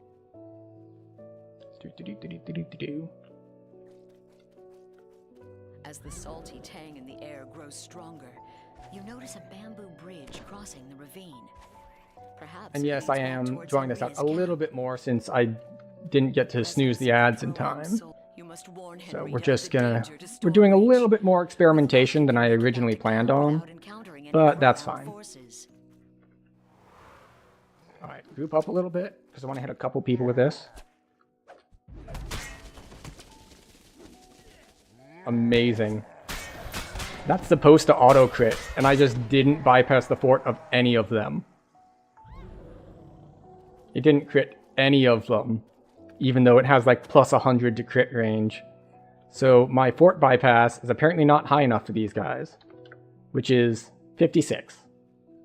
Now obviously, I have Sunder, so if I wanted to Sunder, yeah, 13k, which means,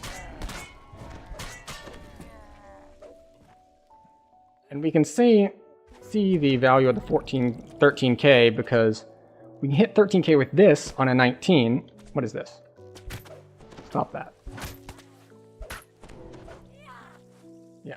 So our other stuff that has decent multipliers will hit 13k on a roll of a 19. But Legendary Rally, well, that's got extra crit multi on it. So, in theory, that should hit for much, much higher.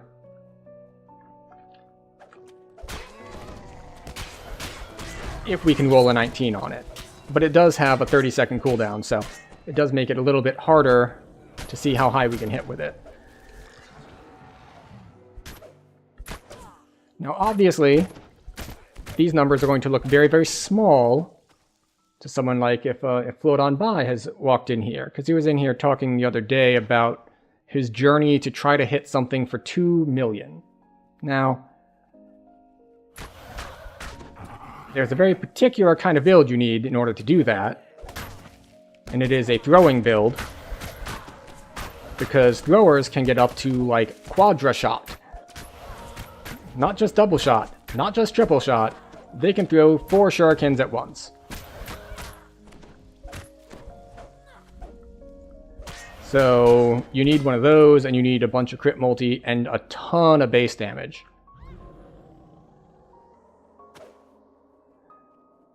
And this build, being a melee build, melee is capped at double strike. If you overcap your double strike, it doesn't give you anything. Unlike ranged, where if you overcap your double shot, it just keeps getting better. Alright, it's off cooldown. We need to find something to hit for more testing.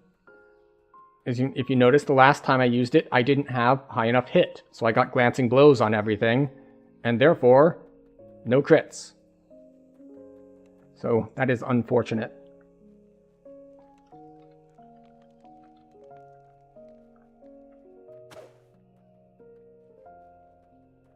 And obviously we also need a double strike. What's capped for double strike? 100. Double strike cap is 100. You can, which means you double strike on every hit. And if you're trying to build something like with good endgame DPS, you should have a way to hit that number. I don't need as much from gear because I have quick strike, which is an almost full uptime 25% double strike buff. And we can see that if we look at our double strike, the buff is currently up, so that's why it says 96. Or the buff shouldn't still be up. Why is it still at 96? Oh, different buff is up. Right, yes, got it. Because I forgot that we have a 10% buff from Zeal. So either the Reaper boost or the Quick Strike will get us there. What are ways to get to 100? Gear, basically. Gear and enhancements. Now, some builds have it easier than others. Like, for example, as I mentioned, stick. If you're a stick monk, you get the this one that gives you the plus 25, which is very handy. If you're, say, a dagger rogue, they also get something that gives 25. Others, you have to, well, you gotta work for it. Now, some people will just be like, I'm going to be a Reaper. I only need to get to 70 so that I can use my Reaper buff for the last 30. That's fine. Others, you basically just take all of the double strike you can get. So if we want to look at it for a second in the in enhancement trees, like there's 3 here, 6 here, 6 here, 6 here that I have. So that's where you're going to get a lot of it, is going to be from Epic Destiny trees.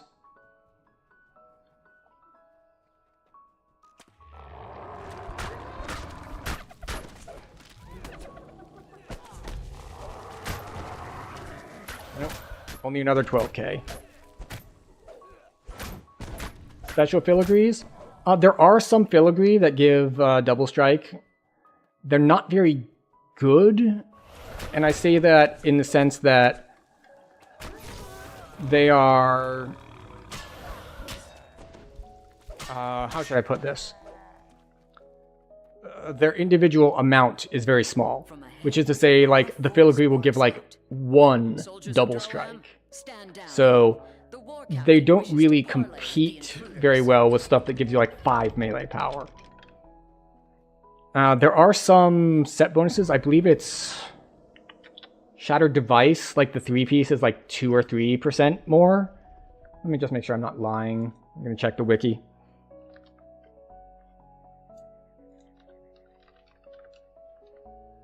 Okay, let's see. Sanctified Fervor has a 2-piece bonus. Yeah, Shattered Device has 3% on 3-piece.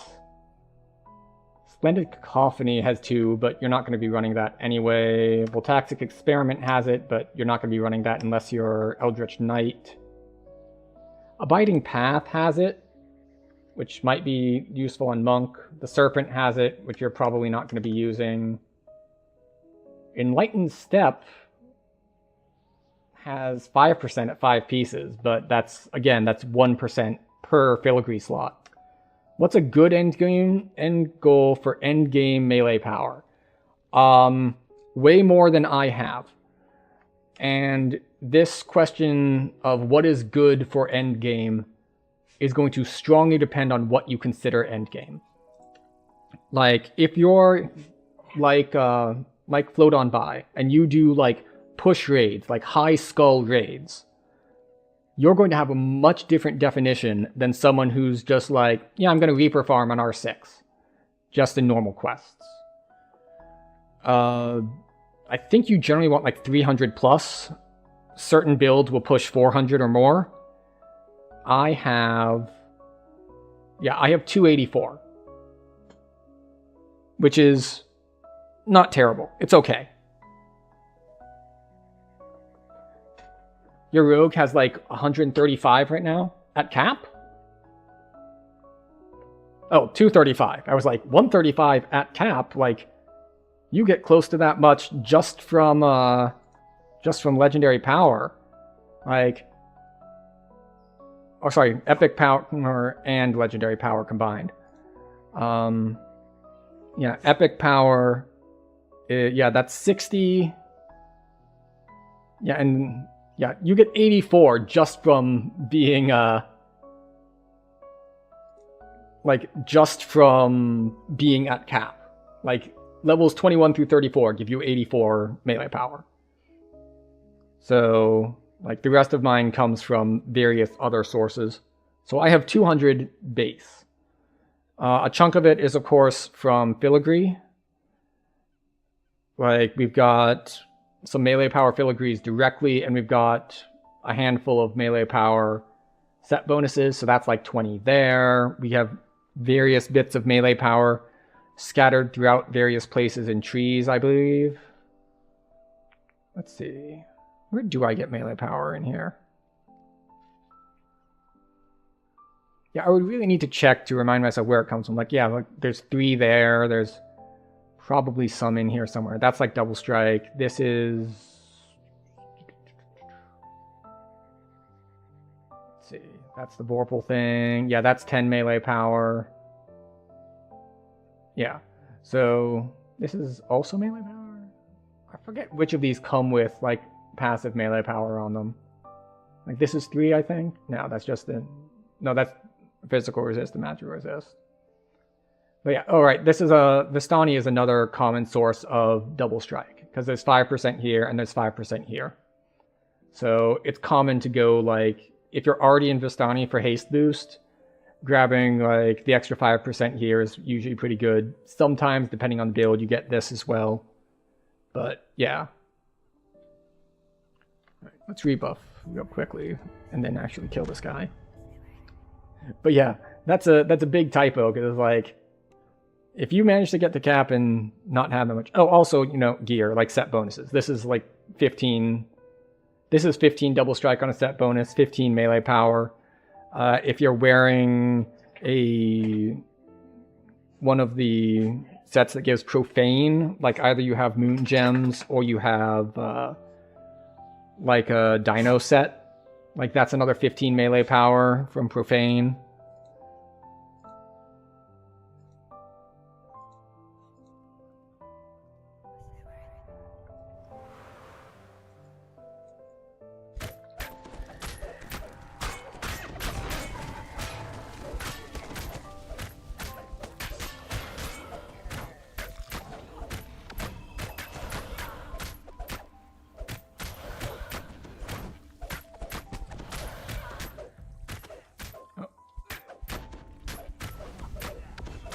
Action hero now, because our haste boost wore off. With Ilos Rolt dead, any hope of avoiding war with Droyan has vanished. Their invasion of Zendrik will be slowed.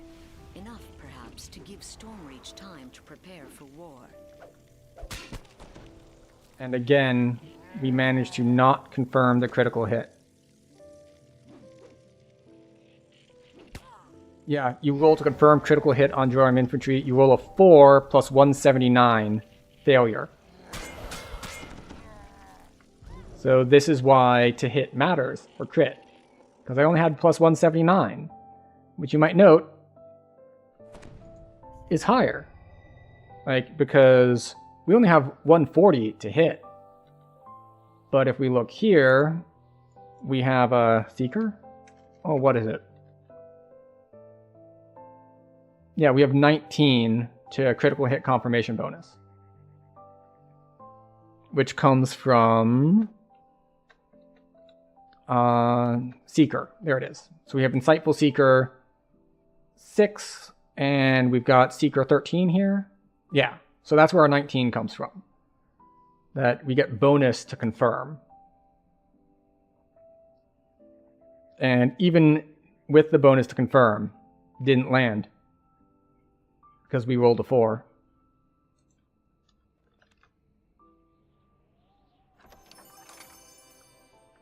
Legendary Wand of Blasting, which is unfortunate. Because that cannot... I'm pretty sure can't be fed.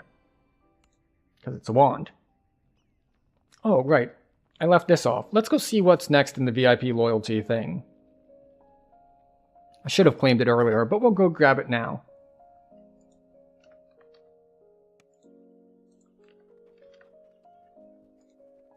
Alright, on the horse we get.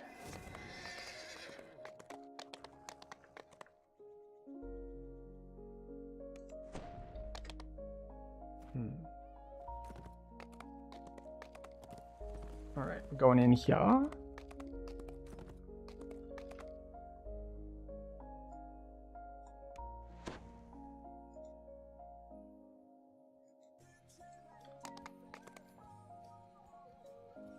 And all the way over here. I almost went to the Reincarnation Grove just out of habit.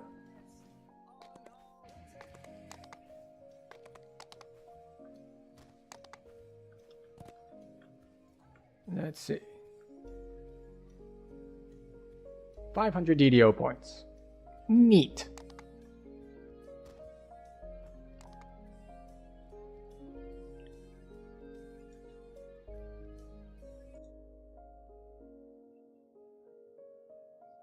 Let's see.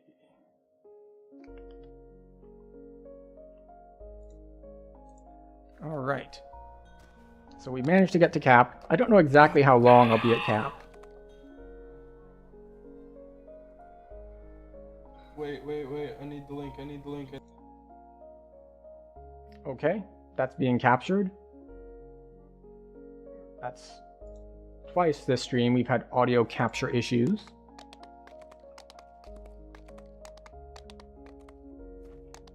Alright, so we are looking to finish up here this evening, so I'm looking for a raid target. I believe that we're going to go to Ostracare, who is... I know they do high-end content. It looks like they're currently just leveling on a bard. So I don't know what difficulty they're going at.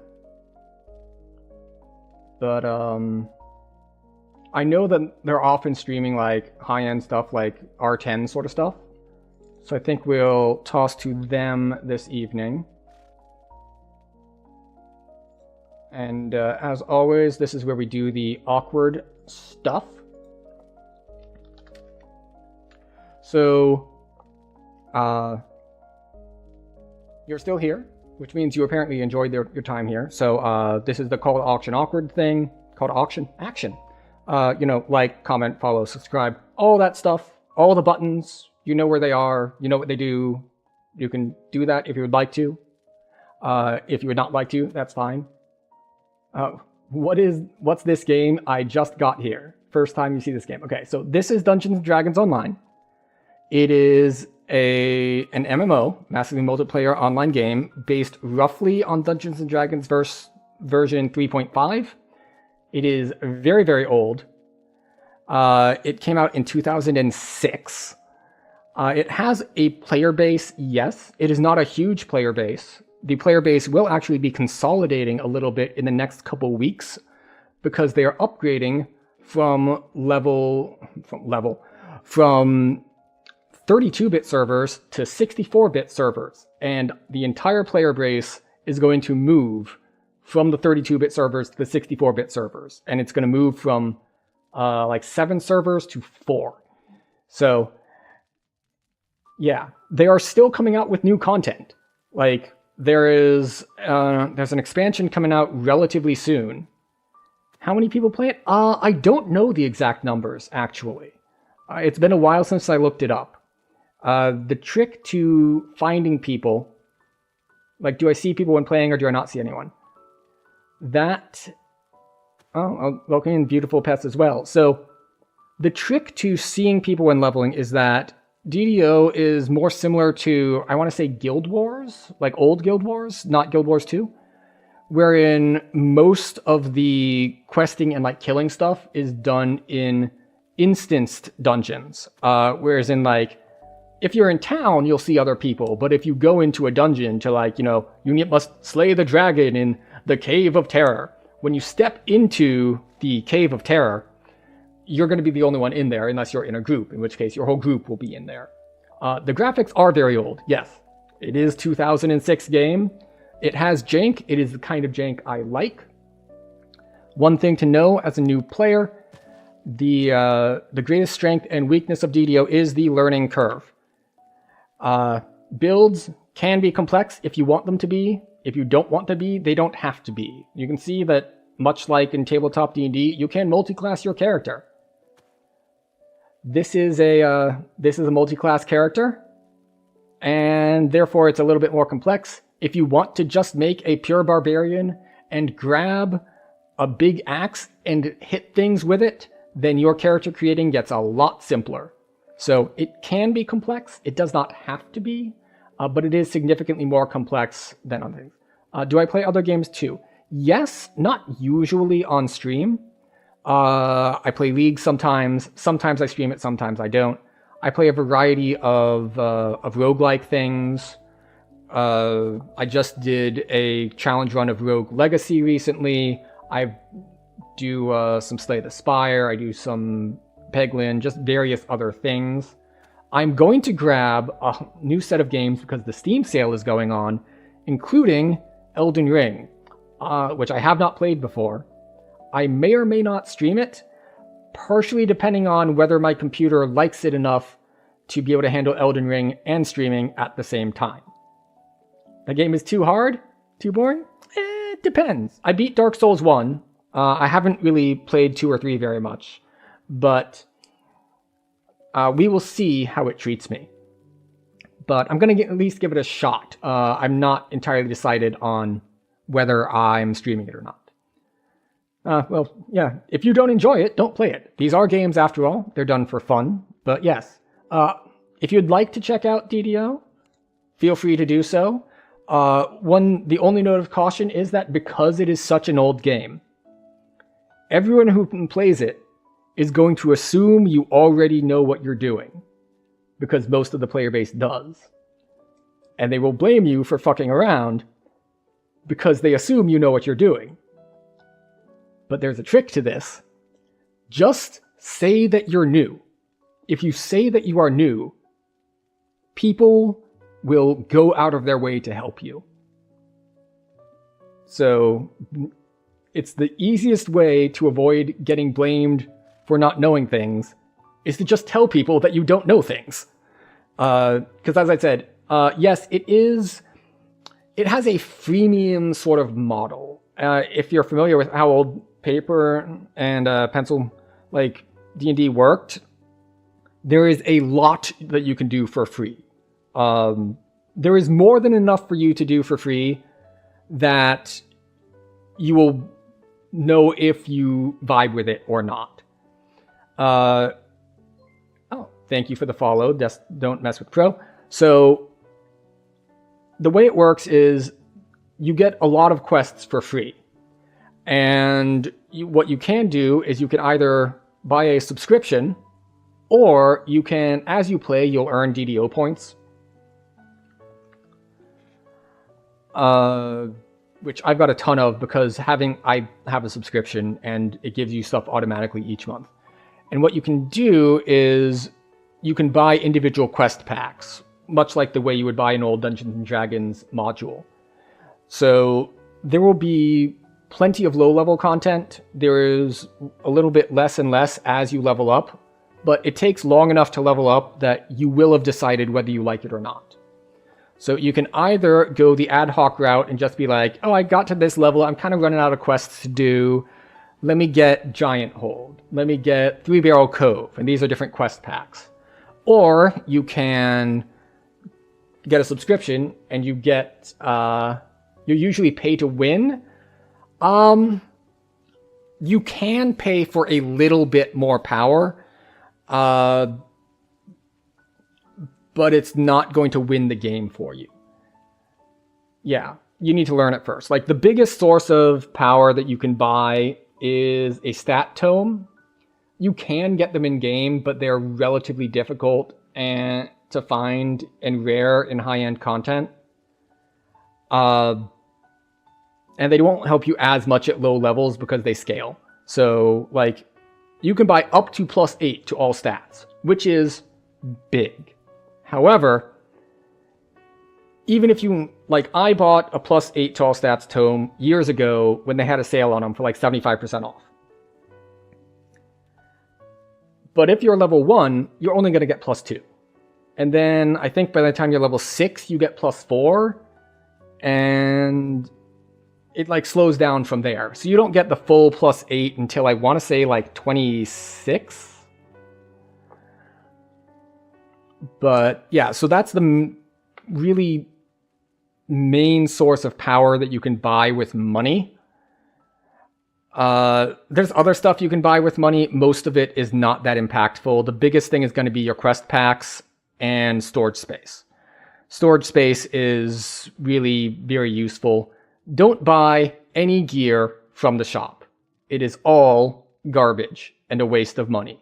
You will find better things from every random chest than you will find in the shop. The fact that they are still in the shop boggles the mind. It makes no sense at all. There's no reason to buy any of the gear in the shop. Auto boxes. Auto boxes are also a thing, one that I've not used. They're usually a limited time thing. But they essentially let you skip some stuff. They give you a giant blob of XP. People usually use them to get past lives.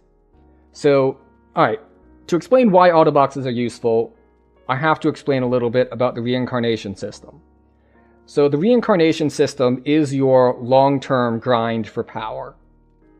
So what happens is, when you get to cap, various caps, I'm going to simplify it a little bit.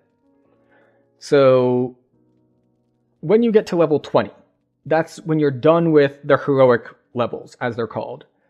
You might see that my character here is level 34, but I only have 20 total levels here. Because, you know, if you're, I'm going to say barbarian for simplicity. If you're a barbarian, you're only going to get 20 levels of barbarian. And then you're going to get 10 epic levels, which are not associated with any class, and 4 legendary levels. And that's the most you can get because that's where the level cap currently is. I think it's going to go up to 36 next year or the year after.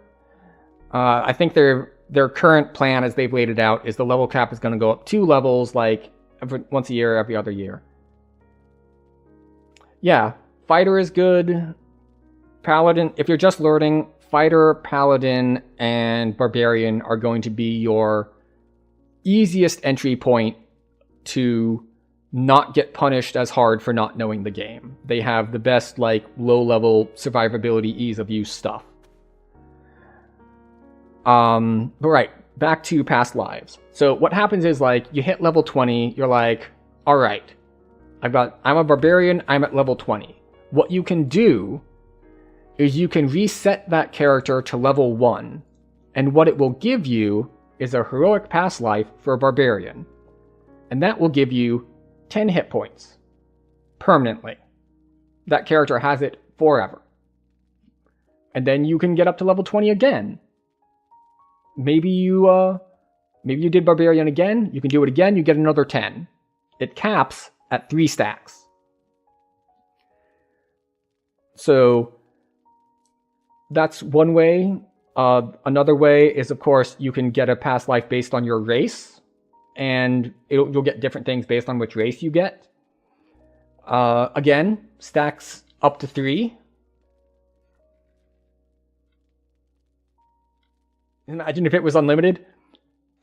I have been playing this game for a lot of hours for a long time. I do not have all of the lives yet. But the biggest thing you get out of the racial pass lives is once you have 3 lives on a race, you get an extra action point to spend in the racial tree. So after a while, and I've got a lot of these lives, like if we go back here, like all the racial pass lives here, like that's a lot of free points that you can spend at level 1.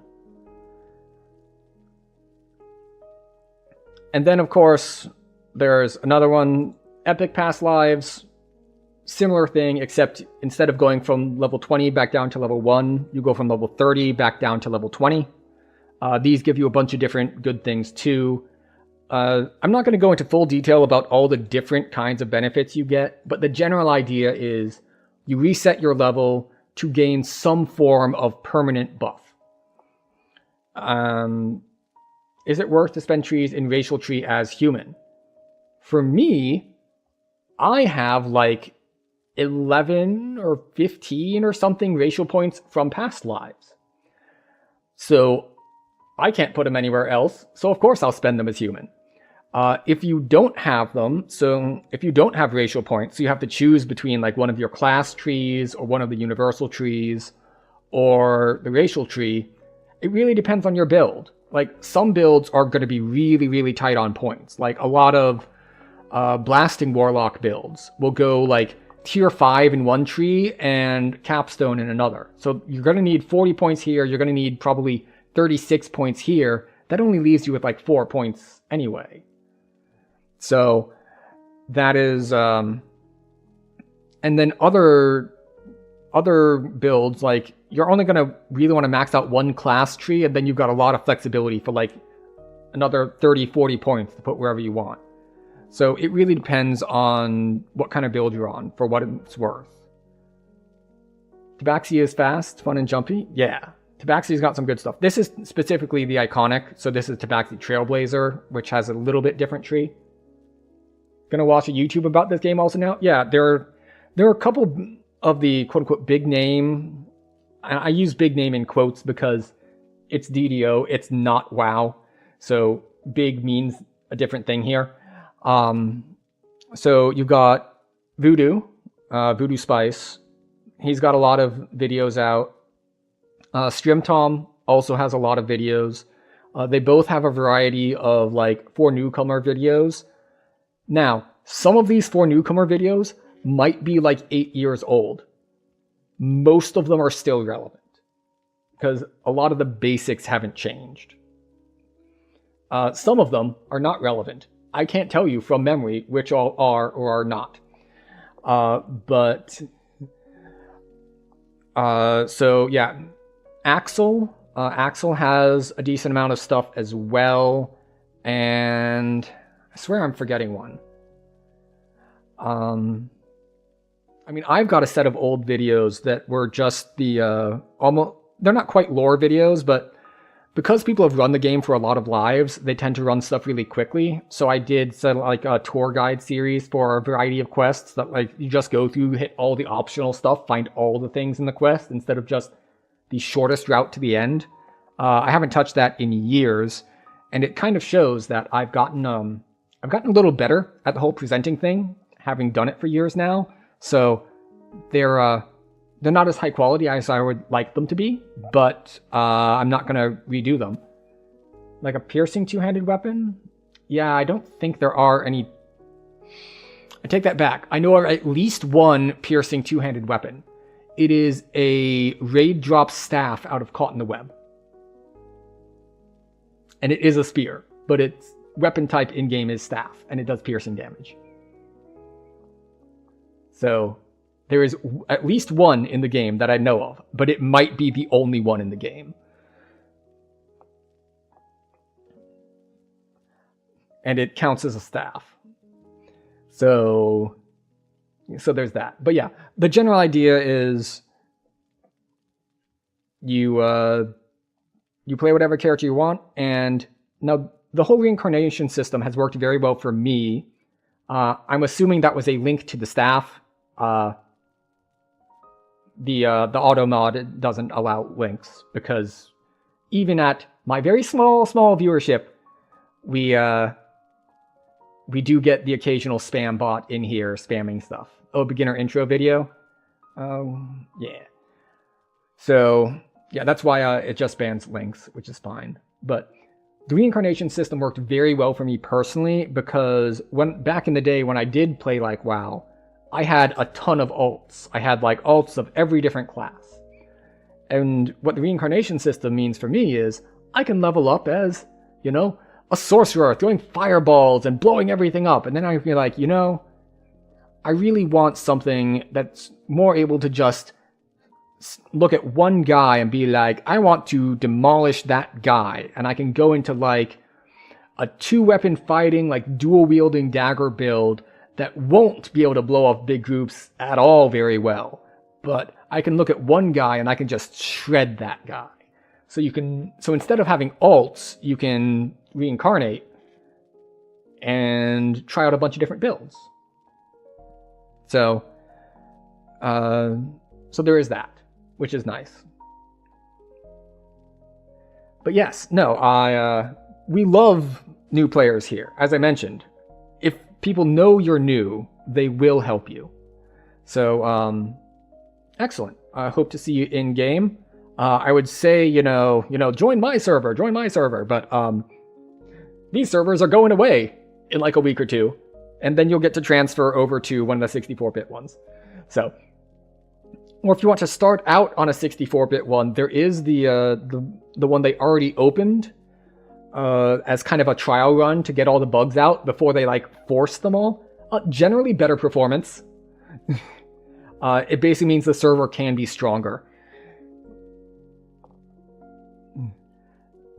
which is why they're moving over. DDO has had a problem with like server lag, like things locking up, for decades at this point. It has gotten way better than it used to be, but it still happens sometimes, especially in certain situations.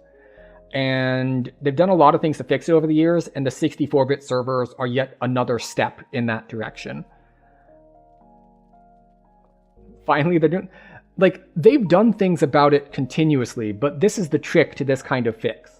Like, say that you've played like all day on like a Saturday or something, and you hit big lag spikes like 6 times. And then, you know, they put in a patch and they put in a fix. And, you know, you play all day Saturday and you get huge lag spikes like 4 times. And you can be like, you're hitting these big lag spikes, and it's like, well, they said they put in a fix, but it didn't fix it. It's like, well, they fixed some of it. Now it's happening 4 times instead of 6 times. But that's really not very comforting if you like die to a big lag spike, because some of them still exist. So it's very hard to tell what has been done without actual like statistics on it, because is this full loot PvP? It is almost no PvP. There is almost no PvP at all. You will probably have a hard time finding people to PvP with. The only PvP that exists that I know of is there are like, I'm forgetting even the name of them. It's like brawling pits in taverns that you can go into. So like, and you can just kind of fight people in there if you want to. But like, there is no queue up for capture the flag or deathmatch or anything like that. So, yeah, if you're looking for PvP, you're gonna really have to look elsewhere. This is not the place for it. But yeah, so yes, we really like new players. We like to welcome new players, and people will help you out. So Right. I've gotten distracted because a new player appeared and I wanted to talk about all the things. But it is getting a little bit past my bedtime, so we're going to go over to Ostrakir, assuming they are still streaming. And they've been on for 2 hours. I think they're West Coast, so they should be on for a little bit longer.